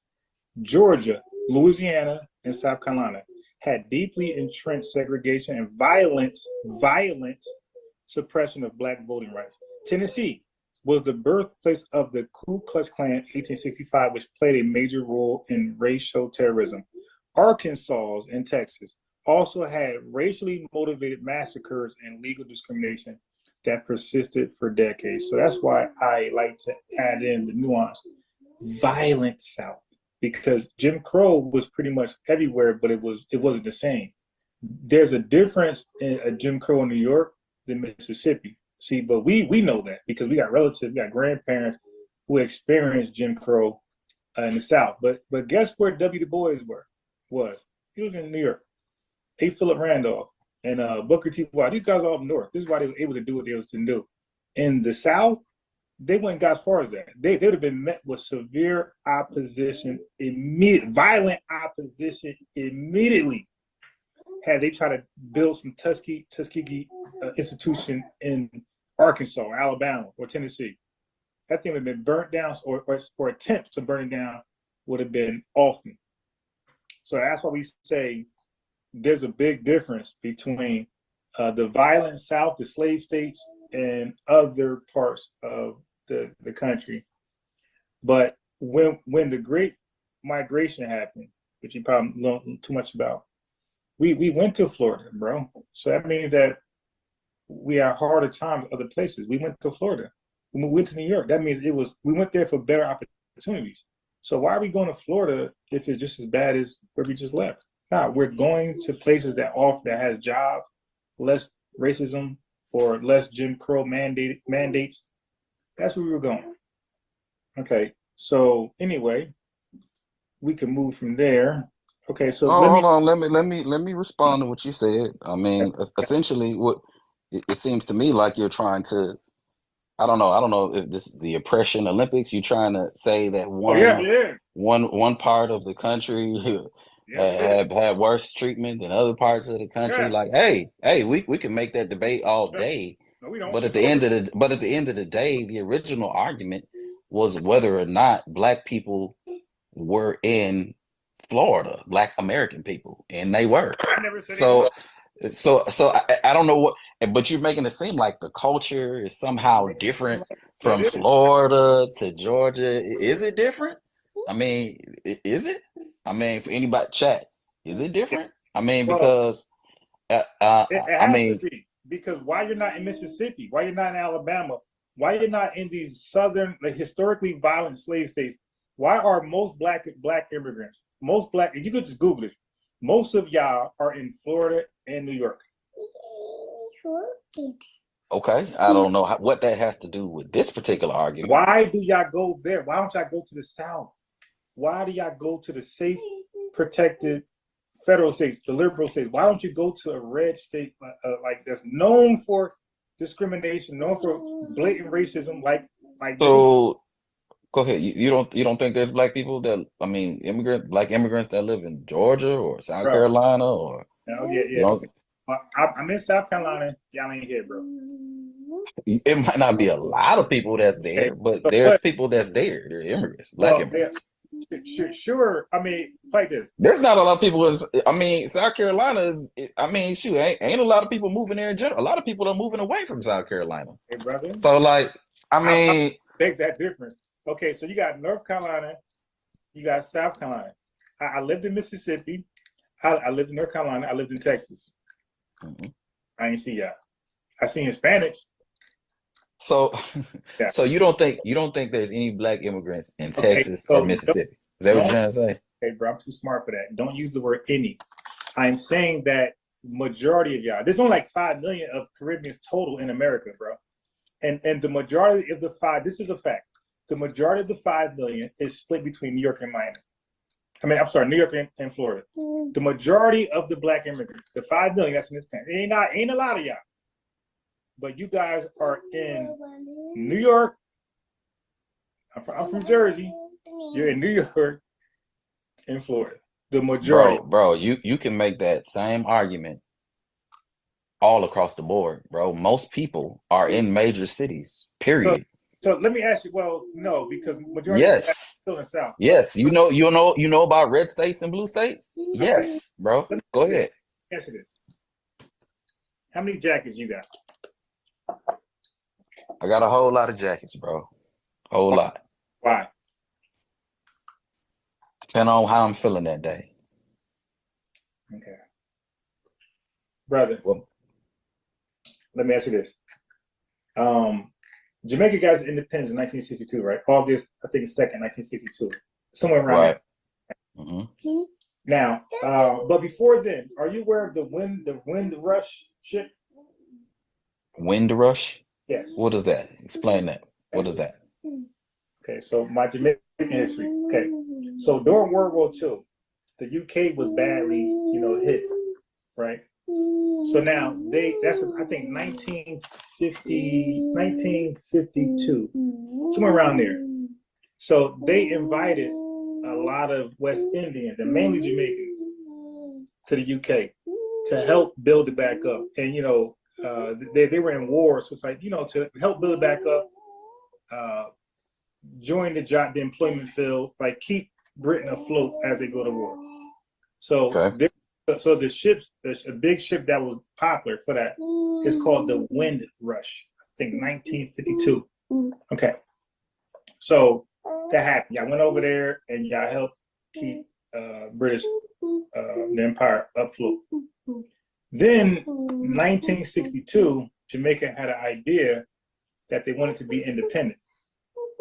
So when y'all fought for y'all independence and won, UK said, "Oh, really?" So UK said, "All right." So they passed the immigration law that literally discriminated against just West Indians. They said, "Y'all want your independence? Well, y'all no longer allowed in this country unless y'all like a doctor or scientist, but no more laymen, laywomen is coming to the UK." So that was a restriction law passed, I think, same year, 62. Okay, so 3 years later, 1965, America passed the Immigration Act, right? Where they opened the floodgates to all immigrants. Again, I just told you about the 1917, 1924 Restriction Act that was limiting immigration, all immigration, whites too. 1965, America, which is really piggybacking off the 1964 Civil Rights Movement. So that's why when black folks say, "You guys want to be here without us," it's not like we really was caping for y'all, like pushing for y'all. It's the fact that the immigrationists at that time had clamped on our movement like they do now. Like we have the wave and everybody just hop on it and try to get shit done with the wave. So the immigrationists had attached to the Civil Rights Movement. So they passed the 1965 Immigration Act. Okay, so once they did that, a lot of Jamaicans had looked at America as a place to go, and also Canada, as opposed to UK, who just locked them out. So my thing was this: you just got your independence in '62. Why y'all in a rush to leave and go to the United States and Canada? Why not embrace your independence and build your land up? So anyway, they left and they came to Canada and the United States. So, but that's okay, because immigration is part of the United States. Like they allow legal immigration, right? That's nothing wrong with that. But here's the problem: your brightest minds and most skilled people left Jamaica, and they left behind the less educated people. And the less educated people, when they're left behind by themselves, and they get into politics and government, they're going to create corrupt governments, corrupt police officers, right? That's what's going on. So now that's called a brain drain. So when a country loses all of their best minds and best skilled workers, that's a brain drain for the country. But the country like USA, who's receiving those people, is called a brain gain for us. Okay, but what happens is y'all come over here, not you, but y'all come over here as a collective, and y'all don't really get, with your education, you really don't get employed the same way you would be in Jamaica, like what you're qualified for. So instead of being a doctor or a nurse, you end up working in a factory. That's called brain waste. That means that you have the education to do much more, but America don't have that opportunity for you. So you're probably doing some regular work. That's called a brain waste. Stop. So now here's the issue with Jamaica. This is why Jamaica isn't getting any better, because those who leave the country never return. The smart ones, the more skilled, they don't return. They stay abroad, America, Canada, wherever they went, and they don't go back to like rebuild it. Okay, so that's a problem with Jamaica, and India and Nigeria is having the same issue. They're most smartest people coming over here, and they're not going back to rebuild the country. So now Tariq never used those terms before, so never compare us like that. He knows some stuff, I know some stuff. He never said brain gain, brain waste, brain. Okay, so no, I don't regurgitate nobody's stuff. I do my own independent study, and I'm him. By the way, I'm definitely him. Okay, so the reason why that night Jamaica was murder capital of the world, by the way. So when people talk about Chicago, that's a city in America. Jamaica is the murder capital of the world. It's the Chicago of countries in the world. And Jamaica got the biggest parental scam in the world, where they charge a Jamaican man for being a father. That's called a jacket. And I asked you, Jack, I was talking about that. So they charge a man with being a father on purpose. Like, it's not like she's confused, she don't know. No, she's purposely saying the wrong man is the father of her child, maybe for income or something different. And he believes that he is a father and child. So when a man fathers a child unknowingly, that's called a jacket. He's a jacket father. He has a jacket child. So Jamaica's number one in the world, Nigeria's number two, and nobody's close. So what I'm saying is, so Tariq never talks about that, ever. All right. So we don't have the same talking points like that. Stop. I do my own research. So bro, now go ahead. So last thing. So here's the problem.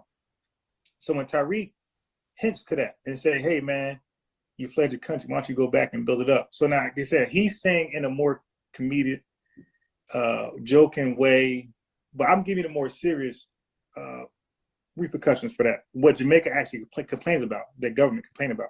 So as a result, when you leave, now you're immigrating yourself. You're immigrating the Chinese and the Indians over there, the East Indians, to fill these labor markets. So that's why they're over there, by the way. They're over there because you're not over there. So they're immigrating the Indians and the Chinese over there to upstain Jamaica to some degree, like uphold it and keep it flourishing. But you guys are supposed to come over here for education and opportunity, and then go use that and go back and build up Jamaica. So when he says you're not, but he never elaborates on that too much, because he clown whatever. But that's what's supposed to happen. You're supposed to go back and literally help share your education over here, your skills over here, and the money, and go back and make your country better. Yeah. So now Jamaica, 89% of your tertiary graduates. That means people, that's the most, like, so tertiary graduates mean, or tertiary skill level means people who got hired in a high school diploma. Those 89% of your most educated people never go back to the country. You're number 2. Guyana's number 1 in the world. So this is why Jamaica is corrupt, because y'all literally got the worst of the worst running the country. The best of the best is over here. All right, bro. You finished? Yes, sir. Okay. All right. So, response to and that? this, yeah, I got a whole lot of responses to that. So this is the thing about, Tariq Nasheed, dudes that, and I know you say you don't regurgitate his talking points, but you clearly share his very, very same philosophy and ideals when it comes to all these things, even though it don't be based on nothing really. It just be based on really half truths, because you tell one part of the story, but you don't tell the other part. But the other part of the story is really the main part of the story. So why did people leave Jamaica? Is it just because the United States was a great place and they were just like, hey, yeah, let's go over there? No, they left Jamaica because there were no opportunities in Jamaica for them to prosper and succeed. But why were there no opportunities? Are you familiar with economic sanctions? Do you know the impact or the implications of economic sanctions have on a particular country, especially from one as powerful as the United States and the United Kingdom? When they sanction a country, they cut off all your trade, exports, imports. Do you know what that does to a country? Do you know what that does to its jobs?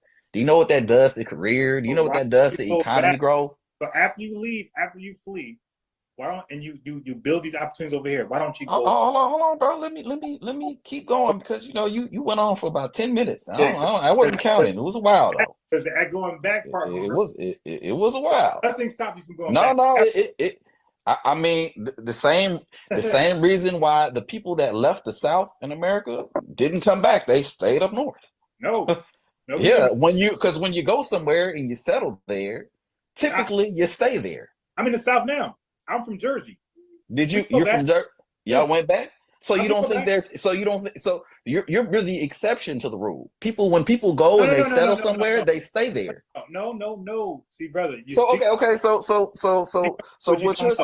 what you're saying is no Jamaican has come to the United States and gone back to Jamaica. Is that what you're trying to say? No, but I can answer, brother. If I leave South Carolina and go to, let's say, New Hampshire, I'm still in America. I'm still in my country. I'm paying, my taxes still being withheld by the same government. I'm still filing income tax. I'm still spending, building up the income. I'm answering. Go ahead. Still helping build my country up. Nothing changed.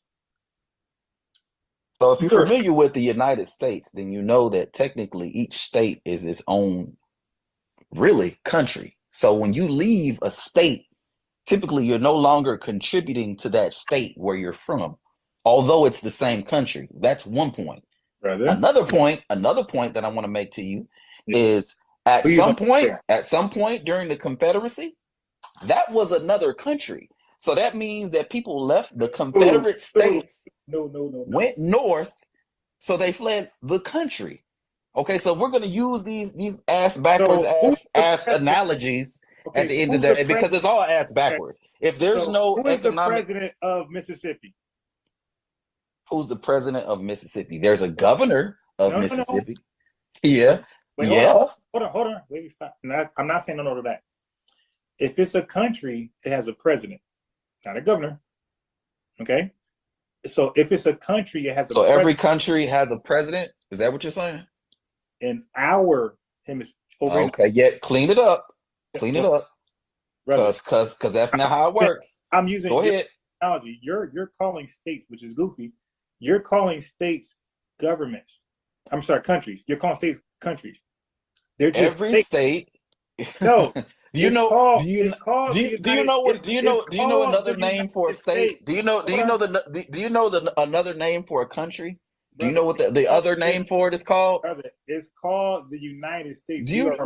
I'm asking you a question. Do you know another name for country? Okay. What's another name for country? Brother, what is our country called over here? What's another name for country? What is our country called? It's called the United States. And let's look up the definition of state. Wait, no. It's called the United States of the United States of America. So a bunch of states. So hold on. Let's use this for an example. If all the countries in Africa, if they all form one government, he just said all the countries of Africa. Exactly, their countries. But you're proving my point by saying that. If they all came together and became a country, they would be the United States of Africa because they're united and they're each individual states. Let's look up the definition of a state. Let's look up the definition of a state. A state is a political entity that governs a population and territory. A state. Yeah, right. Where's the country? A state is a self-governing political unit with supreme power. A state is made up of laws and their enforcement. A state is made up between different individuals on how to settle disputes. States are individual countries. There's one federal government that unites the state, but at the end of the day, each state is its own country. Okay, so that's you saying that. That's you, but you didn't. Let me ask you a question. Can the federal government dictate child support laws in different states? Okay, so now can I answer? Go ahead, answer. You don't know more about America than me, and you damn sure don't know more about. Answer the question. Stop filibustering. Answer the question. Can the federal government dictate laws? Dictate state-specific laws in the state? Can they dictate child support? Okay, hold on.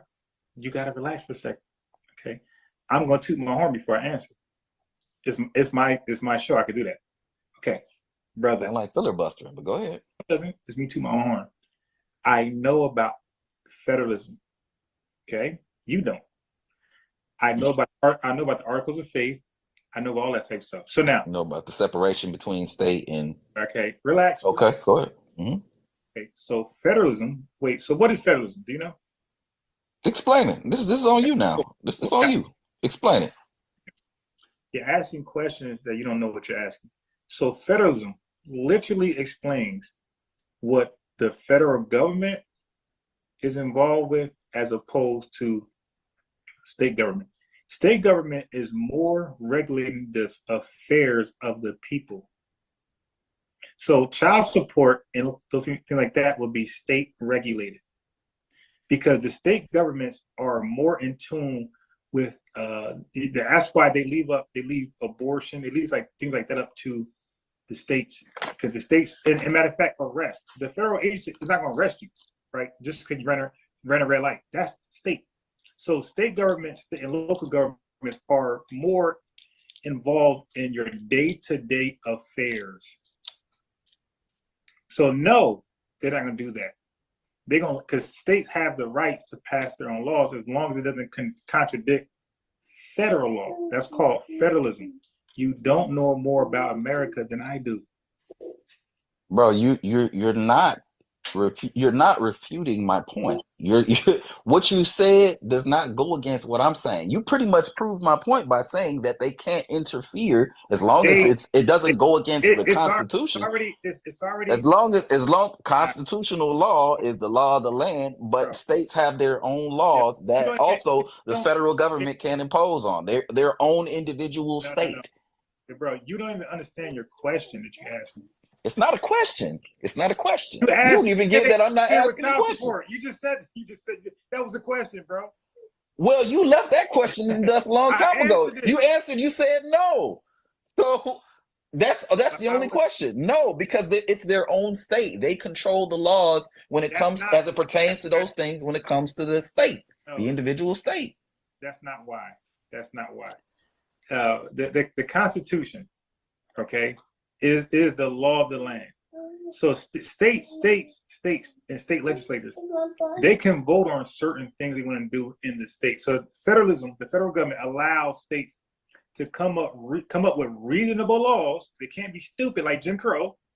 Okay, they can't violate your civil rights, your constitutional rights, but they can come up with laws amongst themselves. Every state. So some states you can be 17 to drive, some states 18, some states 15. That states are allowed to do that. Government allows them to do that as long as it don't violate your civil or constitutional rights. It's okay.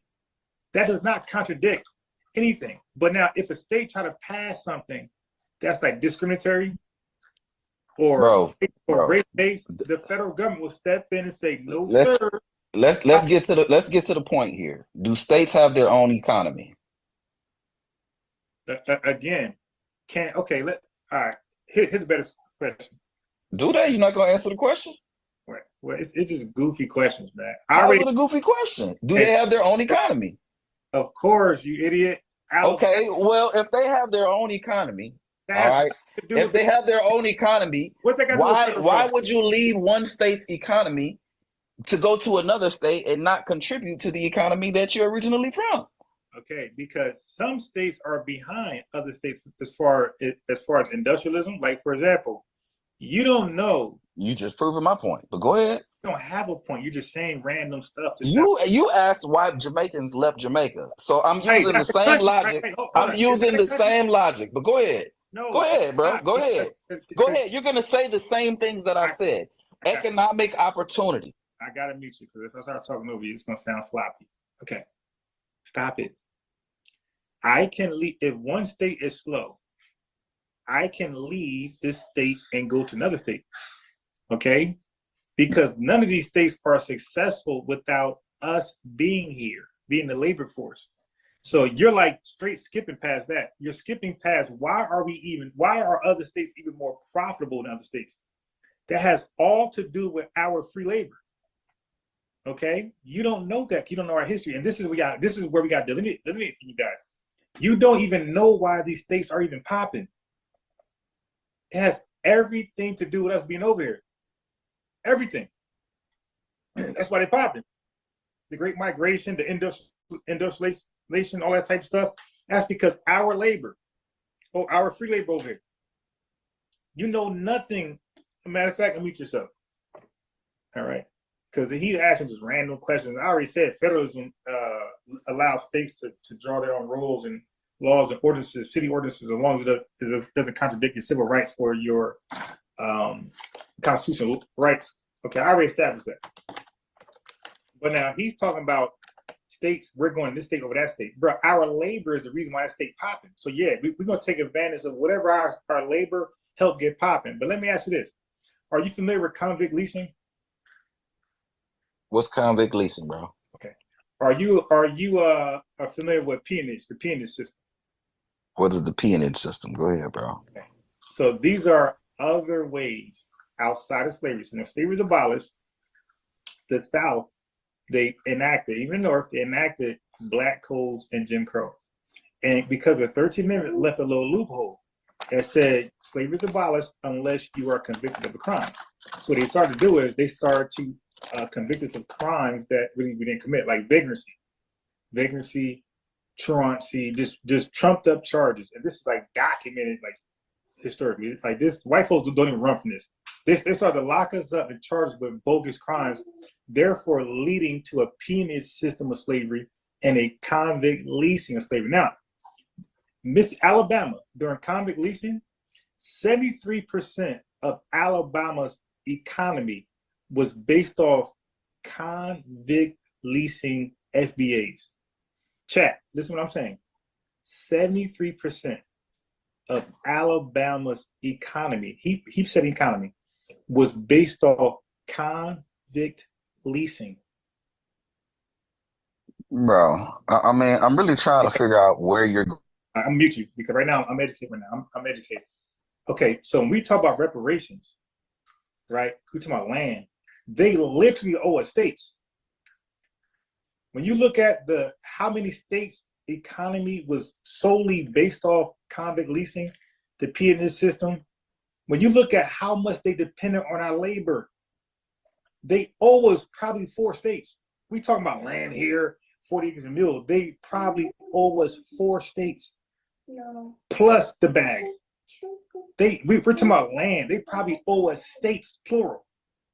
73% of Alabama's economy was convict leasing, an illegal, unconstitutional practice. He doesn't know this stuff. That's why he just can talk freely and just say what he want to say. And when I make sense, it doesn't make sense to him, but it makes sense to you because you always lived here. He didn't. He most likely came here after 1965. Okay, so he don't know about these Southern things. That's why I said, bro, you don't know us unless you got that Southern past, that Southern history. And that's what separates us from Black immigrants. They normally don't have a Southern past because they came here and went straight to New York. He says in Florida, they go there. They don't go to Mississippi, Alabama, Tennessee. Out here, man, I ain't other than a restaurant, I ain't meet no Jamaicans nowhere. You'll see them at a restaurant, that's it. They're so far in between, but everybody, I work in housing, by the way. Okay, I know what everybody is because one of the questions when you get in housing, they ask you, are you a natural born citizen? Right? Okay. And I ain't seen one person that said that filled out they were other than Black FBA, ADOS.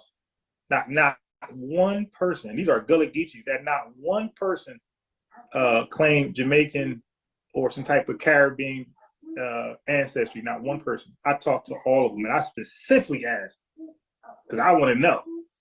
You dig? I'm working on the FBA mentality. Like, hey, so where your father from? I'm asking because they got little accents. So I'm like, hey, so where your father from? So y'all always been here? Yeah, we always ever been here. Family goes way back to slavery. So while he's just yapping, I'm out here taking notes. Okay, damn, not one person. And by the way, welfare is like nobody's on welfare. So when folk is on here arguing about welfare, I'm gonna beat the shit out of him. Yeah, ain't nobody on welfare. Yo, they barely do child support out here. So all these stereotypes about welfare and child support, yo, these women, I asked them like, yo, why you no child support? Like, why you ain't got money? I just want, out of curiosity, I just want to know, like, what? I mean, I maybe like a hand, like 2, 3, 4, kind of on child support. But majority of these women that single parents, none of them are on welfare, and few got their baby dads on child support. Few. They got snapped. They don't got TANF. They got snapped. SNAP means non-welfare. TANF means welfare. Okay, so yeah, so that whole welfare thing, I'm gonna challenge that. So focus, get ready. But yeah, so he doesn't know because he's not from the South, and I don't like when folks just wing it and just see what sticks. Like right now, he disrespecting me as a intellectual. He just throwing spitball, see what sticks. But he's trying to see what I don't know. And I keep saying, bro, I know more Black history than you in this country, and I know more white history than you. I said I study immigration in this country. He don't want to believe me. He don't like his arrogance, but this is why we got delineate. Like, yo, these guys are unreasonable. Why are we on Garvey? Because you say you're a Pan-Africanist, and I want to know if your standard for Tariq is the same for Garvey, or do you pick and choose? I don't do that. If I think Tariq is wrong, I'm gonna say he's wrong. If I in one thing or another, because who agrees with everything? See, now these weirdos believe he's our leader, and these weirdos think we're in a cult, and these weirdos think we believe everything he says. We go with everything. No, brother, he's a human being like us. Okay, I don't think nobody more important than me. I trust me over anybody. Okay, so you got the wrong idea, but I get it. This is the way you justify his talking points that's accurate, because I can omit Tariq. He brought up Dr. Claude. I can omit him. I could just talk about Yvette and Tone Talks. What do they say that's different than Tariq? What they say that's different? See, that's why I went back to A. Philip Randolph. Bro, he was an immigration restrictionist in the 1920s. He didn't want none of y'all. He didn't want none. He said, yo, delineating. Bro, he didn't even want y'all. He said, well, he wasn't delineating. That's because you were not here like that. You were in small numbers. But he didn't want none of y'all over here. Oh, he a coon. No, he didn't want white immigrants either. Or Spanish. He didn't want no immigrants. Because he said, y'all gonna come over here and do whatever, everything you're doing now. He said, you're gonna have degradation, you're gonna lower the wages, the cost of living. Everything he said we're experiencing right now with immigration. I'm not blaming one immigrant or another. It's just immigration collectively is happening. They're taking low wages. And by the way, these are not they went away from what immigration is about. When immigrants come over here, they're supposed to bring something, bring a skill, bring education. Now you got immigration come over here working in factories. Like, dude, that's not why we do immigration. It's to come over and help us level up. Like, you know, the VVEX, not the guy working at Home Depot.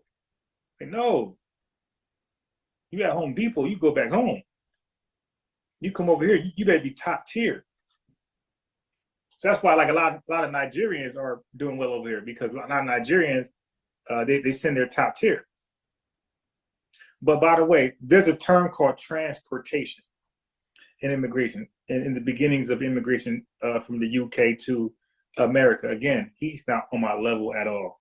Okay, so transportation, what that meant was UK was letting loose of their degenerates. And the term was called transportation. So they had two choices. They can stay in UK and face their charges, right? Or they can escape their charges and come over here to America and be indentured servants. And they could work for their freedom, work for whatever they need to get to, all right? But there were no slaves at all. They were nowhere near a slave. They could work for freedom. They can get themselves out of there. And it was for a period of time. Like, they would win their naturalization, like or they could pledge to get the American citizen. Like, there's a whole bunch of citizenship. There's a whole deal there. But it's called transportation. Okay. That's what's happening now with these countries, not just black countries, all these immigrant countries. They're transporting no longer their best. They're transporting what they don't want in their country. You know, the lazy people that claim they do hard work. It's like, no, you don't do hard work. Your government allowed you over here because you were not prosperous over there. Now, he says that sanctioning, I'm like, bruh, stop with this sanctioning shit. Okay, Cuba, a lot of countries face that type of stuff, but bro, that's what happens when you want your independence. Like, how you gonna try to get your independence and still want to go to Britain and want all these favors? Like, nah, hell no. Like, yo, you thought the grass was greener, so go do you. But you don't flee. So he didn't really address that. He didn't address that Jamaicans were got the independence in '62 and were already fleeing the country in '65. So sanctions make you flee? No, you stand there and you fight and you build up Jamaica the best way you can, and until you build some type of you do what Nigeria did. You come up with some type of commodity that other countries would like, because just because UK sanctions you in America doesn't mean, like, they got ops. North Korea gonna rock with you, Russia gonna rock with you, China gonna rock with you. You think other countries gonna rock with you outside of America? Just probably European nation ain't gonna rock with you. But that's a given. Like, you need to know that when you're trying to get independence. There's a setback. Like, what y'all thought? It's gonna be all good? See, but like that's the delusion for some of these guys. They think of fight for independence. Look at us. Like, we got emancipated, right? And what happened? We what was our reward? It was the KKK and Jim Crow. Like, dude, you got to expect this is coming right afterwards. They ain't gonna be happy you're independent. They're not gonna be happy you're emancipated. They come in full force. But what we didn't do was flee. Okay, we traveled throughout our states that our labor helped build. So that was a horrible comparison, dude. You left your country wholesale. You're not even there long enough to be fed up. You left in 3 years. 3 years of independence you left. That's not enough to realize yo, this ain't working. Yo, do it. Put 10 years in, put 20 years in, put 30 years in and say, you know what? This ain't working. But he didn't address, you're supposed to go back. So the leaving, I understand that. No problem. But just after you come over here and get educated and get a great skill set, you're supposed to go back. So I said, God, why you don't go back? I get why you left, but I don't get why you don't go back and help build your homeland up. He had no response. Just excuses. That's the fleeing ethnogenesis these guys developed. Okay? All right, bro, like, can I respond now to all this what you talking about, bro? All right, okay, so I'm gonna give you just as long as I just had. So let me just respond to Michael in the chat. Because Michael said that I don't work in housing. Okay, when you want to put your money on that, my boy? Now watch this. You don't know more about housing than I do. Okay, go ahead, KD. I'm gonna put the phone number on him. I want him to challenge me. I'm not in housing. All right, so go ahead, KD. I'm gonna go on mute, and you get to talk as long as I just did. Go ahead, brother.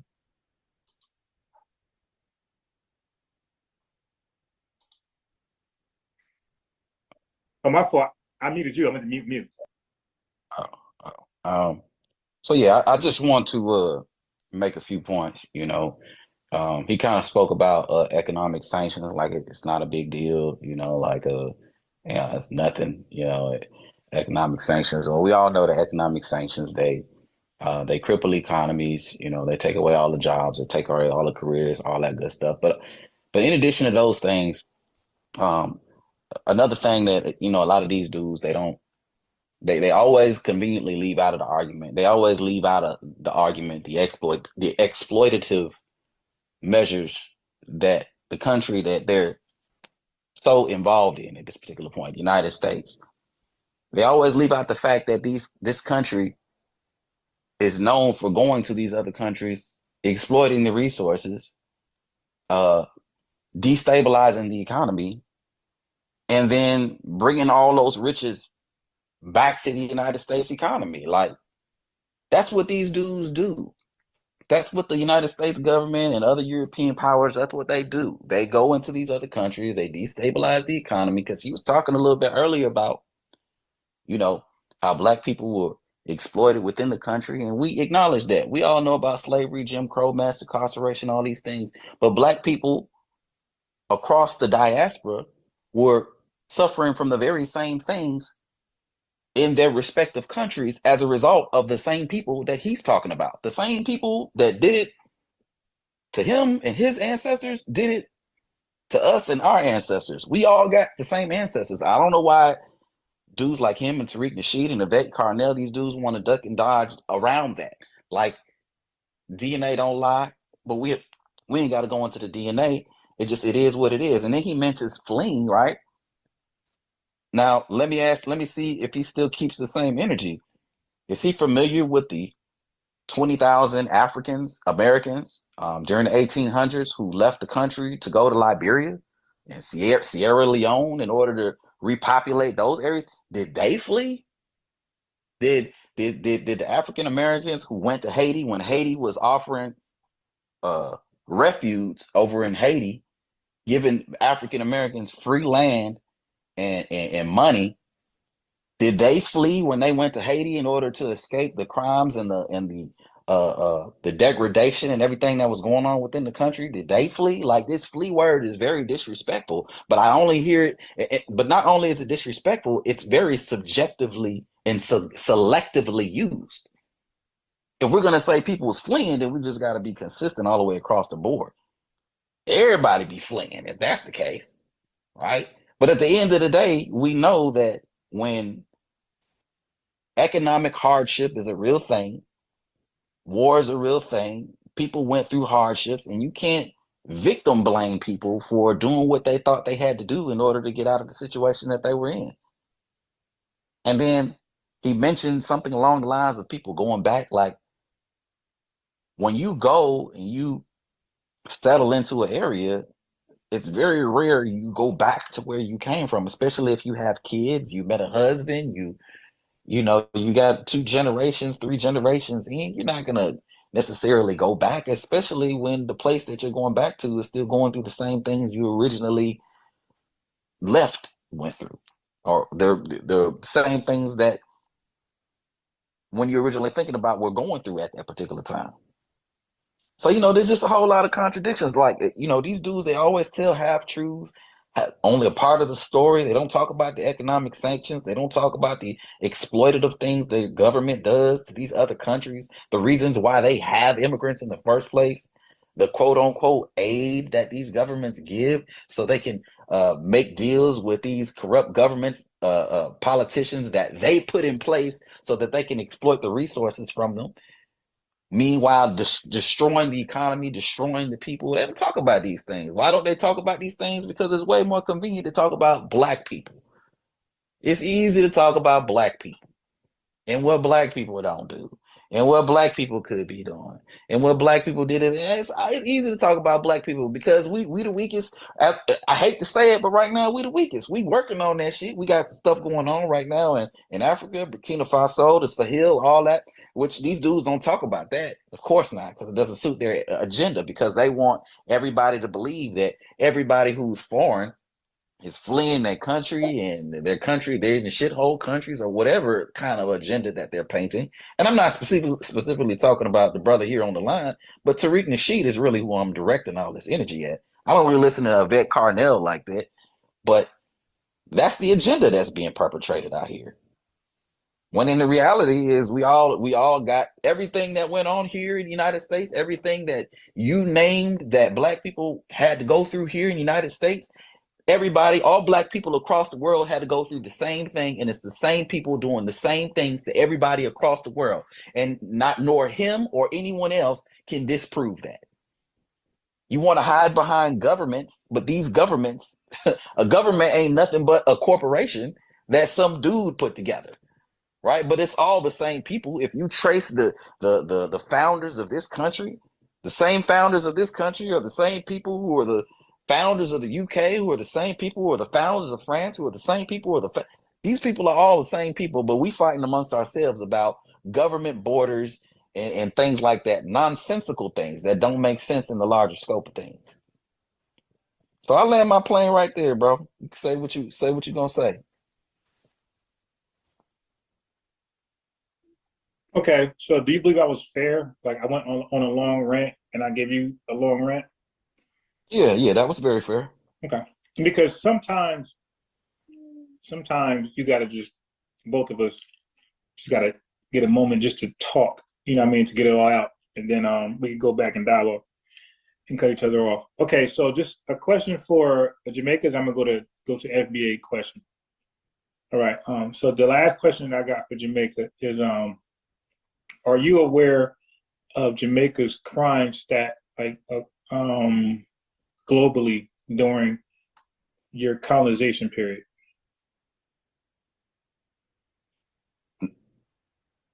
No. Okay, you were the safest country in the world. Are you aware of your crime stat after you got your independence? I'm guessing the most violent? Yes. So you were safer when a white man was controlling you, and you were more violent and deadly when you were governing yourselves. Okay, so now that has nothing to do with sanctioning. All the things you're talking about, that has nothing to do. The white man's gone. This is just you guys misbehaving. But I'll leave that alone.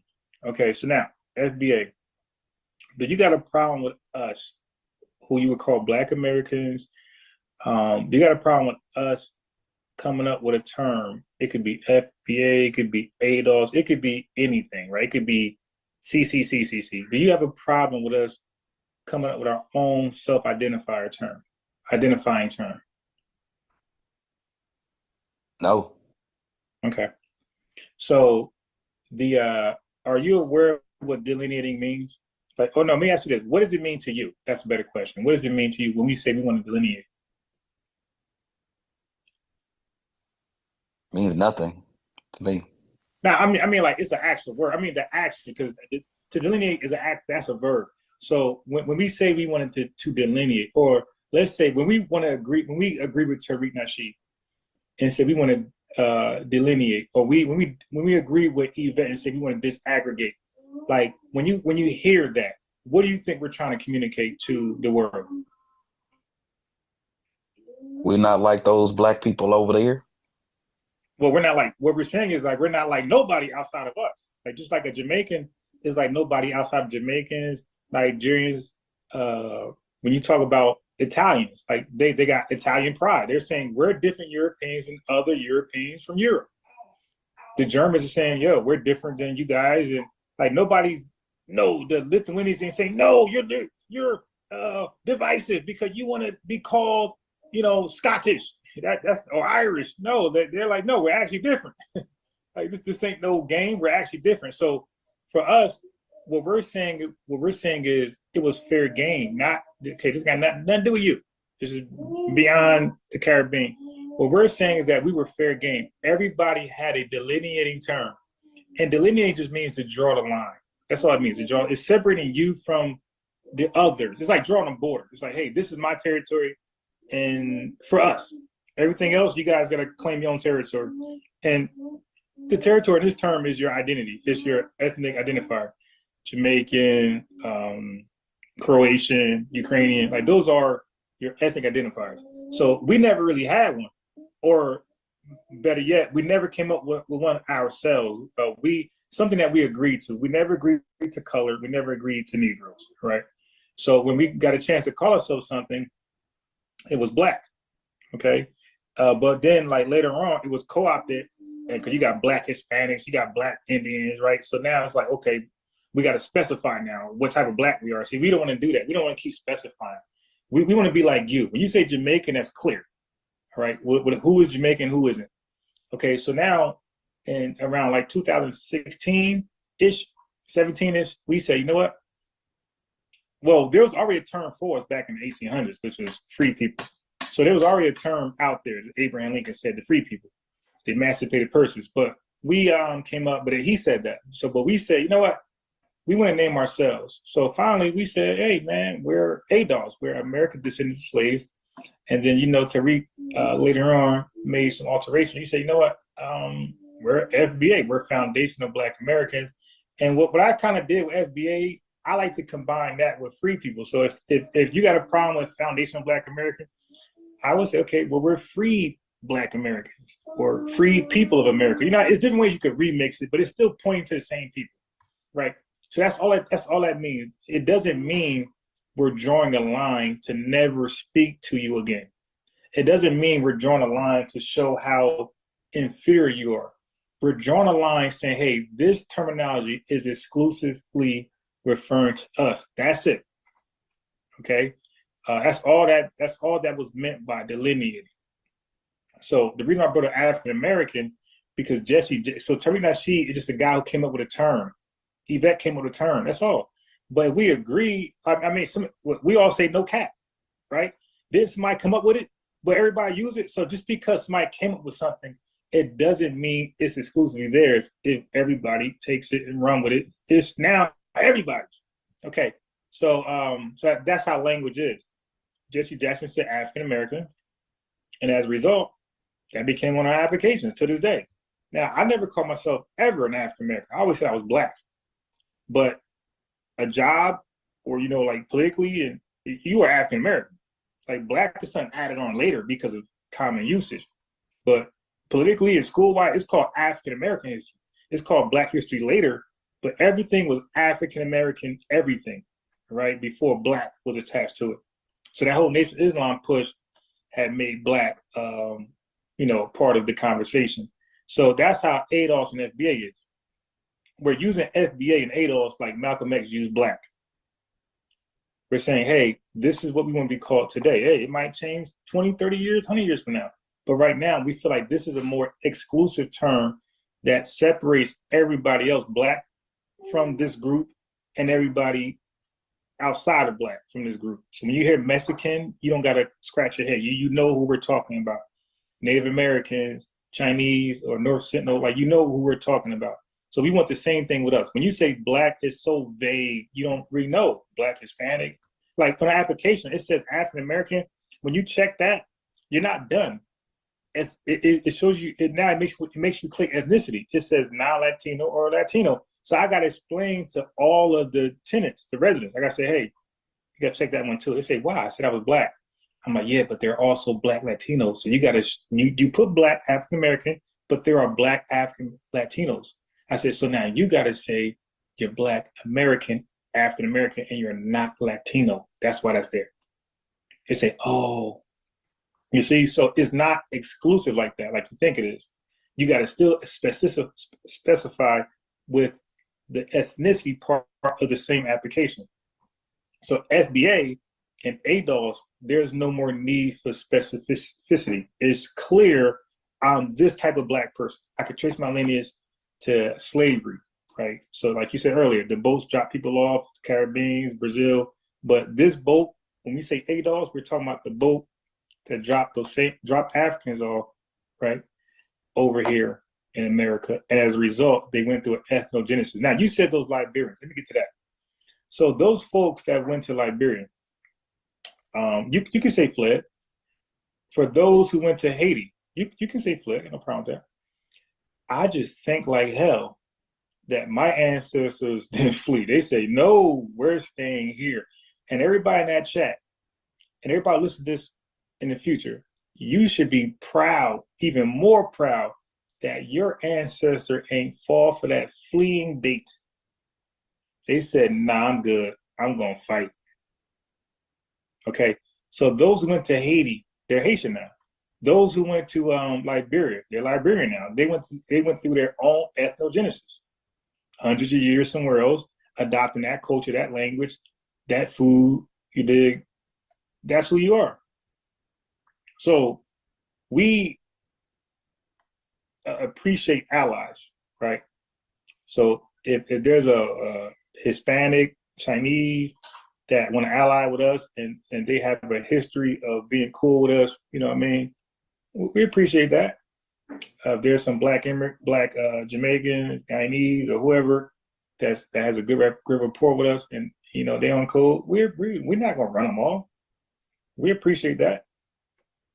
But we don't appreciate is the ones who admit that their mother taught them to hate us. I got so many testimonials of black immigrants, Nigerian, Jamaican, just name it. All of them, Sudanese, Rwanda, all Rwandan, all these people are admitting that their parents taught them when they come to America, stay away from Black Americans. And they got like funny names for us, I'm not gonna say, but they made that known, stay away from them. And then some blame movies, right? We watch movies about you guys, that's why we don't like y'all. I say, okay, whatever. But you can't come to us with that mentality. So if they said that, and it's true, that means that they delineated first. They were divisive first. They came over here with those vibes. Stay away from Black Americans. So when we try to, hey, what's going on? Hey, and we try to build with you and talk to you, get to know you, you're being standoffish. So being standoffish might get you called a name. Because after a while, we be like, yo, why you acting like that? And now we're going to become who we are. Okay, we got jokes. Okay, well, this is you now. You dig? And we're going to mock you. But the standoffish is what's going to provoke that. And that's what a lot of Black immigrants openly admit to. I can just play a plethora of videos, which I always do in my openings, of how many different Black immigrants say their parents taught them to hate us. Our parents never, there's no foundation Americans you're going to find, foundation Black Americans you're going to find say their parents taught us to hate Black immigrants or anybody. The best you're going to get is probably the Nation of Islam hating white folks. That's the best you're going to get.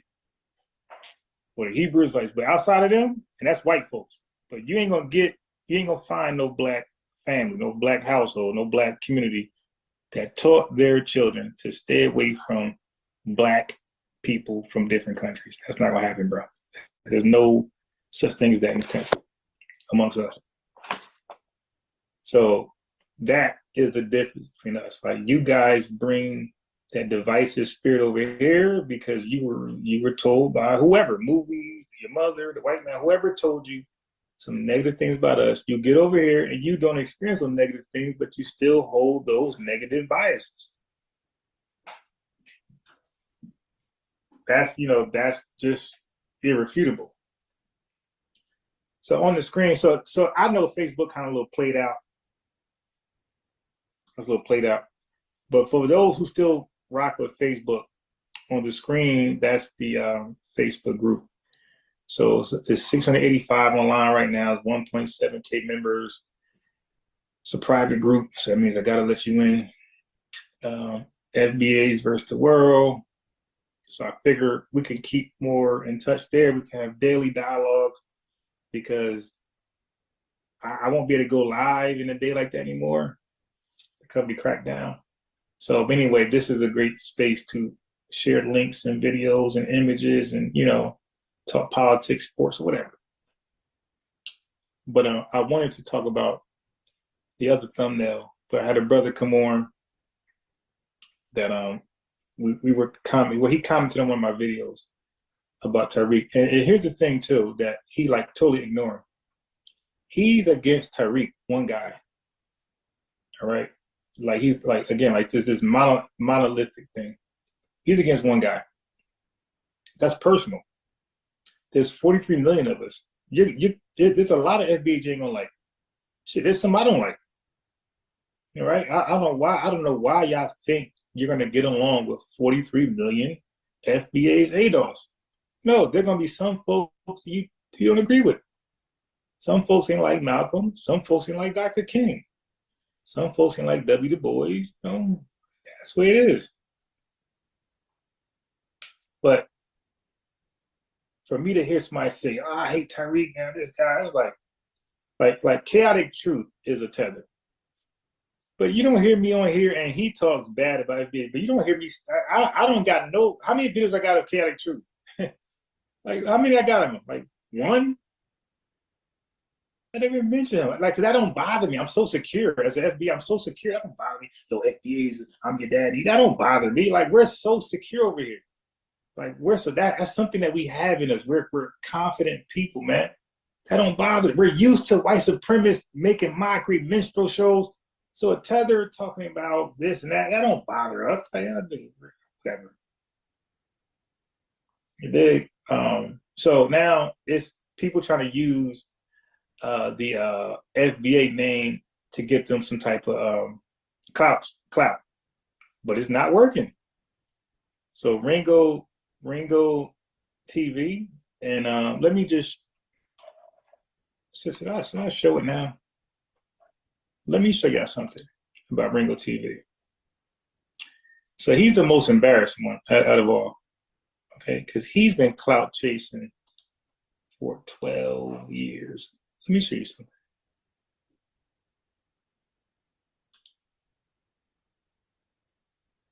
Okay, so it's not this one. Okay. All right, and look at Chaotic Truth, by the way. These are Tether trolls. Okay, look, where's videos at? He made his videos for members only. These guys, now look, all of them, him and Ringo, they claim Tariq is all about money. The videos that they made about Tariq Nasheed, him and Ringo, they made them, they charged $3 to watch the video. Okay, those are the only videos they got on their channel that's for money that I came across. They all free. So they claim, so that's what I'm trying to expose with old boy, that KD. Dude, you're talking about Tariq, but you have a double standard, and you're hypocritical. Because when I talk about Marcus Garvey and show that he's actually a scammer, you wanted to talk about Biden pardoning him. Yo, people get pardoned. That doesn't mean you're innocent. When you Biden also pardoned his son. Was his son innocent? Yes, y'all getting this pardon thing mixed up. Pardon is literally a get out of jail free card. When somebody get pardoned, it doesn't matter if they're guilty or innocent. It's a get out of jail free card. So Biden pardoned Marcus Garvey. that doesn't mean he's innocent. He was clearly guilty. He admitted himself he was guilty, but he tried to say he had pure intentions. But he does not deny him scamming, selling stocks to ships he did not own. That's his history. There's no way to get around that. But he tried to get out of that. He didn't want to acknowledge it. He didn't want to own it. He just, again, so for them, like they got this weird man fetish for Tariq Nasheed. And it's just like crazy because it's like we don't like Math Hoffa for what he did with Fat Joe. But we're not obsessed with Math Hoffa. Who else?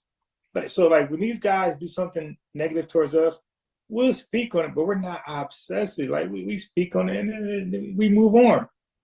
Like every video these guys got is Tariq thumbnail, Tariq name in there, and they're not like promoting him. They're like demoting him, defaming him.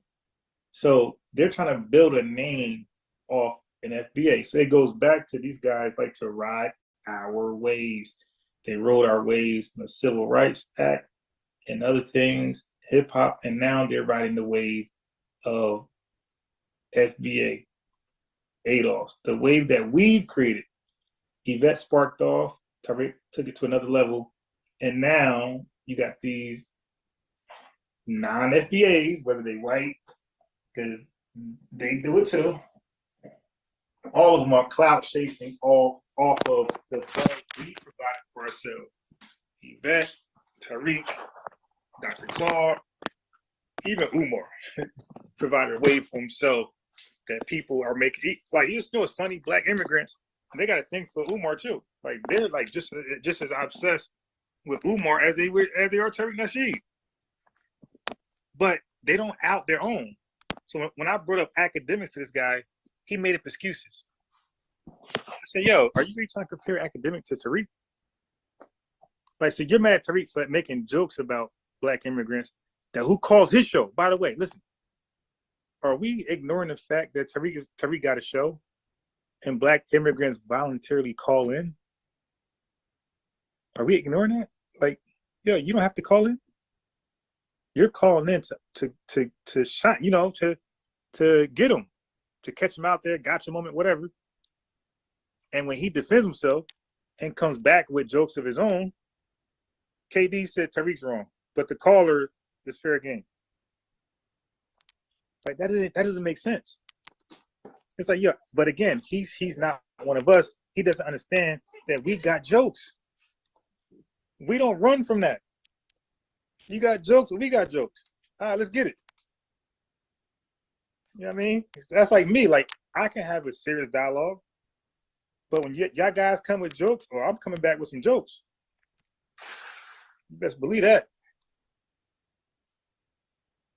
So, but again, like when you don't understand us, you're gonna keep running into this problem, and you'll never understand us if you're in Florida or New York. You'll understand us when you come to the South, this rural South. Okay, come to the rural South, and you'll understand us a little more. But in Miami, the point I was making was, in Miami, he's amongst themselves. Like, there's a lot of Black immigrants in Miami. Like, they have their own enclaves, they have their own cities, their own buildings. You dig? Where they're amongst themselves. They don't even have to be around us. There's enough Jamaicans in Miami, enough Haitians in Miami where they just could be around themselves, and that's just it. And that's what end up happening anyway. You know, they'll mingle with us here and there, but they're pretty much amongst themselves. So they still don't know us.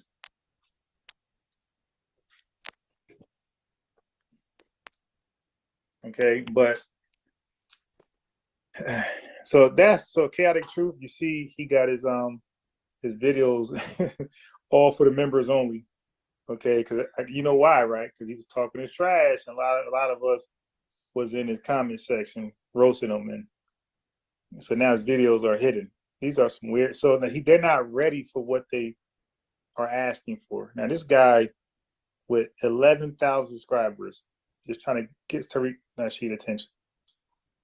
And again, I got 1,700 live viewers. I'm sorry, I got 1,700 subscribers. He got 11,000. And we pretty much almost do the same numbers. So he got damn near 10 times more subscribers than me, 8 more, 7 more, and we still almost do the same numbers. So in some videos, I do better than him. But he's trying to get Tariq attention where he's doing my numbers with way more subscribers. That's not so, do the math. That's why I said, like, these guys are clout chasers. So for me to get this guy on my channel and Ringo, they're clout chasers. They're going to come when they see the numbers, the live viewers, or the total viewers when the live ends. So you guys need to be on code. So when I go live, I'm not saying every live pull up, but try to support. Give me the numbers so I can get you guys on. So you see, I had KD on here. We had a good conversation. I was really teaching them, but good conversation. But I want these chaotic truths. I guarantee you, KD would do better than chaotic truth. Like, he's not as bright as you think he is. The dude is a goofball. Listen. Can I answer you real quick? Absolutely. Wow. You know I'm married to a black woman. However, I will admit Yes, this. Courtney. I like Hey, bro. Hey. And believe it or not, Where you sleep? Nah, I wasn't asleep. I was listening to you. I was just letting you do your thing. You know what I mean? So, hold on. you know. Let me get this in real quick. Hold on. I only dated 2 white women in my life. And Courtney, I have to say this. It was like being, and I'm not trying to listen, it was like being in heaven every day. What? That's all I have to say. It was like being married. It was like. All right, so now, that's chaotic truth. Like, he's from one of these African countries. And he said he only dated 2 white women in his life, and it was like being in heaven every day. This is what we won't do. But let's. I know, but it was.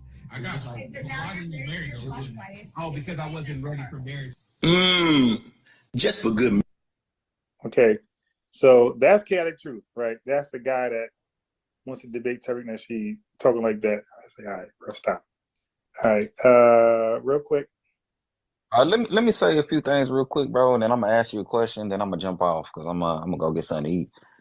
But let me just address a few things that you said, man. You were talking about how black FBAs wanted their own identity, and I don't even like saying the word FBA, but I'll say Black Americans want their own identity. And then you made a comparison to Jamaicans and things like that. And I always hear people make this argument. Why don't you want to call us what we want to be called? Well, you're speaking for 40 million people, and it's just you. You want to be called FBA, and that's fine. Yeah, but you're talking to me, and you're talking. Well, you're talking to me, and you're talking to FBAs. Well, I'll call you by your name. I mean, if you want to be called FBA, cool. Yeah, that's fine. You're talking. Well, you're on the FBA channel. But you're not the spokesperson for 40 million. I am a spokesperson. I am a spokesperson. No, you don't speak for 40 million people. What are you talking about, bro? What are you talking about? Hold on. I don't speak for all Jamaicans. You don't speak for all black people in America. This is what you Come on, man. Gotcha. No. But listen. Wait, hold on. You're not as witty as you think. I just said, bro. I'm being very straightforward. But go ahead. I said, why don't you call us what we want to be said? You said all FBAs. You said all Black Americans. I said, cool. I said, but you're talking to me. I would like to be called FBA. So I'm speaking for me now. In the chat would like, because you're talking to us. You even said earlier, I'm talking to the chat. Okay, well, bro, we would like to be called FBAs. That was earlier. I'm no longer. I'm just making a general statement. Yeah, but you're still speaking to us. But you don't have to. But I'm just pointing out to the chat. This is the more reason why we can't rock with them. They can't respect our rights. But here's the thing. Here's the thing that you and Tariq do. You act like you speak for 40 million people when you don't. You speak. Wait. You speak. I'm not. No, but you're mixing the two, though. No, you're mixing the two. Of course, but I'm saying tonight. Okay, watch this. It's no confusion. I'm saying tonight, you're speaking to me. I'm speaking for myself. And I'm speaking for the chat. I'm not speaking for all of Black Americans tonight, for this phone call only. I'm speaking for me, myself, and the chat. That's it, because we're the only people listening right now. So I'm saying we would like to be called. You don't have to. You got the right to say whatever you want to say. But I'm saying we would like to be called FBAs. But I'm making a bigger point. I'm saying that these guys that get mad at us want to be away from them and want them back in Jamaica, where they from, out of here. They can't respect our wish. The Hebrew Israelites, right? I don't agree with all that, but if I'm talking to one, I'm going to call them an Israelite, because that's what he want to be called. If I'm talking to a Moor, to harken back, I don't believe in that. But if he says, hey, I'm gonna call him a Moor, because that, I don't even believe in that stuff. I don't accept the LGBT, but if they want to be called that, I'm gonna call them that, because that's what they want to be called. But that's just how we do. But go ahead, bro. You got it. No, you're confusing a ideological group or a religious group with an ethnicity. Those are two different things. Okay. There's already a name for the ethnicity. It's called African American. Okay. That's the actual name. FBA is something else. You know, it's really Tariq Nasheed's online store / fan club. All right, that's really what it is. But let me get to the point I wanted to make. And the point I wanted to really make is that I hear this comparison between, you know, how Black people in America want to self-identify themselves. And first of all, I don't have no issue, but the comparison is always weird, because they always, you said this earlier. You said something about how Jamaicans are called Jamaicans and Haitians are called Haitians and are called Black Haitians, or whatever the case. But Jamaica is a country. There are white Jamaicans, there are Black Jamaicans, there are Chinese Jamaicans, and guess what? When they go anywhere else, they call themselves Jamaicans or Haitians or wherever country that they were born in. By the logic that you're using, everybody should want to call themselves Americans because you're born in America, or the United States, people born in the United States called Americans. So there's really no need for another name outside of Americans if that's the logic that you're using to make these arguments. So that's the first thing that I want to say. The second thing I want to say is, you mentioned something about how people who are immigrants, they bring a divisive spirit. I mean, this is stuff that comes directly out of Tariq Nasheed's mouth, directly out of his mouth. You know, you say you don't regurgitate his talking points, but I'm hearing a lot of his talking points coming out of your mouth. Bro, first of all, tribalism is already, that's already in our history, tribalism. We've been doing that. You do that here in the United States. We do it in Jamaica. We do it in Africa. Yeah, you do. Crips and the Bloods. Ever heard of them? Yeah.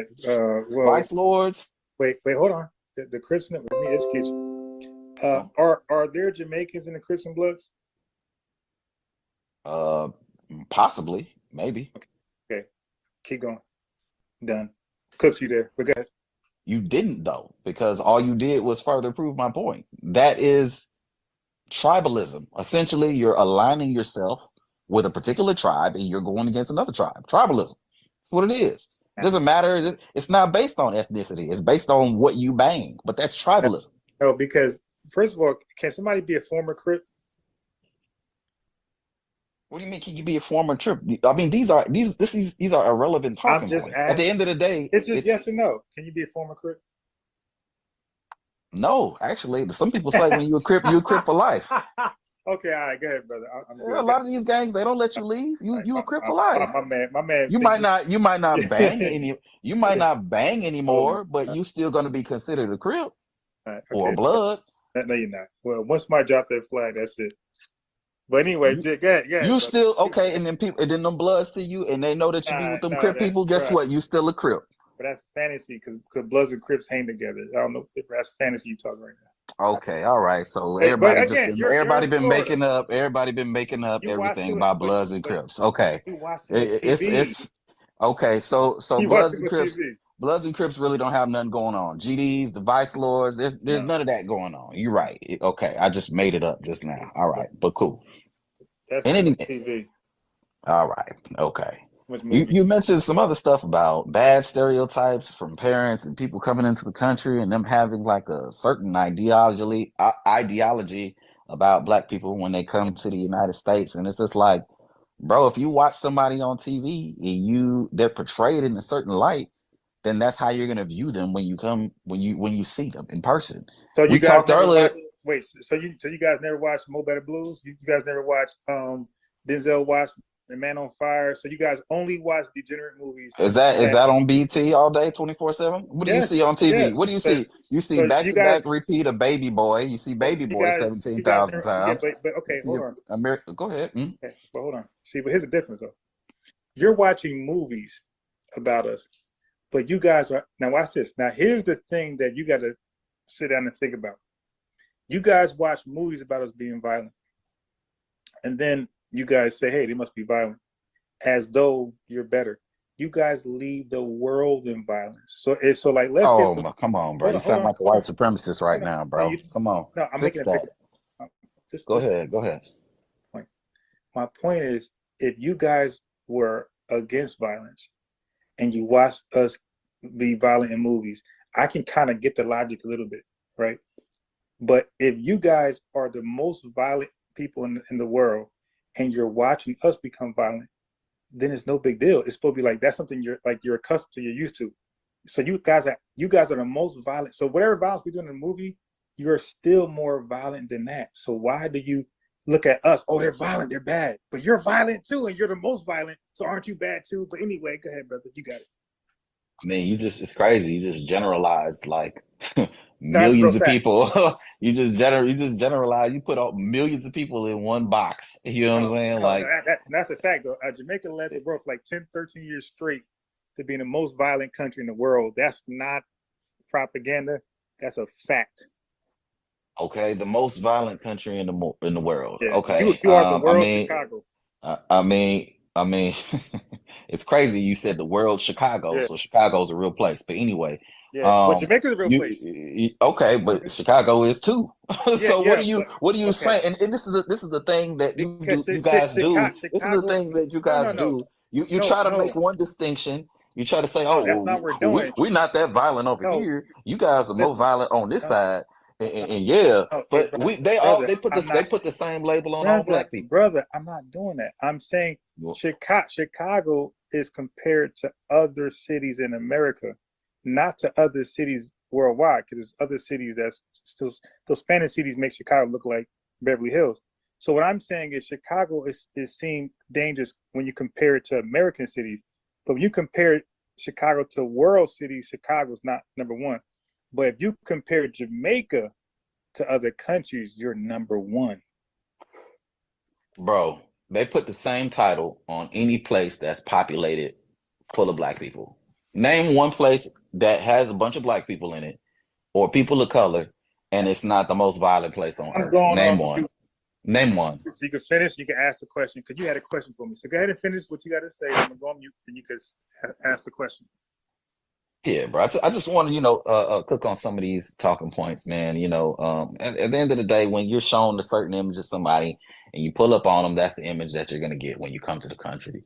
It's just regular human behavior. You watch videos about the boogeyman. You know what I'm saying? If you see something that look like it could be the boogeyman, you're going to be scared. You watch videos about E.T. and not E.T., but the alien versus predator or alien.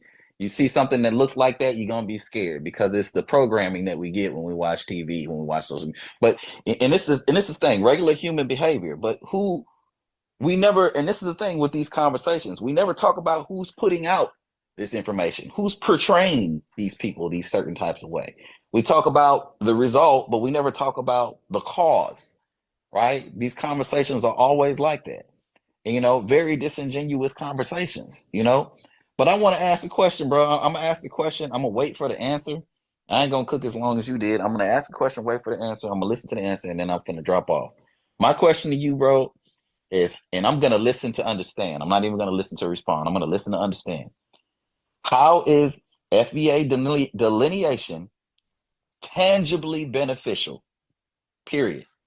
And I'm going to leave you with that question. Answer that as best as you can. Good question.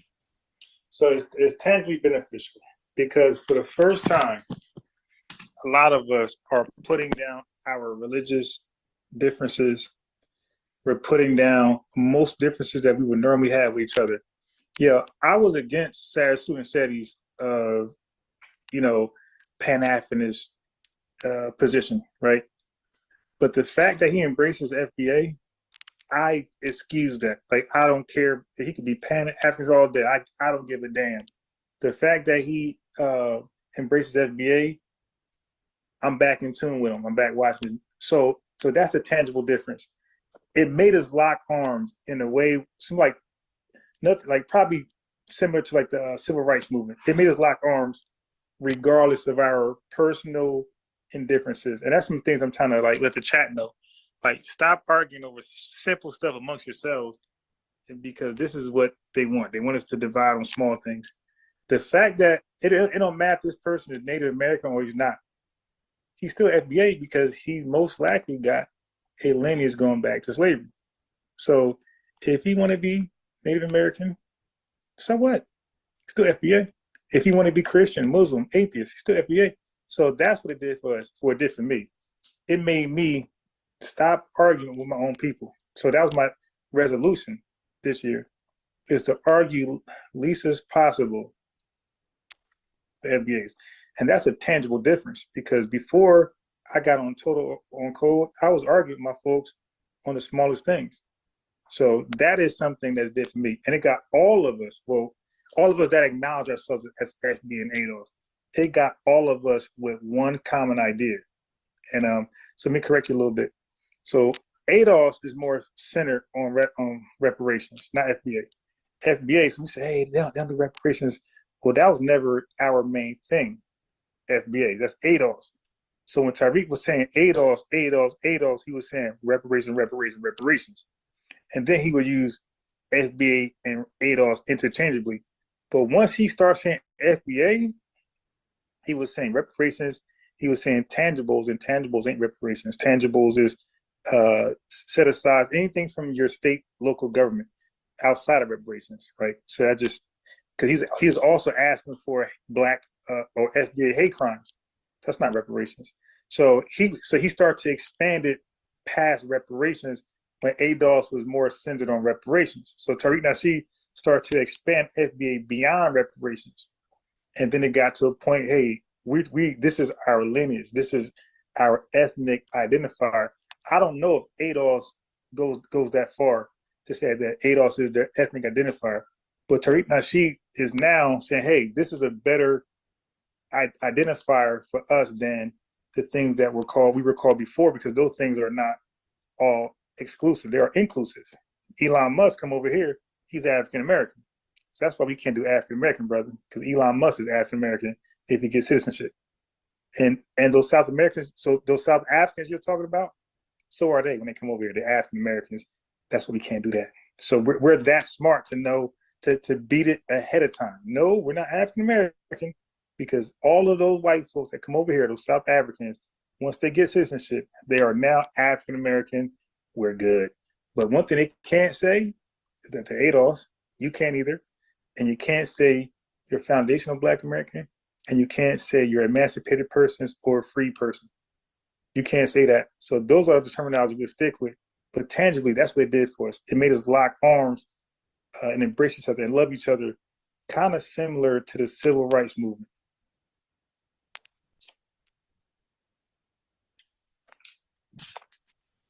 I would just argue that none of what you were mentioning was tangible. You know, they were more symbolic.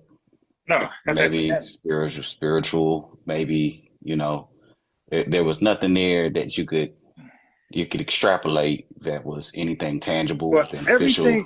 everything. Well, hold on, hey, bro. Everything starts with an idea.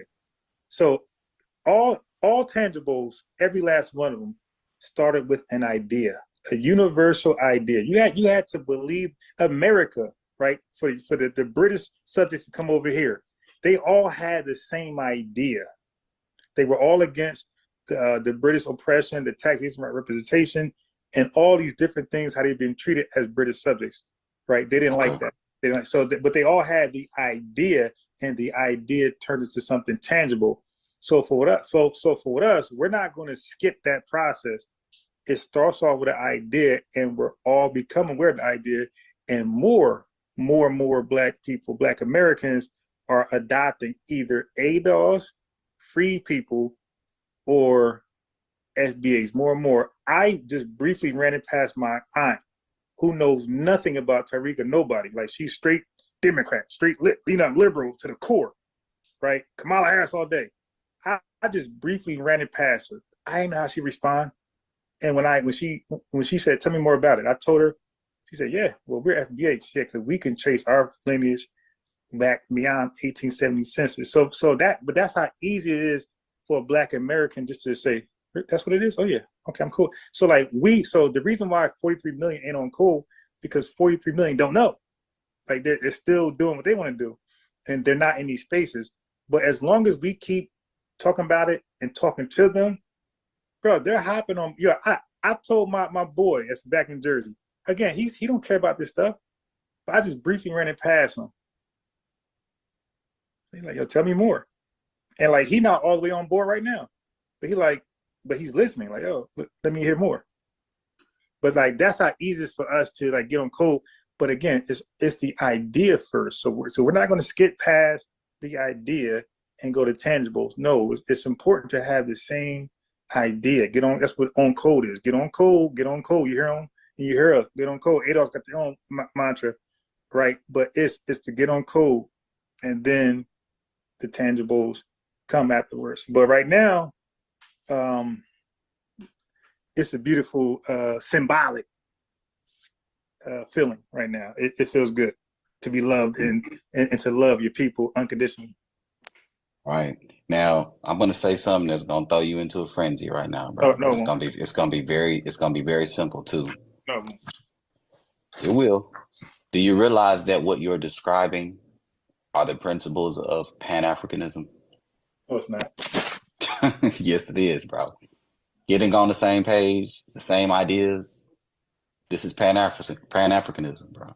That's what that is. Collaborating with black people, other black people, uniting, locking arms. This is Pan-Africanism, bro. Can I respond? That's what it is. Sure. Okay, but that's not how Marcus Garvey defined his. Again, you guys don't know more Marcus Garvey than me. Marcus Garvey did not define his Pan-Africanism that way. Marcus Garvey defined his Pan-Africanism as to overthrow white colonial power in Africa and have a government ran by him where he'll be the president. That was his blatant definition of Pan-Africanism. Now you guys remixed it later, but your leader, your king, he said Pan-Africanism was to go into Africa and dethrone the white man. So you could try again. You know that Marcus Garvey didn't create Pan-Africanism, right? It was around before he got there. Oh, but I'm gonna use that word. He was a spokesman for it. Okay, he was one of the spokesmen for it, but he wasn't the only spokesman for it. And he's not the founder. He's not the creator of Pan-Africanism. So who was the spokesman of Pan-Africanism? Who was one of the spokesmen of Pan-Africanism? That was largest because so Garvey had, they say, up to like hundreds of thousands to 1 million followers. Okay, so what influence? Because again, you said tangible. These are your words. You said, so what tangibles came out of this? So I want to know so name your guy and tell me what tangibles follow that person. I mean, we could name a lot of. First of all, we could argue that the civil rights. I'm saying I could argue that the civil rights movement was a Pan-African movement. No, it wasn't. So now let me educate you again. The civil rights movement. The civil rights movement spun from it was A. Philip Randolph. He's literally called the father of the civil rights movement. This came from his labor union thing, and also the trains. They had a big movement on the trains. There was a lot of job opportunities on the train, and they were getting paid under white folks, but then they started to be discriminated against.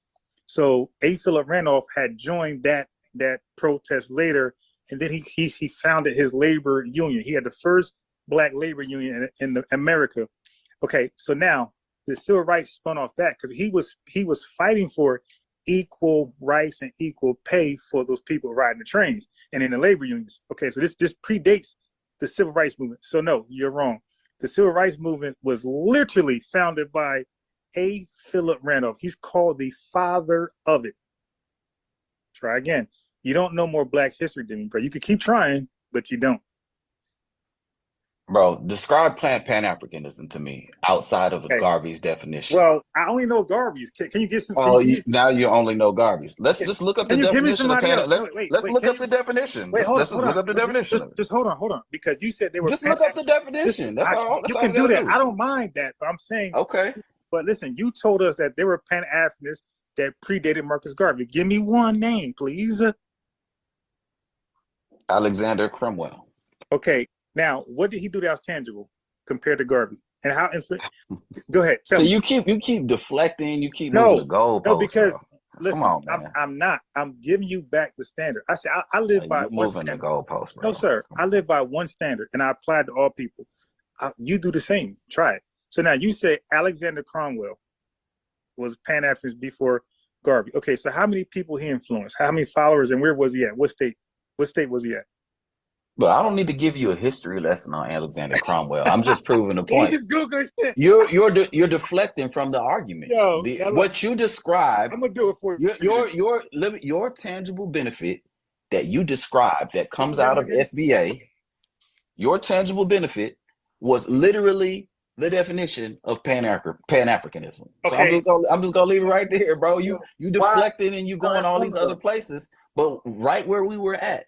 Your definition of what you say FBA contributed to your life is literally the definition of Pan-Africanism, bro. The definition, when you look it up, it says a movement that seeks to unite people of African descent and end colonialism and white supremacy. Okay. What? Okay, so how close you don't want to end colonialism and white supremacy? No, I don't. Okay. All right. Well, I guess that's probably why we have this. Just cut the check. So you're okay with white supremacy and colonialism? White supremacy gonna do what it do. I got you. Just cut the check. I ain't see that's that Rastafarianism bullshit where you got to come over here and Babylon. So how you think you're gonna get them to cut the check, bro? The same way they. Okay, now watch this. Again, come on, bro. You asked the question, so look for the answer. I'm listening. You're not as witty as me, bro. Okay. I'm gonna show you. White supremacy was well and alive when the civil rights movement was passed. White supremacy was well alive while Abraham Lincoln emancipated and also created the Freedmen Bank and also gave 400,000 acres of Confederate land to free people. So we always got wins amongst white supremacy. That's not new. And that's off the top. So you comparing those things to reparations? Yeah, those are, bro, 400,000 acres of land, that's reparations. Wait. Maybe I missed something you said. Say what you just said again. 400,000 Confederate acres of land was reparation. So are you talking about the 40 acres and a mule? Is that what you're talking about? Hey, brother, do you know what now listen, you said something earlier, right? You said something was symbolic. Do you know that the 40 acres and mule was symbolic to something else? Do you know that? That was symbolic language. Do you understand that? It was symbolic language for a promise that was actually supposed to be served as some sort of reparation. No, it wasn't a promise. It was okay. All right. Explain the promise. Who promised it? I don't remember who promised it, but I understand that the promise was. Brother, it was not a promise. It was actually a deal. It was a. Hold on. So what's the deal? A promise. Hold on. But in any case, a deal. No. Were you thinking like pinky promise or something? No. A promise is not a deal. We're talking about an actual contract. We're talking about a contract. There was an actual. A contract is a promise, bro. What are you talking about? It's not why you trying to be all you trying to be all semantical? Hey, bro. Why? I promise I'll call you tomorrow. That's not a contract. It's not a deal. It's a promise. Right. If you say I'll call you tomorrow, it's a promise. Yeah, that's not a contract or a deal. We're talking about an actual deal. A contract is different. But anyway, let me move on. Okay, so now the 40 acres and a mill was not a promise, but what was it in symbolic? What was it symbolic of? Like, what was actually going to happen? People were supposed to get their 40 acres. That's what they were as a part of the reparations part. They're supposed to get their 40 acres. Let me help you out. And farmland. Let me help you out. The term 40 acres and a mill wasn't even part of the deal, bro. Okay. Okay. Say more. that you don't know more history than me. The deal I just told you, and you didn't even listen. The deal was 400,000 acres of Confederate land. So now amongst ourselves, we were going to divide it, and it was going to come to 40 acres of land Semantics. to each Semantics, person. No, bro. This is actual history, and this is the chat. It's semantics, though, bro. We talking about the same things, bro. All you're doing. But I'm going back. I'm going back to comparing. You said compare that to reparations. So that was the first payment to start payment of repairing black people for slave labor. So Abraham Lincoln. Wait, hold on, bro. There's no comeback. This is just history. You're saying, what was that? This is just rebuttal. There's no rebuttal. This is history. We worked out a deal. But I'm not rebuttaling that, though. Okay. The thing about it is was that ever given, though? Right, was it given? Yes, it wasn't given. Given, you dumbass. It was taken back. It was actually given. Okay, look. This one. What was it given? Go ahead, break it down.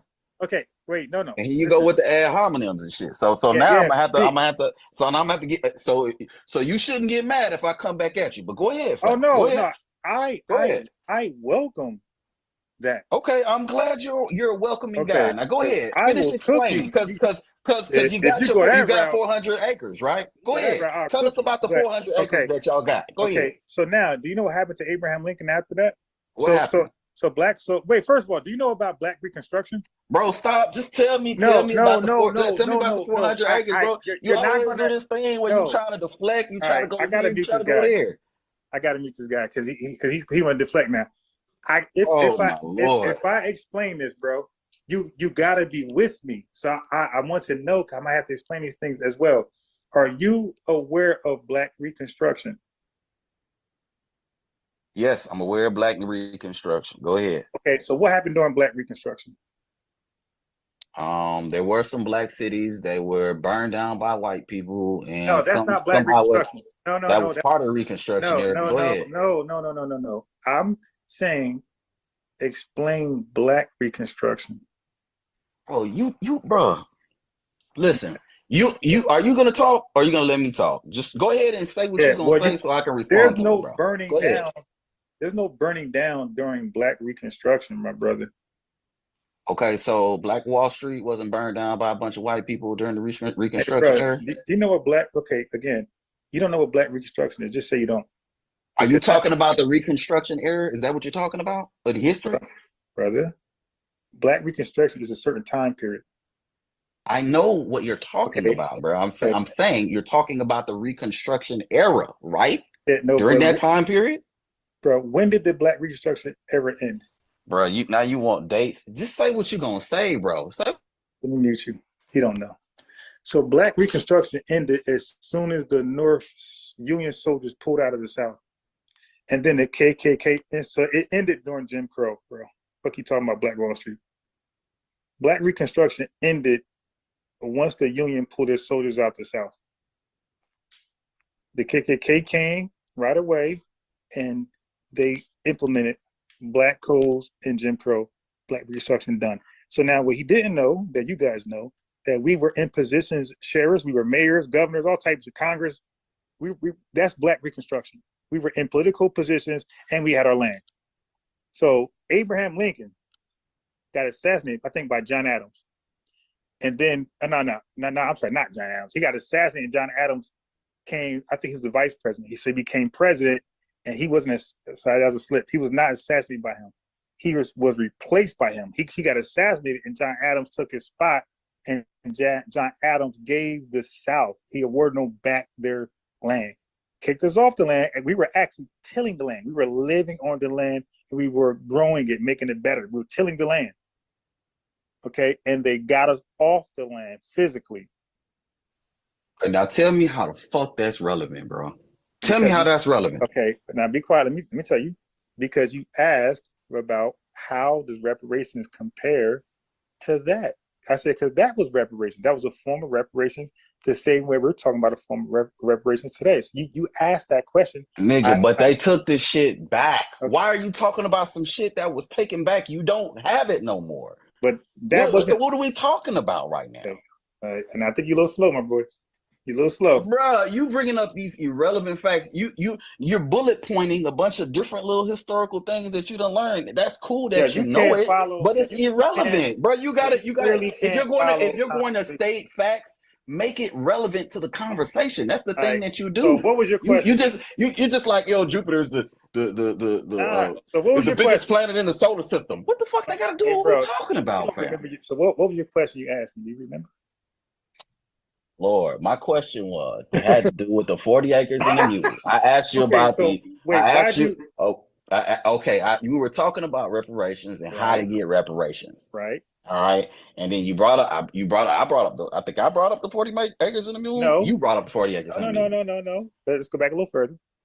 You said, how we gonna get it during white supremacy? And then I said, brother, we always caught wins and white supremacy. And I brought up the 40 acres mule, and you said, what they got to do with reparations? I said, bro, that was reparations. So I had to explain how it was reparations, because it was reparations. Bro, but it's mute as fuck. If they took it back, it's mute. No, it's mute. What are we talking about?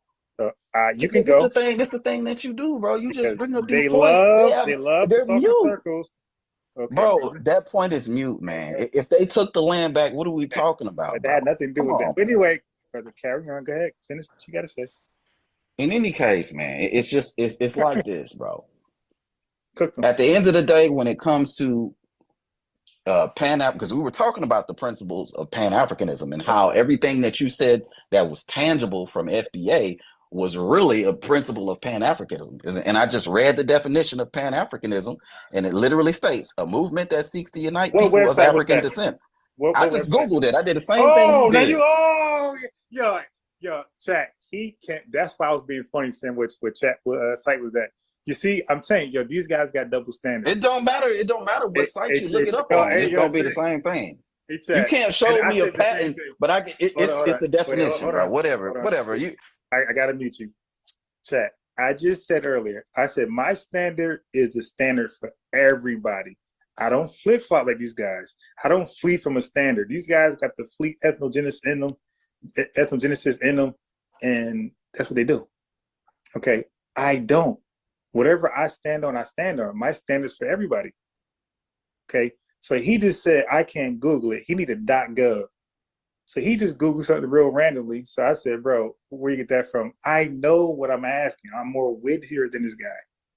So he fell right for it. I just Googled it. Oh, so Google is, .gov is for me, but Google is for you. Got it. Bro, you smart than a dumb nigga, bro. Like, I don't even understand what the fuck. Like, bro, at the end of the day, bro, you can go in any definition. You can look up Pan-Africanism. Pan-Africanism is going to tell you the same definition. And it's just going to be as read. What was so the guy Alex? What you said his name was? Alex who? Alexander Cromwell, bro. But listen, you're going away from the point. I just want to know. I want to know what was his definition. See, you deflecting again, bro. You out here like you got your lightsaber. You just deflecting right now, bro. You swatting flies. Stop swatting, bro. Stop swatting. Yeah, you know what we're talking about Pan-Africanism right now. The definition of it. Are you telling me that my definition is wrong? Say that. Don't bring up a whole bunch of other shit. Is my definition of Pan-Africanism wrong? Is that what you're saying? What's the source? I just Googled it, bro. You Googled a patent. I'm Googling a definition. Yeah, my man said he just Googled it. All right, fine. Go ahead. All right, so your definition of Pan-Africanism is black folks of African descent, right? Doing what? Seeking to unite people of Africa. It's a movement that seeks to unite people of African descent in colonialism and white supremacy. All right, so let me ask you this now. Nigerians, are they practicing Pan-Africanism? Oh, here we go with this shit. I'm just asking a question because you said it's to unite Africans, all right? So I'm asking about Africans. Do Nigerians practice Pan-Africanism? Yes, there are Nigerians that practice Pan-Africanism. Yes, there are some. Yes, there are Nigerians. There are Nigerians in Nigeria that practice Pan-Africanism. So, bro, why are they purposely allowing Shell BP to taint their land with cancer-causing oil? And you're talking about the government.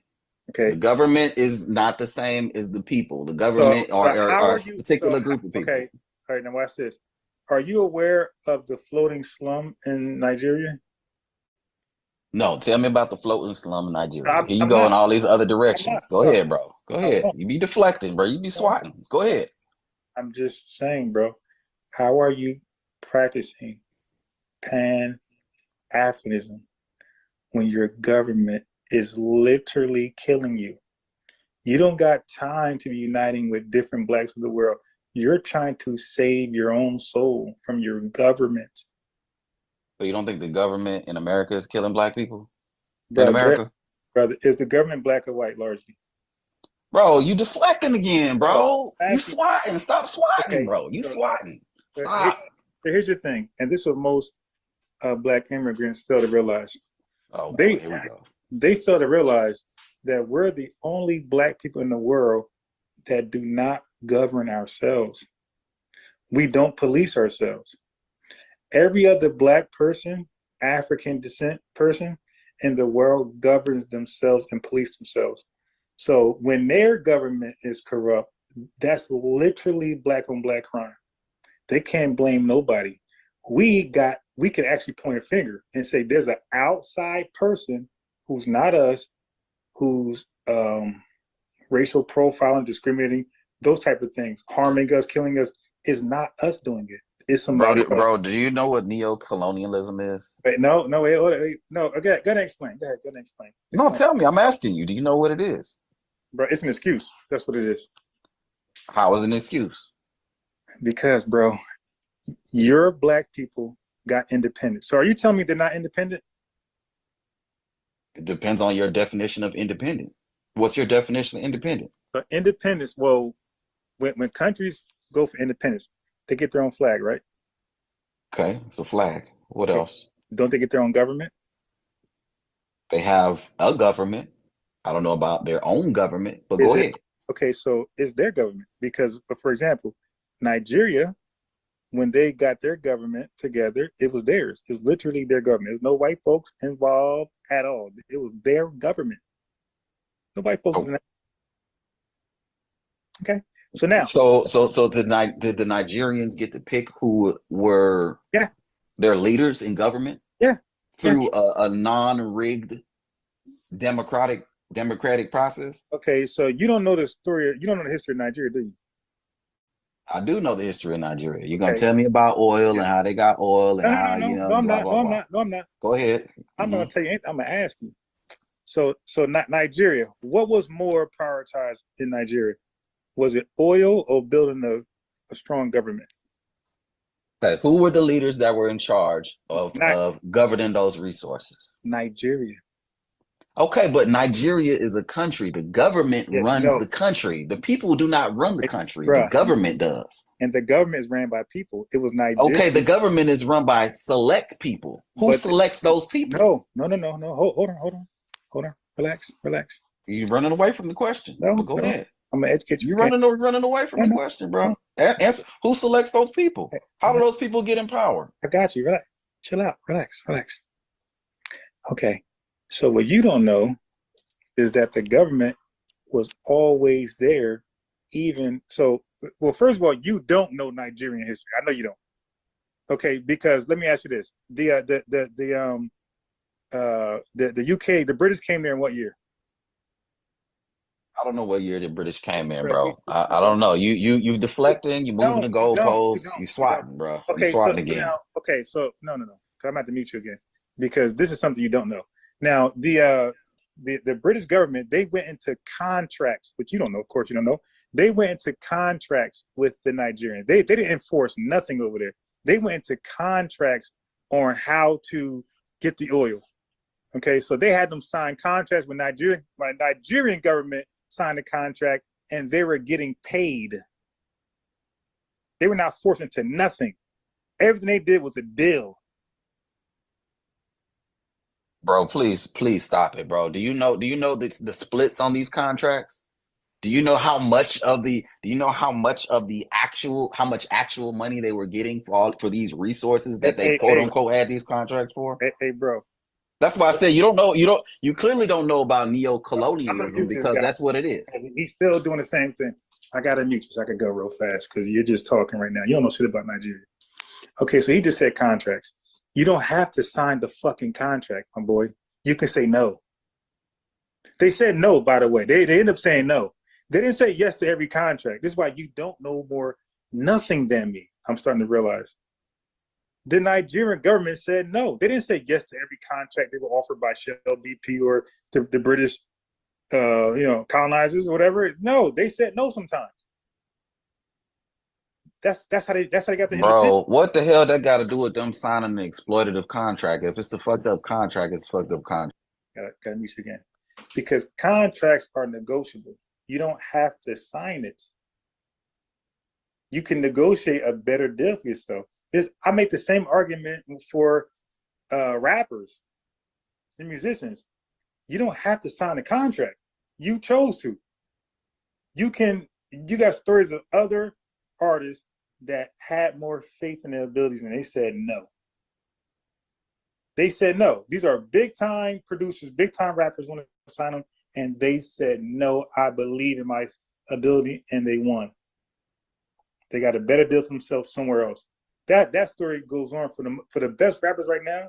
A lot of their stories are just that. Look at Jay-Z and Dame Dash. Okay, they ended up doing something better. They went into joint venture with Def Jams. They did better than what other artists would do. They went to. There's no way in hell you comparing a record. Okay, no, it's about contracts, my boy. It's about contracts. I'm comparing contracts. I had to meet you again. I'm comparing contracts.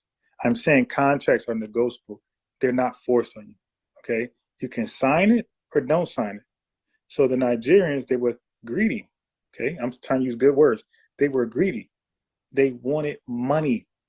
They were selfish. They didn't care about the Nigerian people. They were not Pan-Africanists, the way you defined it. They were Nigerian, Africanists. And they wanted money. So they signed a deal where they got the money and they never invested in stronger government. They were the government. Ain't no British person select their people there. Now, that might have happened later, sometime in the future, but their initial government, that was all them. And they were, man, that's cap, bro. And they were corrupt on, well, it's not cat because we actually read you want to .gov? We actually did a study on this, bro. You're late. Go look at my videos on Nigeria. Okay, so I think it's Alabama University, I think it was. So you're late. Like we already did this. We did one on Rwanda. So you're late. No, it's not cap. I got videos actually called Nigeria. Just go look at it. I think they're 3.5 hours long. Go look at it. It's there. So I was reading from universities. And matter of fact, we read different sources, by the way, because he pulled up some sources from newspapers over there in different countries. So we didn't rely on just sources in America. So we actually did 3 lives on this, 3-4 lives. Me and Focus, we debated this. We did about 3-4 lives on Nigeria. We did about 2 lives on Rwanda and the genocide over there. So it's not cat. This is what it is, man. And you don't have nothing that contradicts it that's credible. Cause we did .gov, we did .edu. All right, you're gonna do .jokes.com. That's what you're gonna do. Okay, so I'm comparing contracts. So the bottom line is that when somebody offers you a contract, you do not have to sign it. And I was making a comparison, something that we can relate on over here, FBAs, because we think when somebody hands us a contract, we got to sign it. Even when I was young, when I was going to job interviews, I never negotiated for like a better pay or some things that fit me. I just took the job or for what it was, what they offered me. And once I got older, where I started to say, I want more money, or you know what, I want to come in during this time. I want this much time off on lunch, where I would negotiate because I knew my value, right? And I wasn't thirsty for the job. That's what I'm trying to say. Like the contracts are negotiable, but we in greed and desperate measures can make us not negotiate and just sign the contract blindly and just hope for the best. And usually that don't work out for you because the initial contract is going to be better for the person offering the contract. You could look it over and say, hey, man, I want more money because you need I need your equipment. I need your machinery but you need my resources. So we need to do right now. It's a 95-5 split. I need a 60-40. I need a 65-35. I need a 70-30. They could have did something like that. They did not do that. They signed the first contract put in their face. And guess what, bro? When you sign a contract, you got to live up to it.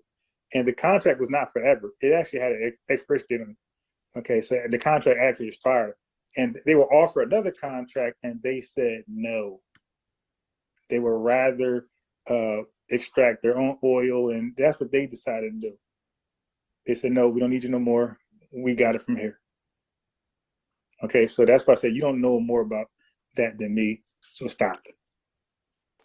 Bro, you sound very naive. Sure. Very, very naive. This tells me that you don't know much when it comes to neo-colonialism, because if I go to your house and I take your house over. Oh, right? So now you're making an analogy? I couldn't make a rap. I'm making an analogy. You made like 17 million analogies tonight. Come on, bro. I can't make. Nah, yeah. The point is, bro, you're double standards. Come on, man. I have to point this out. He just said I could not make. So now I'm making a contract analogy. How you don't have to take the contract. You can negotiate. And I just said rappers, they do the same thing. I mentioned rappers because we know about rappers who said they signed bad contracts. That's something familiar with us. Like, we know rappers said that. We know that. So I was trying to use something that's relatable. You don't have to sign the contract. You can negotiate or don't sign at all. Okay, that's all we're doing. But the thing with you, I muted you, was you had a problem with me making an analogy, and the first thing you do is make an analogy. I'm like, what are we doing here? But again, that goes back to Black immigrants. You're really looking. Oh my Lord. Yeah, you're really looking bad because you. So it's Black immigrants that do that. Okay, bro. This is. I gotta meet you because, bro, you don't know what I said earlier. I said about a month ago. I said I've never met an honest Black immigrant, and I still haven't. You've been using double standards all day today. You say I can't do something, you go do it. You said I can't Google, you get in Google. You said I can't use an analogy, and the first thing you did was use an analogy. I've never met one honest Jamaican, and I right now I give up. I don't think I ever will. Everything you said I couldn't do, you went right behind me and did it. Okay, now go ahead and make your analogy that you said I couldn't do. Go ahead and make the analogy. You come to my home. It's crazy. Yeah, it's crazy. You got Black people that use white supremacist talking points. You never met an honest Black person, huh? Okay. No. But in any case, okay. Yeah, I know. Immigrant. I know. Okay, because all dishonest people are immigrants, right? There's no dishonest people who are from America, who are born in America, raised in America. They're all immigrants, and this is what it comes down to. This is why the whole FBA delineation movement. This is why it's a ridiculous move. It does, because this is the rhetoric that people such as yourself and Tariq Nasheed, this is what you guys promote, what you propagate. Oh, there's no honest immigrants. Immigrants are the bad people. They're doing all the crimes. You sound like the KKK. You sound like white supremacists. You sound like dudes that neo-Nazis, except you're not white. You want to be white, but you're not white. But in any case, hold on. Let me finish what I'm saying, though, bro. Let me finish what I'm saying. So can I ask a question? Let me finish what I'm saying, because I mean, you've never met an honest immigrant, right? Yeah, okay, all right. I bet you've met honest white immigrants. I bet you met those. Oh yeah, we know how you dudes do.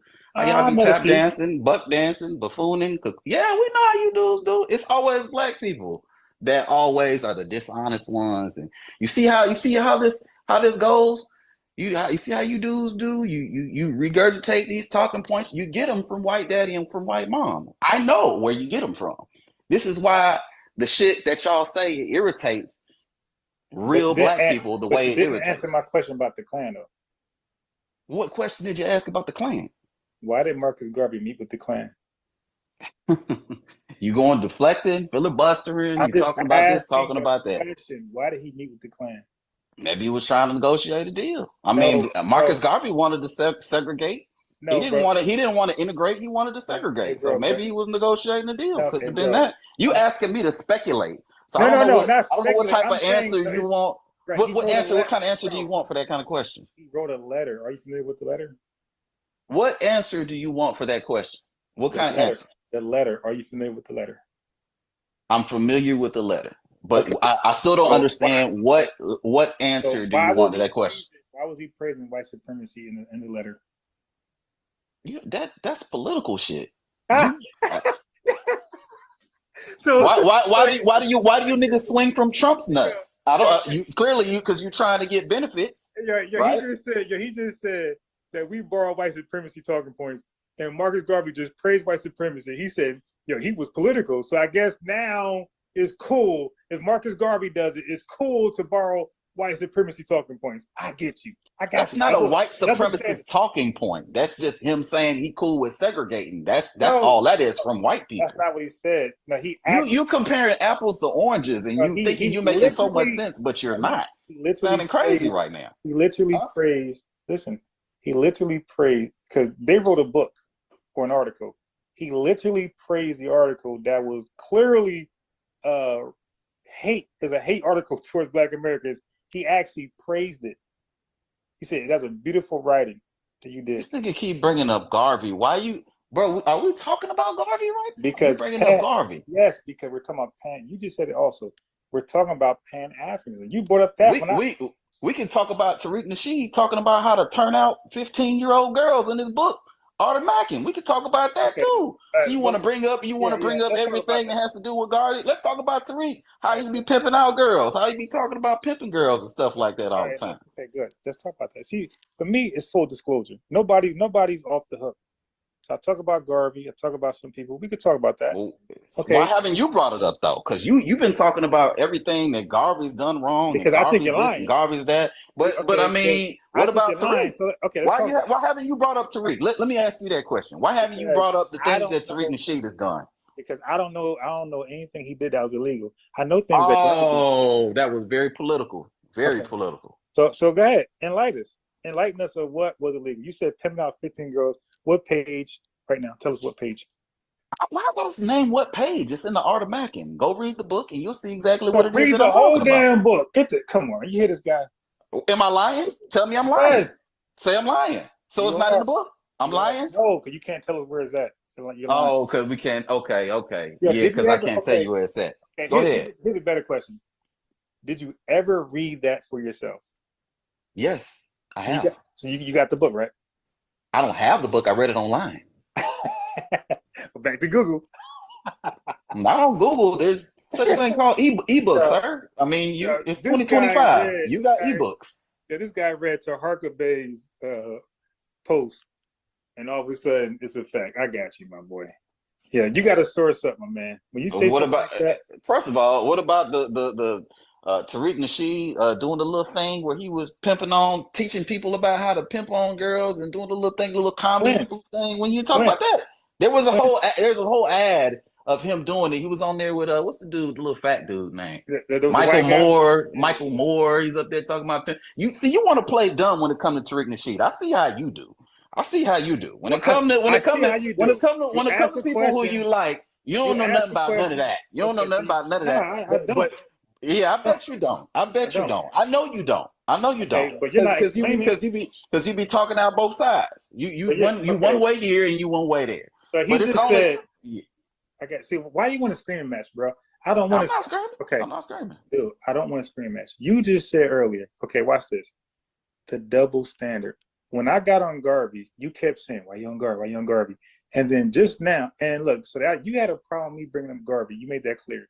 But just now, you said, "Let's get on Tariq."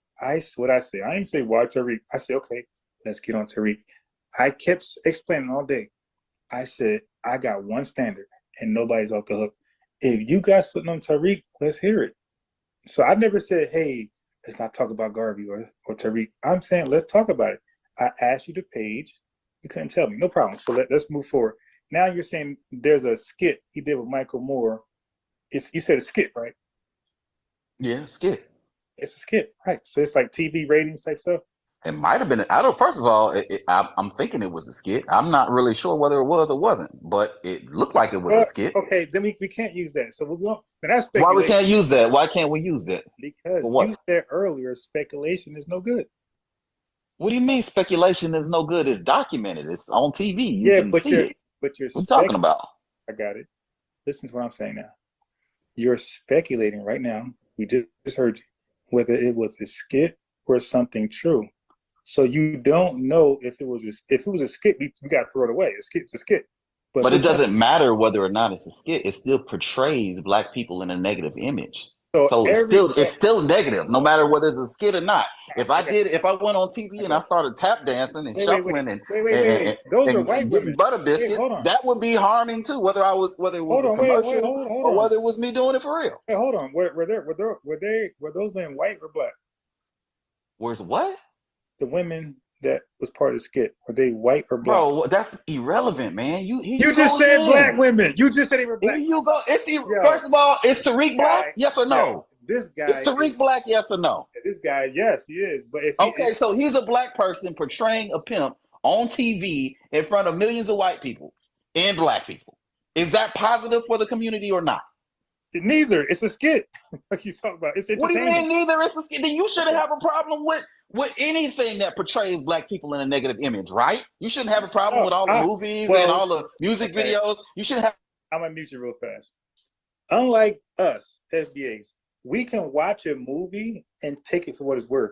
You're out of your own mouth. You are the ones who watch movies and judge and make racial judgments based off a movie on a whole ethnic lineage. You said that. You said that we are in movies, you guys watch it, and the movies are enough for you guys to say Black Americans, FBAs are no good.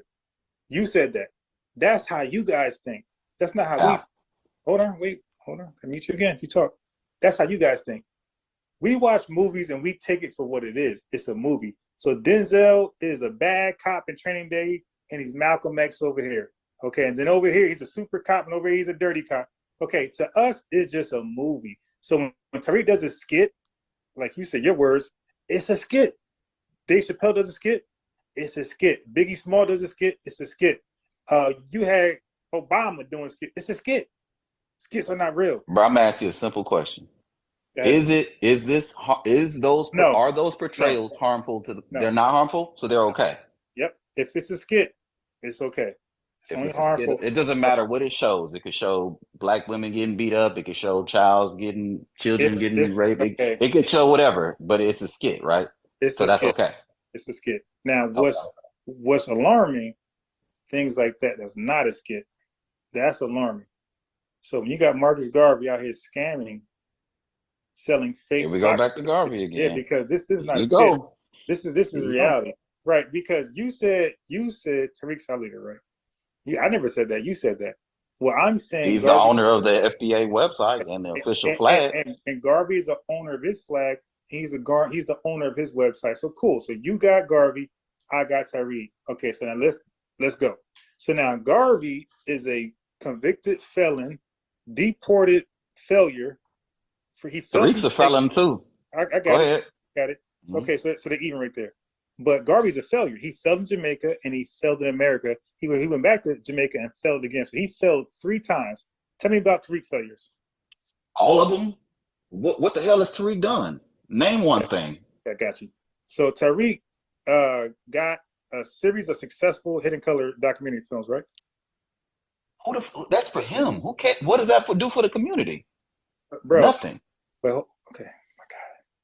Bro, these are #1 selling documentaries. So what? So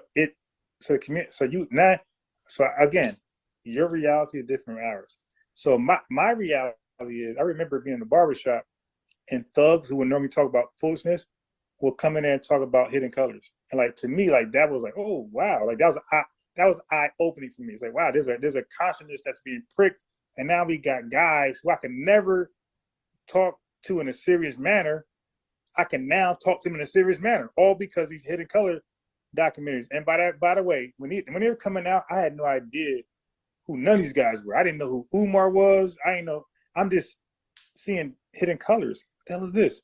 But so like I Tariq said, is responsible for what? Okay, the consciousness. He pricked consciousness. He made us one. So he made these guys cool. He made information cool.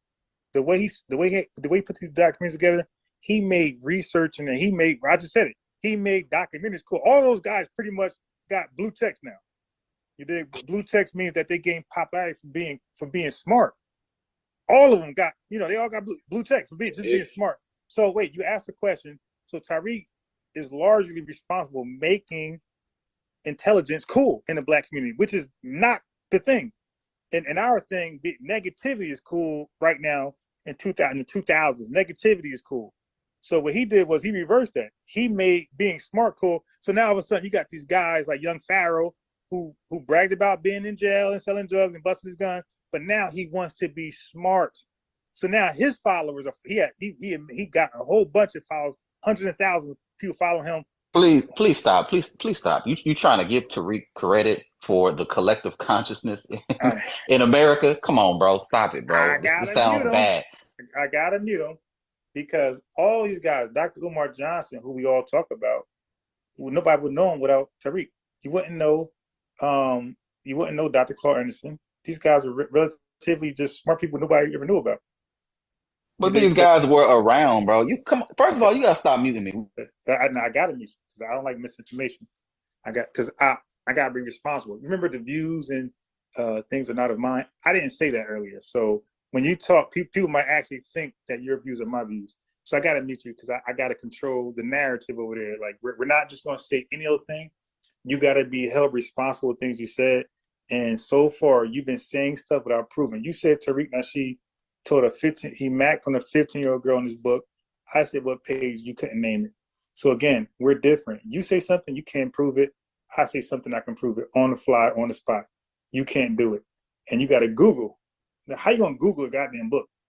I'm thinking he got the book, but he Googled it. Does that make now he said he owned the book, but he also Googled it. What if like I got books right here? I got the New Jim Crow. I got the old Jim Crow. Deflecting, bro. Deflecting, filibustering, deflecting, Wait a minute. swatting. Yo, what happened to you earlier? Wait, what happened to you earlier? You said this. You said, yo, listen, man, I'm about to go. I got one question. I'm going to say something. I got a question. I'm out of here. You said that 4 hours ago. You're still here. It wasn't no damn 4 hours ago. Now who lying? That was probably like 30 minutes ago, bro. But in any case, man, yeah, man. Yeah, but you had to laugh at that one because you already know you've been the one all technical and with the semantics and all this whole time. Bro, you're not ready. I'm talking about 4 hours ago. But in any case, man, yeah, bro, I'm gonna go ahead and hop out. I'm gonna let you have it. I want you to come back on tomorrow. No, wait, hold on. Wait. I want you to come back on. I want you to come back on. I'm trying to think because I might be debating religion tomorrow. So I want you to come back on. Yeah, you can come back on early Saturday. Saturday, I'm gonna be on. I'm going to see Cat Williams on Saturday. I'm gonna be out of there. All right. I don't know. Maybe sometime next week, bro. Yeah. Well, next week I'm pretty much free. The same time I was today. I'm free like that pretty much all like during the week. But we probably won't talk this late. Probably like 10 o'clock be the cutoff. So probably like an hour or two. We could discuss some things and like we'll have some topics. Right now we just freestyling like a fill out, but we talk again, we'll have specific things we can talk about. Yeah, I don't mind talking to you, bro. Even though you saying what you're saying, bro, you still my brother. At the end of the day, that's what Pan-Africanism is, And I disagree with 90% of everything that you say and your ideals, but shit, bro, I still call you my brother. Do you disagree with Garvey's idea of Pan-Africanism? Do I disagree with Garvey's idea of Pan-Africanism? No, I think it's just another way, a school of thought. I don't necessarily disagree with it. Do you think it was realistic? Yeah, it's realistic. Why would it not be realistic? So it's realistic to gather all these tribal countries and groups together to dethrone white supremacy.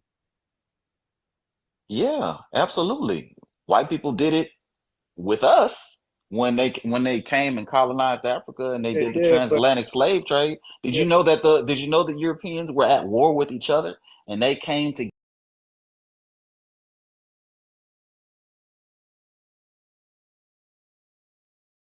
Yeah, he was a nut. He was a nut. He was a nut. All right, hold on, family. I got asked and hold on. This stupid thing. Yeah, peace to the fam. Anybody want the link? We got John Toby mad up in here. John Toby, it's okay, man. You ain't got to be mad, bro. And you can ask for the link or the phone number. You can express why you're mad. If I'm misrepresenting you, I apologize. If you're FBA, I apologize. But I'm looking at the chat, and you look to be angry. Yeah, I thought so. John Toby, just ask for the link, and you got it. That's the texture that I'm expecting. It's hard also to bite into. That was a very that I should not do that again. We might blur that. Please. We'll see how genuine or generous I am while I'm editing. Please be generous. It's literally 2 seconds. You could do me a favor, please. Anyway. I was in the but yeah, it looks like it's gonna be soggy. Mm-hmm. But in total, I'm terrified of British food. The intro that I was making, I messed up. I had like double background music instrumental, and I had it playing over each other, and it was like off beat. It's horrible. So I was in the midst of doing those. So that's what I'm doing right now, and I'm gonna let y'all watch it in a second. Give me about a second. I got you. I'll try it because you know I'm planning on going to London. I'm also trying to go. Just on separate trips. Yeah, separate trips because she's a hater. I'm not a hater. I think Chanel's the hater because we plan to go to London and Ireland together, but then somebody comes out and says, hey, we need to save our budget for Japan, which makes sense. But then she comes back a couple months later.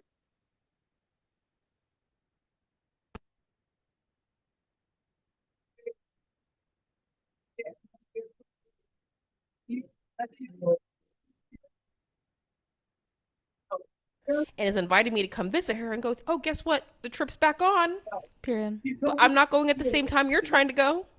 Period. And so that's how we ended up on separate trips. But I'm excited to try the food. Let me know. Being somebody there, it's my first time I'm going to be solo traveling.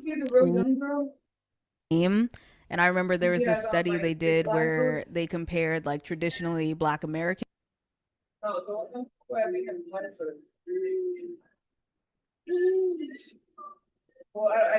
Actually showed in that study that the immigrants were more likely to be hired over Black Americans. Wait, you're serious?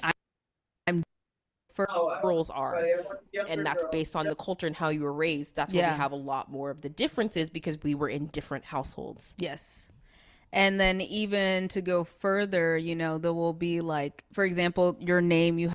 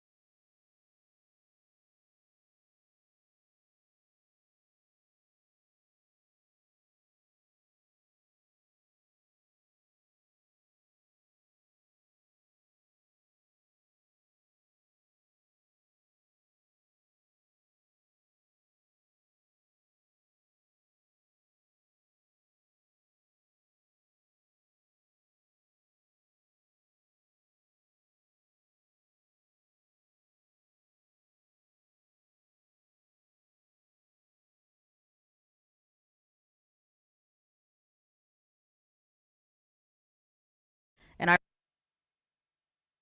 Nigerian name. And I remember there was this study they did where they compared like traditionally Black American names with foreign African names, immigrant names. Yeah. And they actually showed in that study that the immigrants were more likely to be hired over Black Americans. Wait, you're serious? I'm dead serious. I heard the opposite. Really? I've heard the We're opposite. gonna have to look it up then. Yeah, no, I've heard the opposite, that when you have an ethnic name, you're more inclined to know that they are someone who is Black, versus with Black Americans, they can have names that can pass as white. Yes. Right? Because you can meet Here's a Black... the thing. Okay.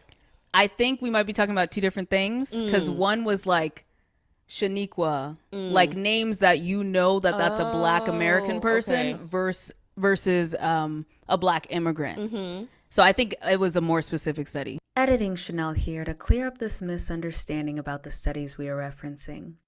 I found two studies. The first, Prejudice Against Black Americans versus Black Africans in College Admission, by Asia McCleary Gaddy. This was a synthesis of 3 studies. The key points were: a Black American was significantly less likely to be admitted when compared to a Black African applicant. There is evidence that the admittance of Black African applicants may provide a cover for discrimination against Black Americans.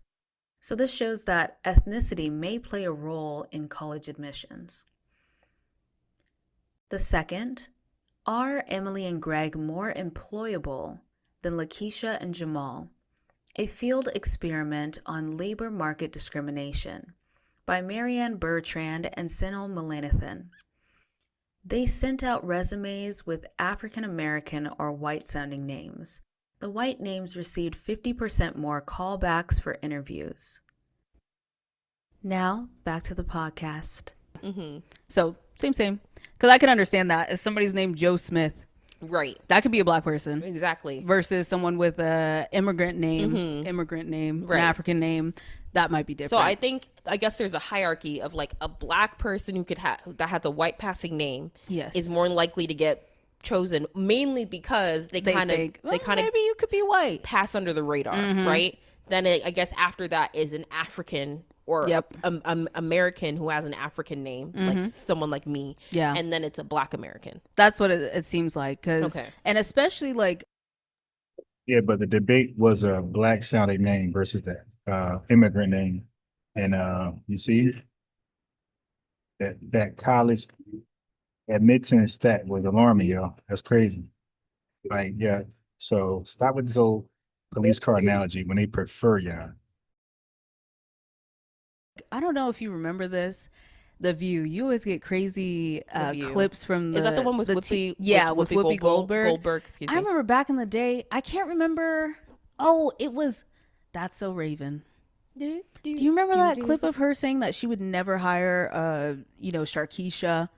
Raven Simone got on international television and told people she would never hire a Sharkeisha. Didn't they have an episode on That's So Raven where that was an issue? Get that off there, man. Don't do that. Yeah, so the dude I was debating earlier, his name was KD. Like, he just straight disappeared after that conversation. I'm sure he probably rebranded, changed his name, and everything. And yes, family, that was a 7-hour debate. Whoa. That was a 7-hour tutoring session. I was just tutoring that guy about our history and his own. He knew nothing about nothing. Really embarrassing. Let me do a roll call. Let me see.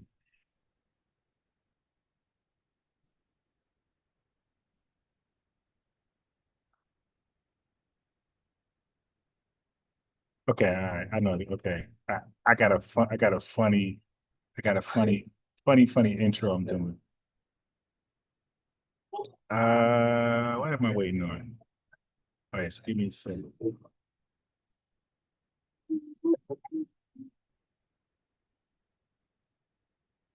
Oh shit! Come on. Oh, fucking God.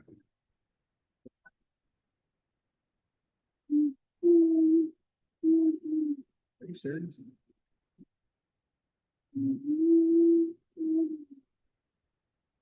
All right, there we go. Hope everybody's day is great. So after debates like that, that discouraged other people from calling in, and I hate that.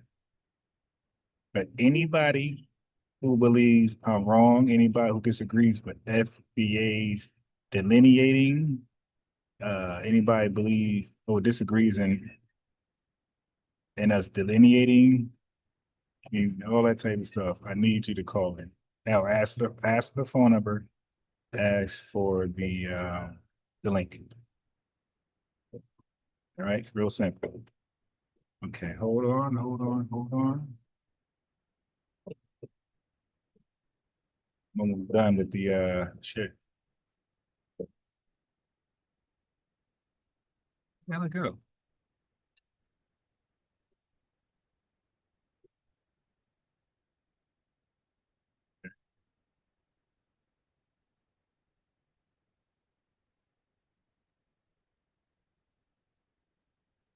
All right, so the intro is pretty much done, I think. I keep messing it up.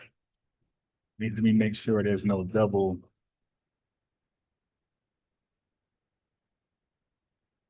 Oh, shit. What is the same hell going on? Oh, all right. Let's get back. Hope y'all day is going great. Hope we all enjoying the live, the information, the correction we got to do with these folks. Shit.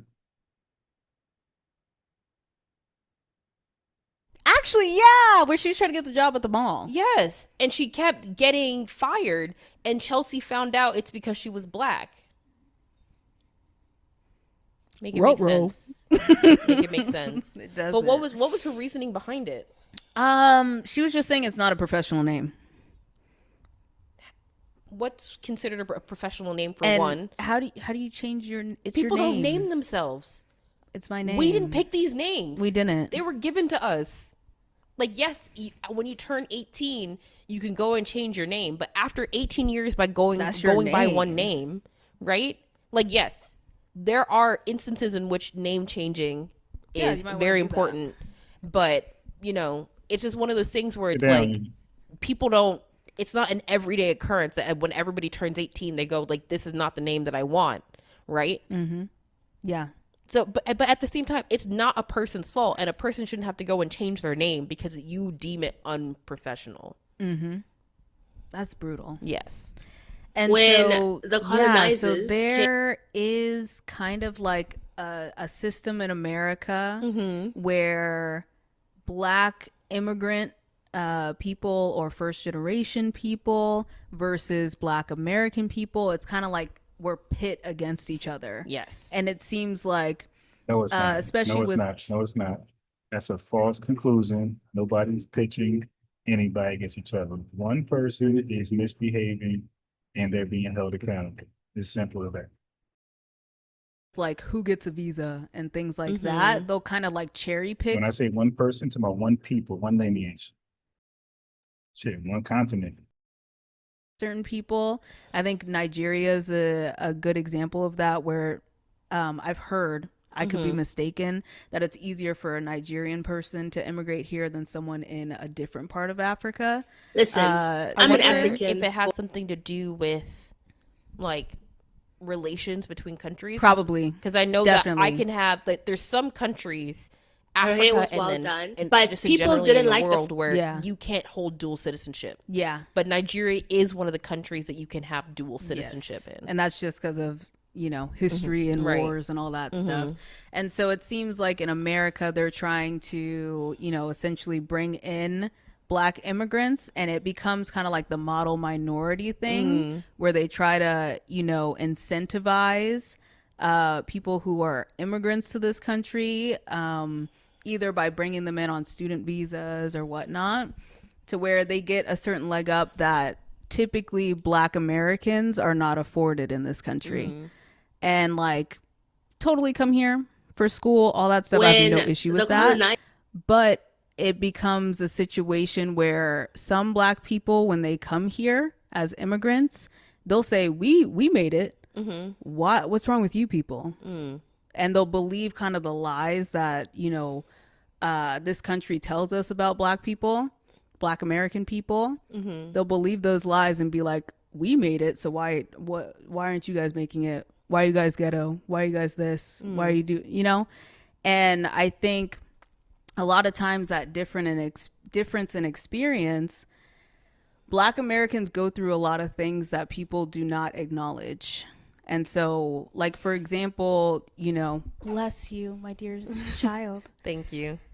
For example, you know, I was explaining gerrymandering to you. That's something that's used against Black people because they're basically shoring up that certain districts. Oh, we'll include some of the Black people, but we don't want to make sure there's too many Black people in one district because they're all going to vote Democrat. Right. Shout out to us. 92%. Period. That part is true. And so that's an issue. Another issue is redlining. So like Black people, they would say straight up, you cannot buy a house in this neighborhood. There's houses where I grew up on the deed. If I go to the court, you know, city hall, whatever, look at deeds in my town, in the surrounding towns, it says you cannot sell this house to a Black person. By the way, what she's speaking about is called restrictive covenants. That's called restrictive covenants. It was first called zoning laws, but zoning laws were struck down in 1917 as unconstitutional. So what she's speaking about right now, restrictive covenants replaced zoning laws. So zoning laws was a unconstitutional law that they were doing at the time of Jim Crow. It was struck down in 1917, and then low key, an unwritten law was called restrictive covenants. And so these are the things, there's definitely a lot. Right. A lot more. But these are the things that Black Americans go through in this country that people do not even know happens. Right. Because where are you going to know? You're probably not interacting with a Black person directly, a Black American person. And then who's telling our stories in schools? Who's telling our stories in media? It's typically the people who set up the systems of oppression. Right. It's mainly stories. If you are to learn, stories are passed from a Black person to a Black person, right? Yeah. And even though it's like I'm not a Black American by ethnicity, there's still stories that I'm learning because, again, we're in a communal space. Yep. I just thought to share my screens. I'm over here making my new, I want you to see how it looks when people make videos. I want you to see how it looks. I don't know if you guys are familiar with this. This is called a timeline, but I'm actually making a new intro. So if you look at right here, this is where I started off with Ann Coulter. The entire purpose. Then Point that Trump. to get real close to this. Okay, I don't know if you know that. So I don't know. So if anybody want to learn how to do this, I got you. I just said, you know what? Let me show my screen so I can know what I'm doing in the background. All right. Anyway, let me go back to the video. We'll talk about things. And like, even with this podcast, I'm learning new things from you. This is how information gets spread. But of course, that just stops between, and like the information is just spread between people who look like us. Yeah. Right? Yeah. And yeah, you have to be interacting with Black American people to really understand our culture and the struggle that we're going through in this country. Yeah. And a lot of people don't take the time, or they just simply, you just don't interact. I mean, we make up 13% of this country, and that probably includes immigrant people too, because I think they count us in the same bucket. Yeah. Well, at least when you go and you fill out like bubbling stuff for exams or just surveys or whatever, the category is Black/African American, and they don't ask for specifications afterwards of like where exactly this is. It's just Black/African American. Yeah, exactly. Which is crazy because I know, and I know this is not the topic of the conversation, go ahead. But African American, right, is a term that it can be used interchangeably by people who have been here for a long time because majority of slaves are descendants from Africa, right? No, we don't use that terminology. That's wrong. And that's actually historically wrong. That's not what we use. It's been Black American for the longest, all right? We never really used African American at all. That was an applications forced by Jesse Jackson and some liberals and some Jewish media. That's it. African American or African American be used for people who are like me, who first generation, like typically when my dad told me growing up, he's like, you're Nigerian American. You're a subsector of African American, but specifically you're Nigerian American because the culture you have is Nigerian. Yeah. But I think the thing that is so interesting is that the conversation is always surrounding by Africa, but we have. If I hear music in the background, that's just me getting this intro ready. Black people in the Caribbean. Yes. You know, our closest friend, one of our closest friends is Dominican from the Dominican Republic, right? But yet they will fall under that umbrella term of Black. So I always just found that so interesting when you're bubbling and it's like you never ask for any sort of clarification. Yeah. Because we were putting immigrants under that umbrella. And it's like, is that... Yeah. We're just going to lump everybody together and not specify. Yeah, I agree with that. And if somebody rewinded the tape and saw what I identified myself as, I normally say Black American descendant of slaves because I like the specificity of who I am, right? Because we can. All right, let me get some messy diaspora wars. Hold on. They're too nice. I like it. It was pleasant, but y'all want tea. I wanted to start off with an icebreaker. Let me get this icebreaker. Okay, so I wanted you to tell me what the difference is between these two things. Okay. Let's go. What is the difference between ziri kole and rice and peas? Ziri kole doesn't have. What is the brown paste anyway? What is it supposed to taste like? It's apparently Afro Nation, Africa, and the African Americans had a beef. Right. So I'm not African, so I wasn't paying attention. But there's the African Americans in America say that Africans owe them reparations for selling slaves to the European slave trade. I slightly heard of that, but that was not even on my notes, girl. Yeah, that's true though. Very true. That's why.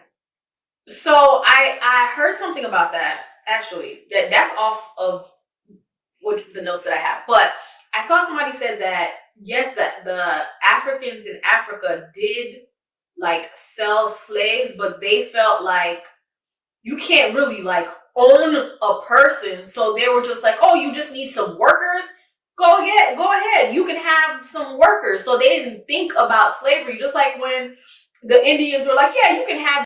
Yeah, here we go with the justification. They just cannot hold the L and say, hey, listen, we did that, and we're going to accept accountability. It's always making it light. I mean, then we could, come on, man. And then the white supremacists do the same thing. Well, we didn't really know what we were going to do. We thought, same thing. We thought we were just going to have workers work. We didn't know they would rebel and force us to make them work, beyond their will. We thought they were, looking for some type of compensation, which we were willing to do, but they outpriced themselves. So we spent all that money bringing them across. Come on, stop this bullshit.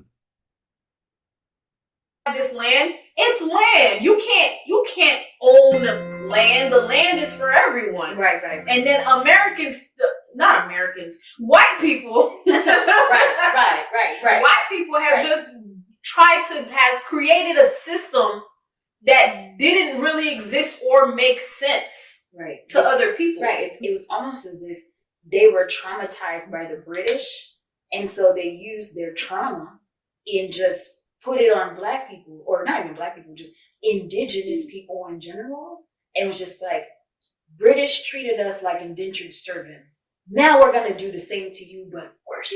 Yeah. Because they're innately evil.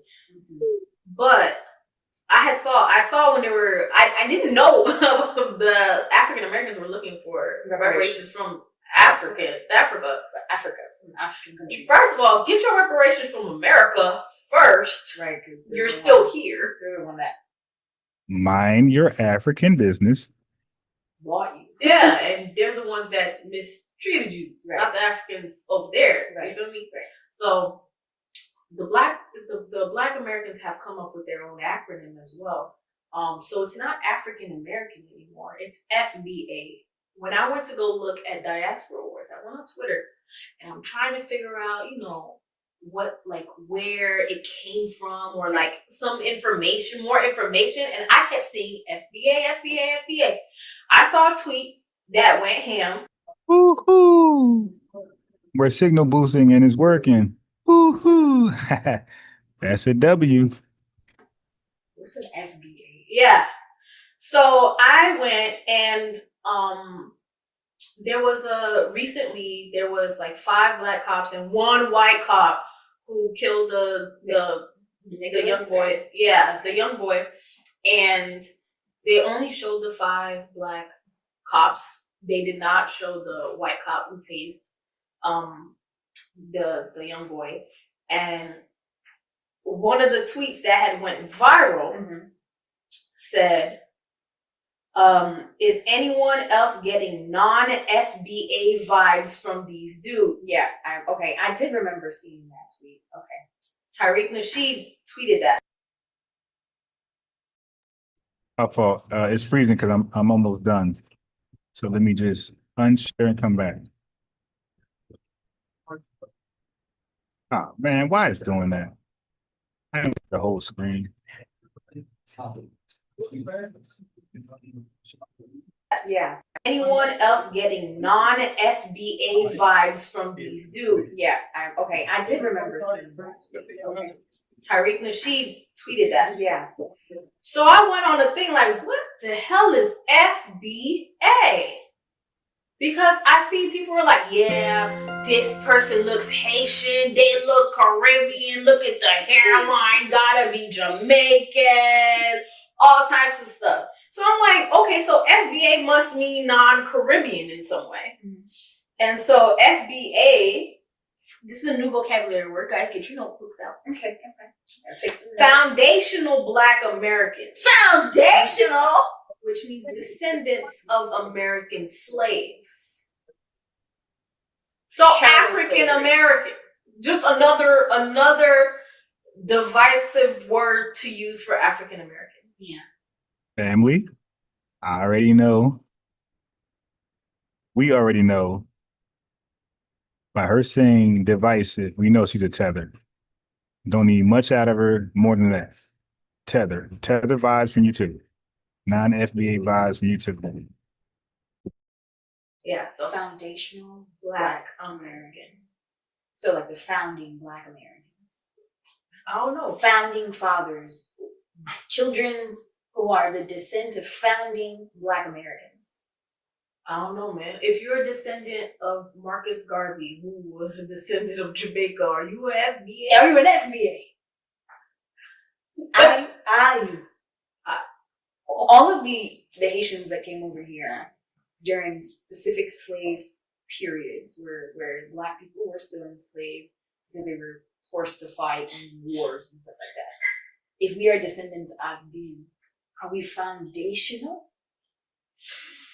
I don't know where the word came from. Foundational Black American. Foundational. Listen, Black I feel like I will say, people who are not immigrants, whose parents and whose family did not migrate no later than the 80s or maybe the 70s, even the 60s. I feel like there's just a lot of disconnect from who they are as people. The history that they learned about themselves are false. It's not true, or it's being limited because Americans don't want to, or white people don't want to honor the truth about their country. And I think that has caused so much pain for them that they really need something. And I know Juneteenth was that something, But it's like, that's not enough. They need more. So it's like, we don't want to be lumped into African Americans because you're technically talking about people who are, I think that has caused so much pain for those countries that they really need something. And they're like, nah. And I know Juneteenth was that something because we have our own, but it's like, and we need Family, this is typical. What's my phrase? They love to talk about us, but they hate to talk to us. So they can misrepresent us, say all this goofy shit, get off the floor, say all this goofy shit. But if I was to invite them to a conversation, it's going to be no like everybody else. Matter of fact, let's click it. Let's see if anybody accepted the invitation. Look, maybe. See? Maybe. It's never, all right, bro. And but that's all they do is talk about us. Hold on. Oh boy, my shit's freezing. Look, maybe. So somebody replied, look, I said, can I invite you to my podcast to explain to you why we prefer American? Look, this person said maybe. So what's the whole point of talking about it? Like, this is look, Black Americans say we are not Africans, but then when I want to talk to somebody, they say maybe. So look, I'm gonna take that as a yes.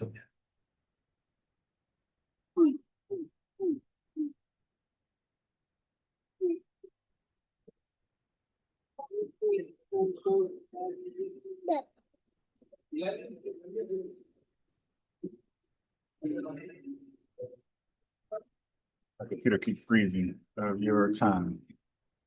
Okay. How you talk about us all day long, make all these videos. I'm like, all right, well, can you talk to me? Can you talk to one of us? Maybe. Again, my phrase is they love to talk about us. They hate to talk to us. That was Casey. That was the best example. Maybe. Okay. So with that being said, there's a couple of them who are FBA who feel like non-FBA persons should not celebrate Black History Month. Yeah, I had that issue on Facebook. Remember that one girl that like went off on me because I was like, should Haitians celebrate Juneteenth? Because technically we didn't. Mm-hmm. And we have an Independence Day. We literally have a Haitian Heritage Month. Right. And for the most part, I think almost every Caribbean has a all Heritage Afro-Nation Month. countries, all of us, yeah, we all have our own independence. Yeah. Well, we have our own independence, but we also have like our months. Oh, Heritage Month. I think well, not all. We don't have all months. Like they don't have Jamaican Heritage Month. They put it in Caribbean Heritage Month.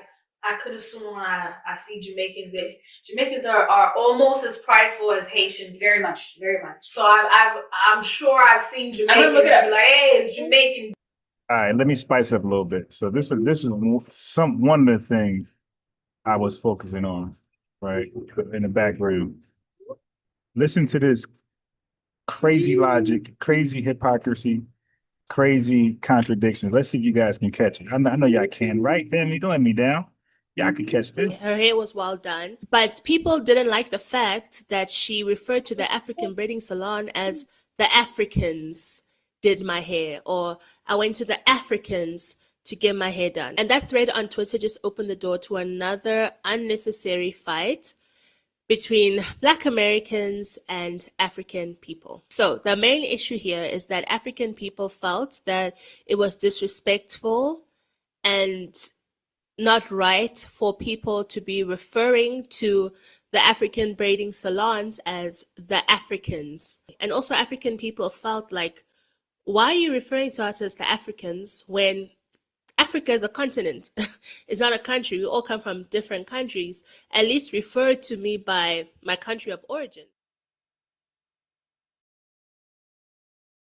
And also African people felt like, as an African person, I understand where African people are coming from and how they feel like their voices are not being heard. They're expressing themselves and they're saying that, listen, we don't feel comfortable with this. At least call us this instead. why are you referring to us as the Africans when Africa is a continent? It's not a country. We all come from different countries. At least refer to me by my country of origin. So it's okay for them to say Africans when they're talking about each other, but we can't say Africans. We have to be specific. We got to name the country. Family, you can't make this up. On their stores, it says African this, African that. We can't call it African though, even though that's the name of the store. We got to find out what country they're from, and that's wild.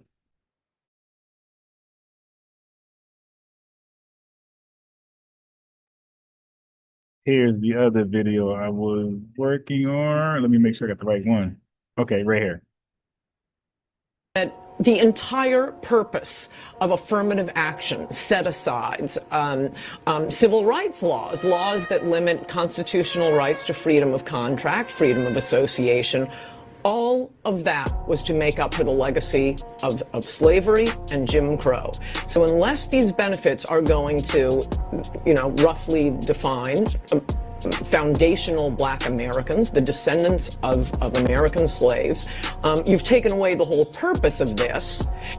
So to make the point that Kamala isn't a foundational Black American, I'm always pointing to unless these benefits are going to, roughly defined, foundational Black Americans, the descendants of American slaves. African Americans built this nation. You built this nation. You're just starting to get real credit for that. Okay, I don't know if you know that. You're just starting to you built the nation. We all built it, but you were such a massive part of it. Bigger than you were given credit for. Does that make sense?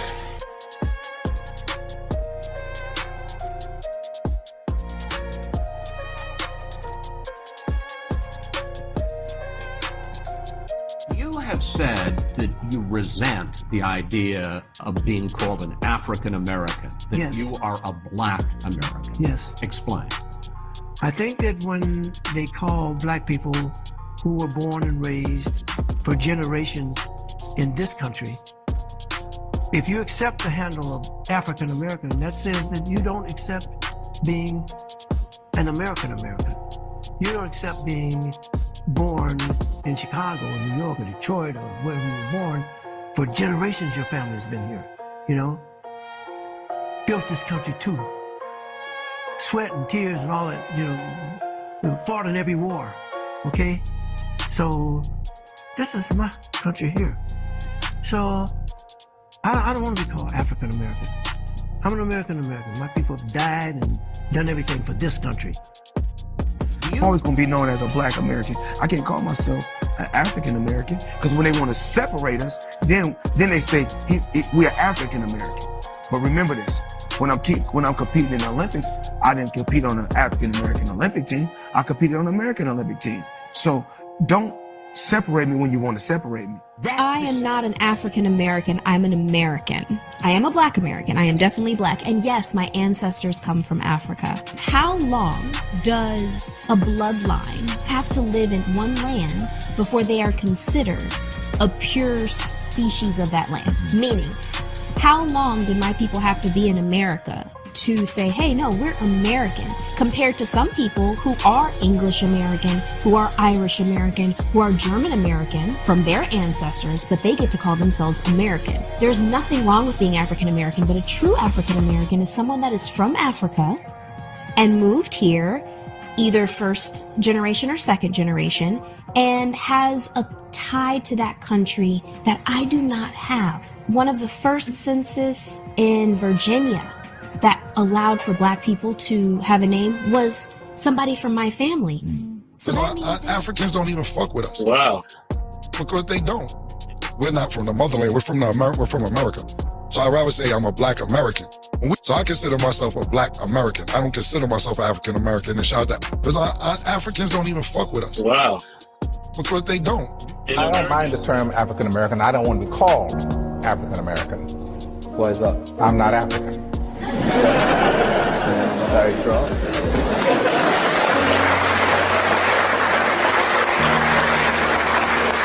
as I was going back to see, he pointed out for me I could go back when I want to.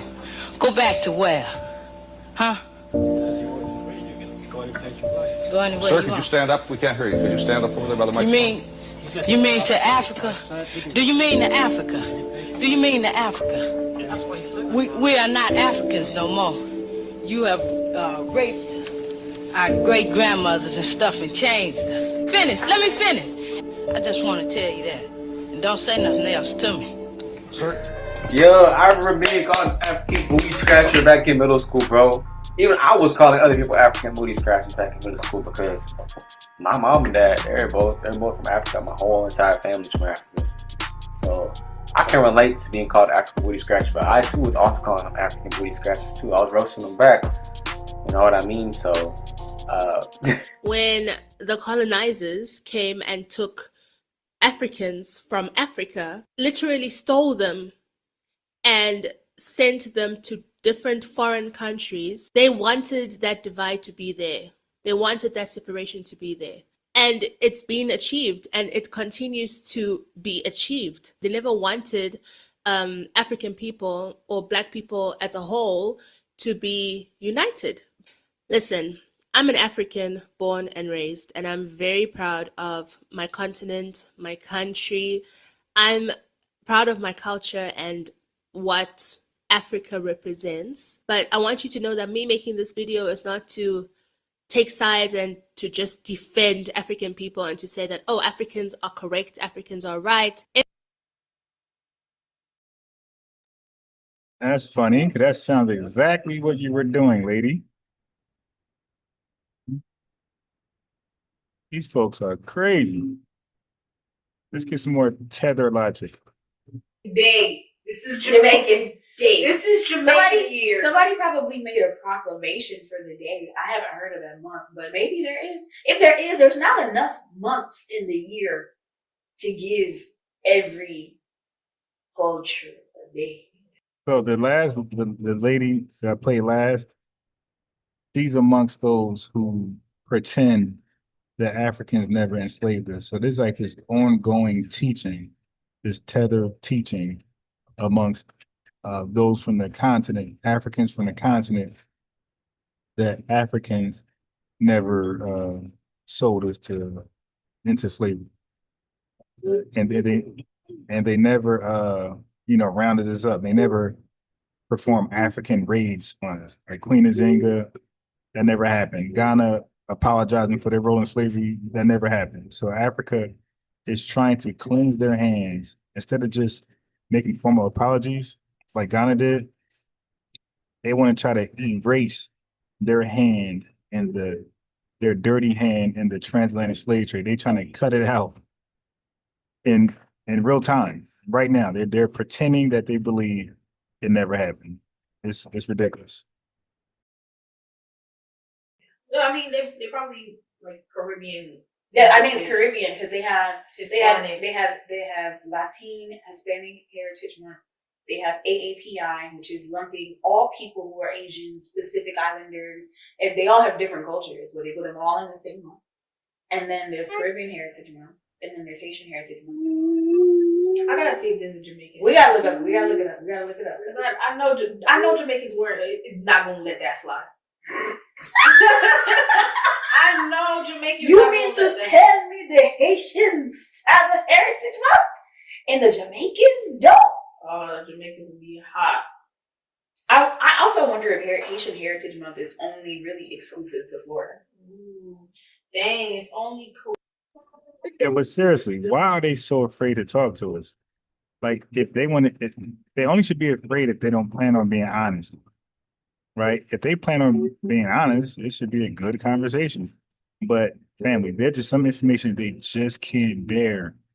Almost like a white supremacist. Like, white supremacists can't bear certain conversations, certain acts of racism and systemic racism. Like, it just bothers them. They just rather not talk about it. And we're getting the same vibes from these African tethers. Caribbean. Oh, and it's Caribbean American Month. Ooh, they don't call it Haitian American Heritage Month. It's Haitian Heritage Month. Ooh. I think that's just a Florida thing.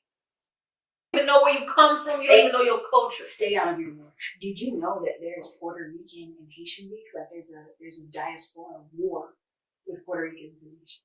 I don't really understand it. I try to stay away from it because it's like you are literally on the opposite side of the continent. You're literally America.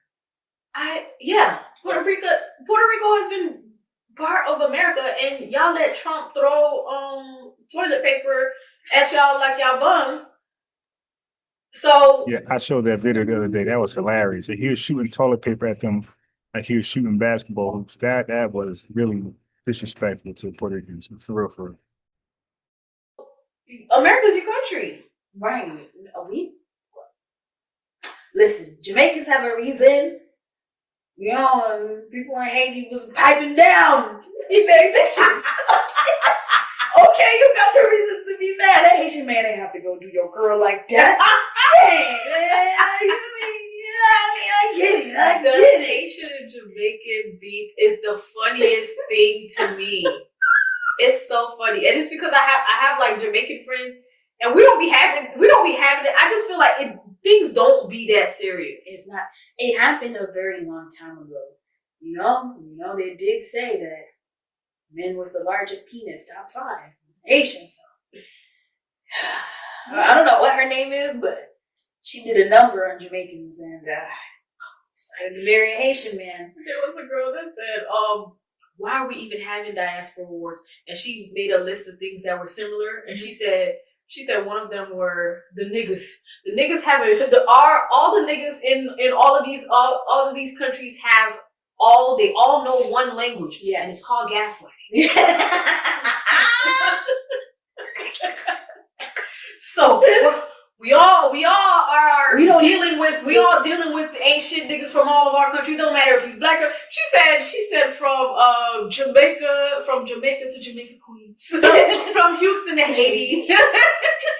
It's the same problem. Gaslighting, serial monogamous. No, serial. Yo, what is these tethers talking about at We're this all point? serial womanizers. You do it for a living. So we are not gonna let go of that point in time in history where Haitian Heritage Month would come up and y'all would literally hunt Haitians to fight them on Haitian Flag Day. You know how disrespectful that is? On Haitian Flag Day, they were supposed to be jubileous. Or coming to the school on purpose, knowing first of all, the fact that you know it's Haitian Flag Day, and then bring your American flag. Your American flag. Well, why would you do that? Why would you do that? Why? And then want to talk to us about founding fathers of Black Americans. Founding fathers, that's foundation. Founding father. What? It's giving very white American. Did you just call yourself a foundational Black American? Foundational Black American. You sound like George Washington. You sound like Alexander Hamilton.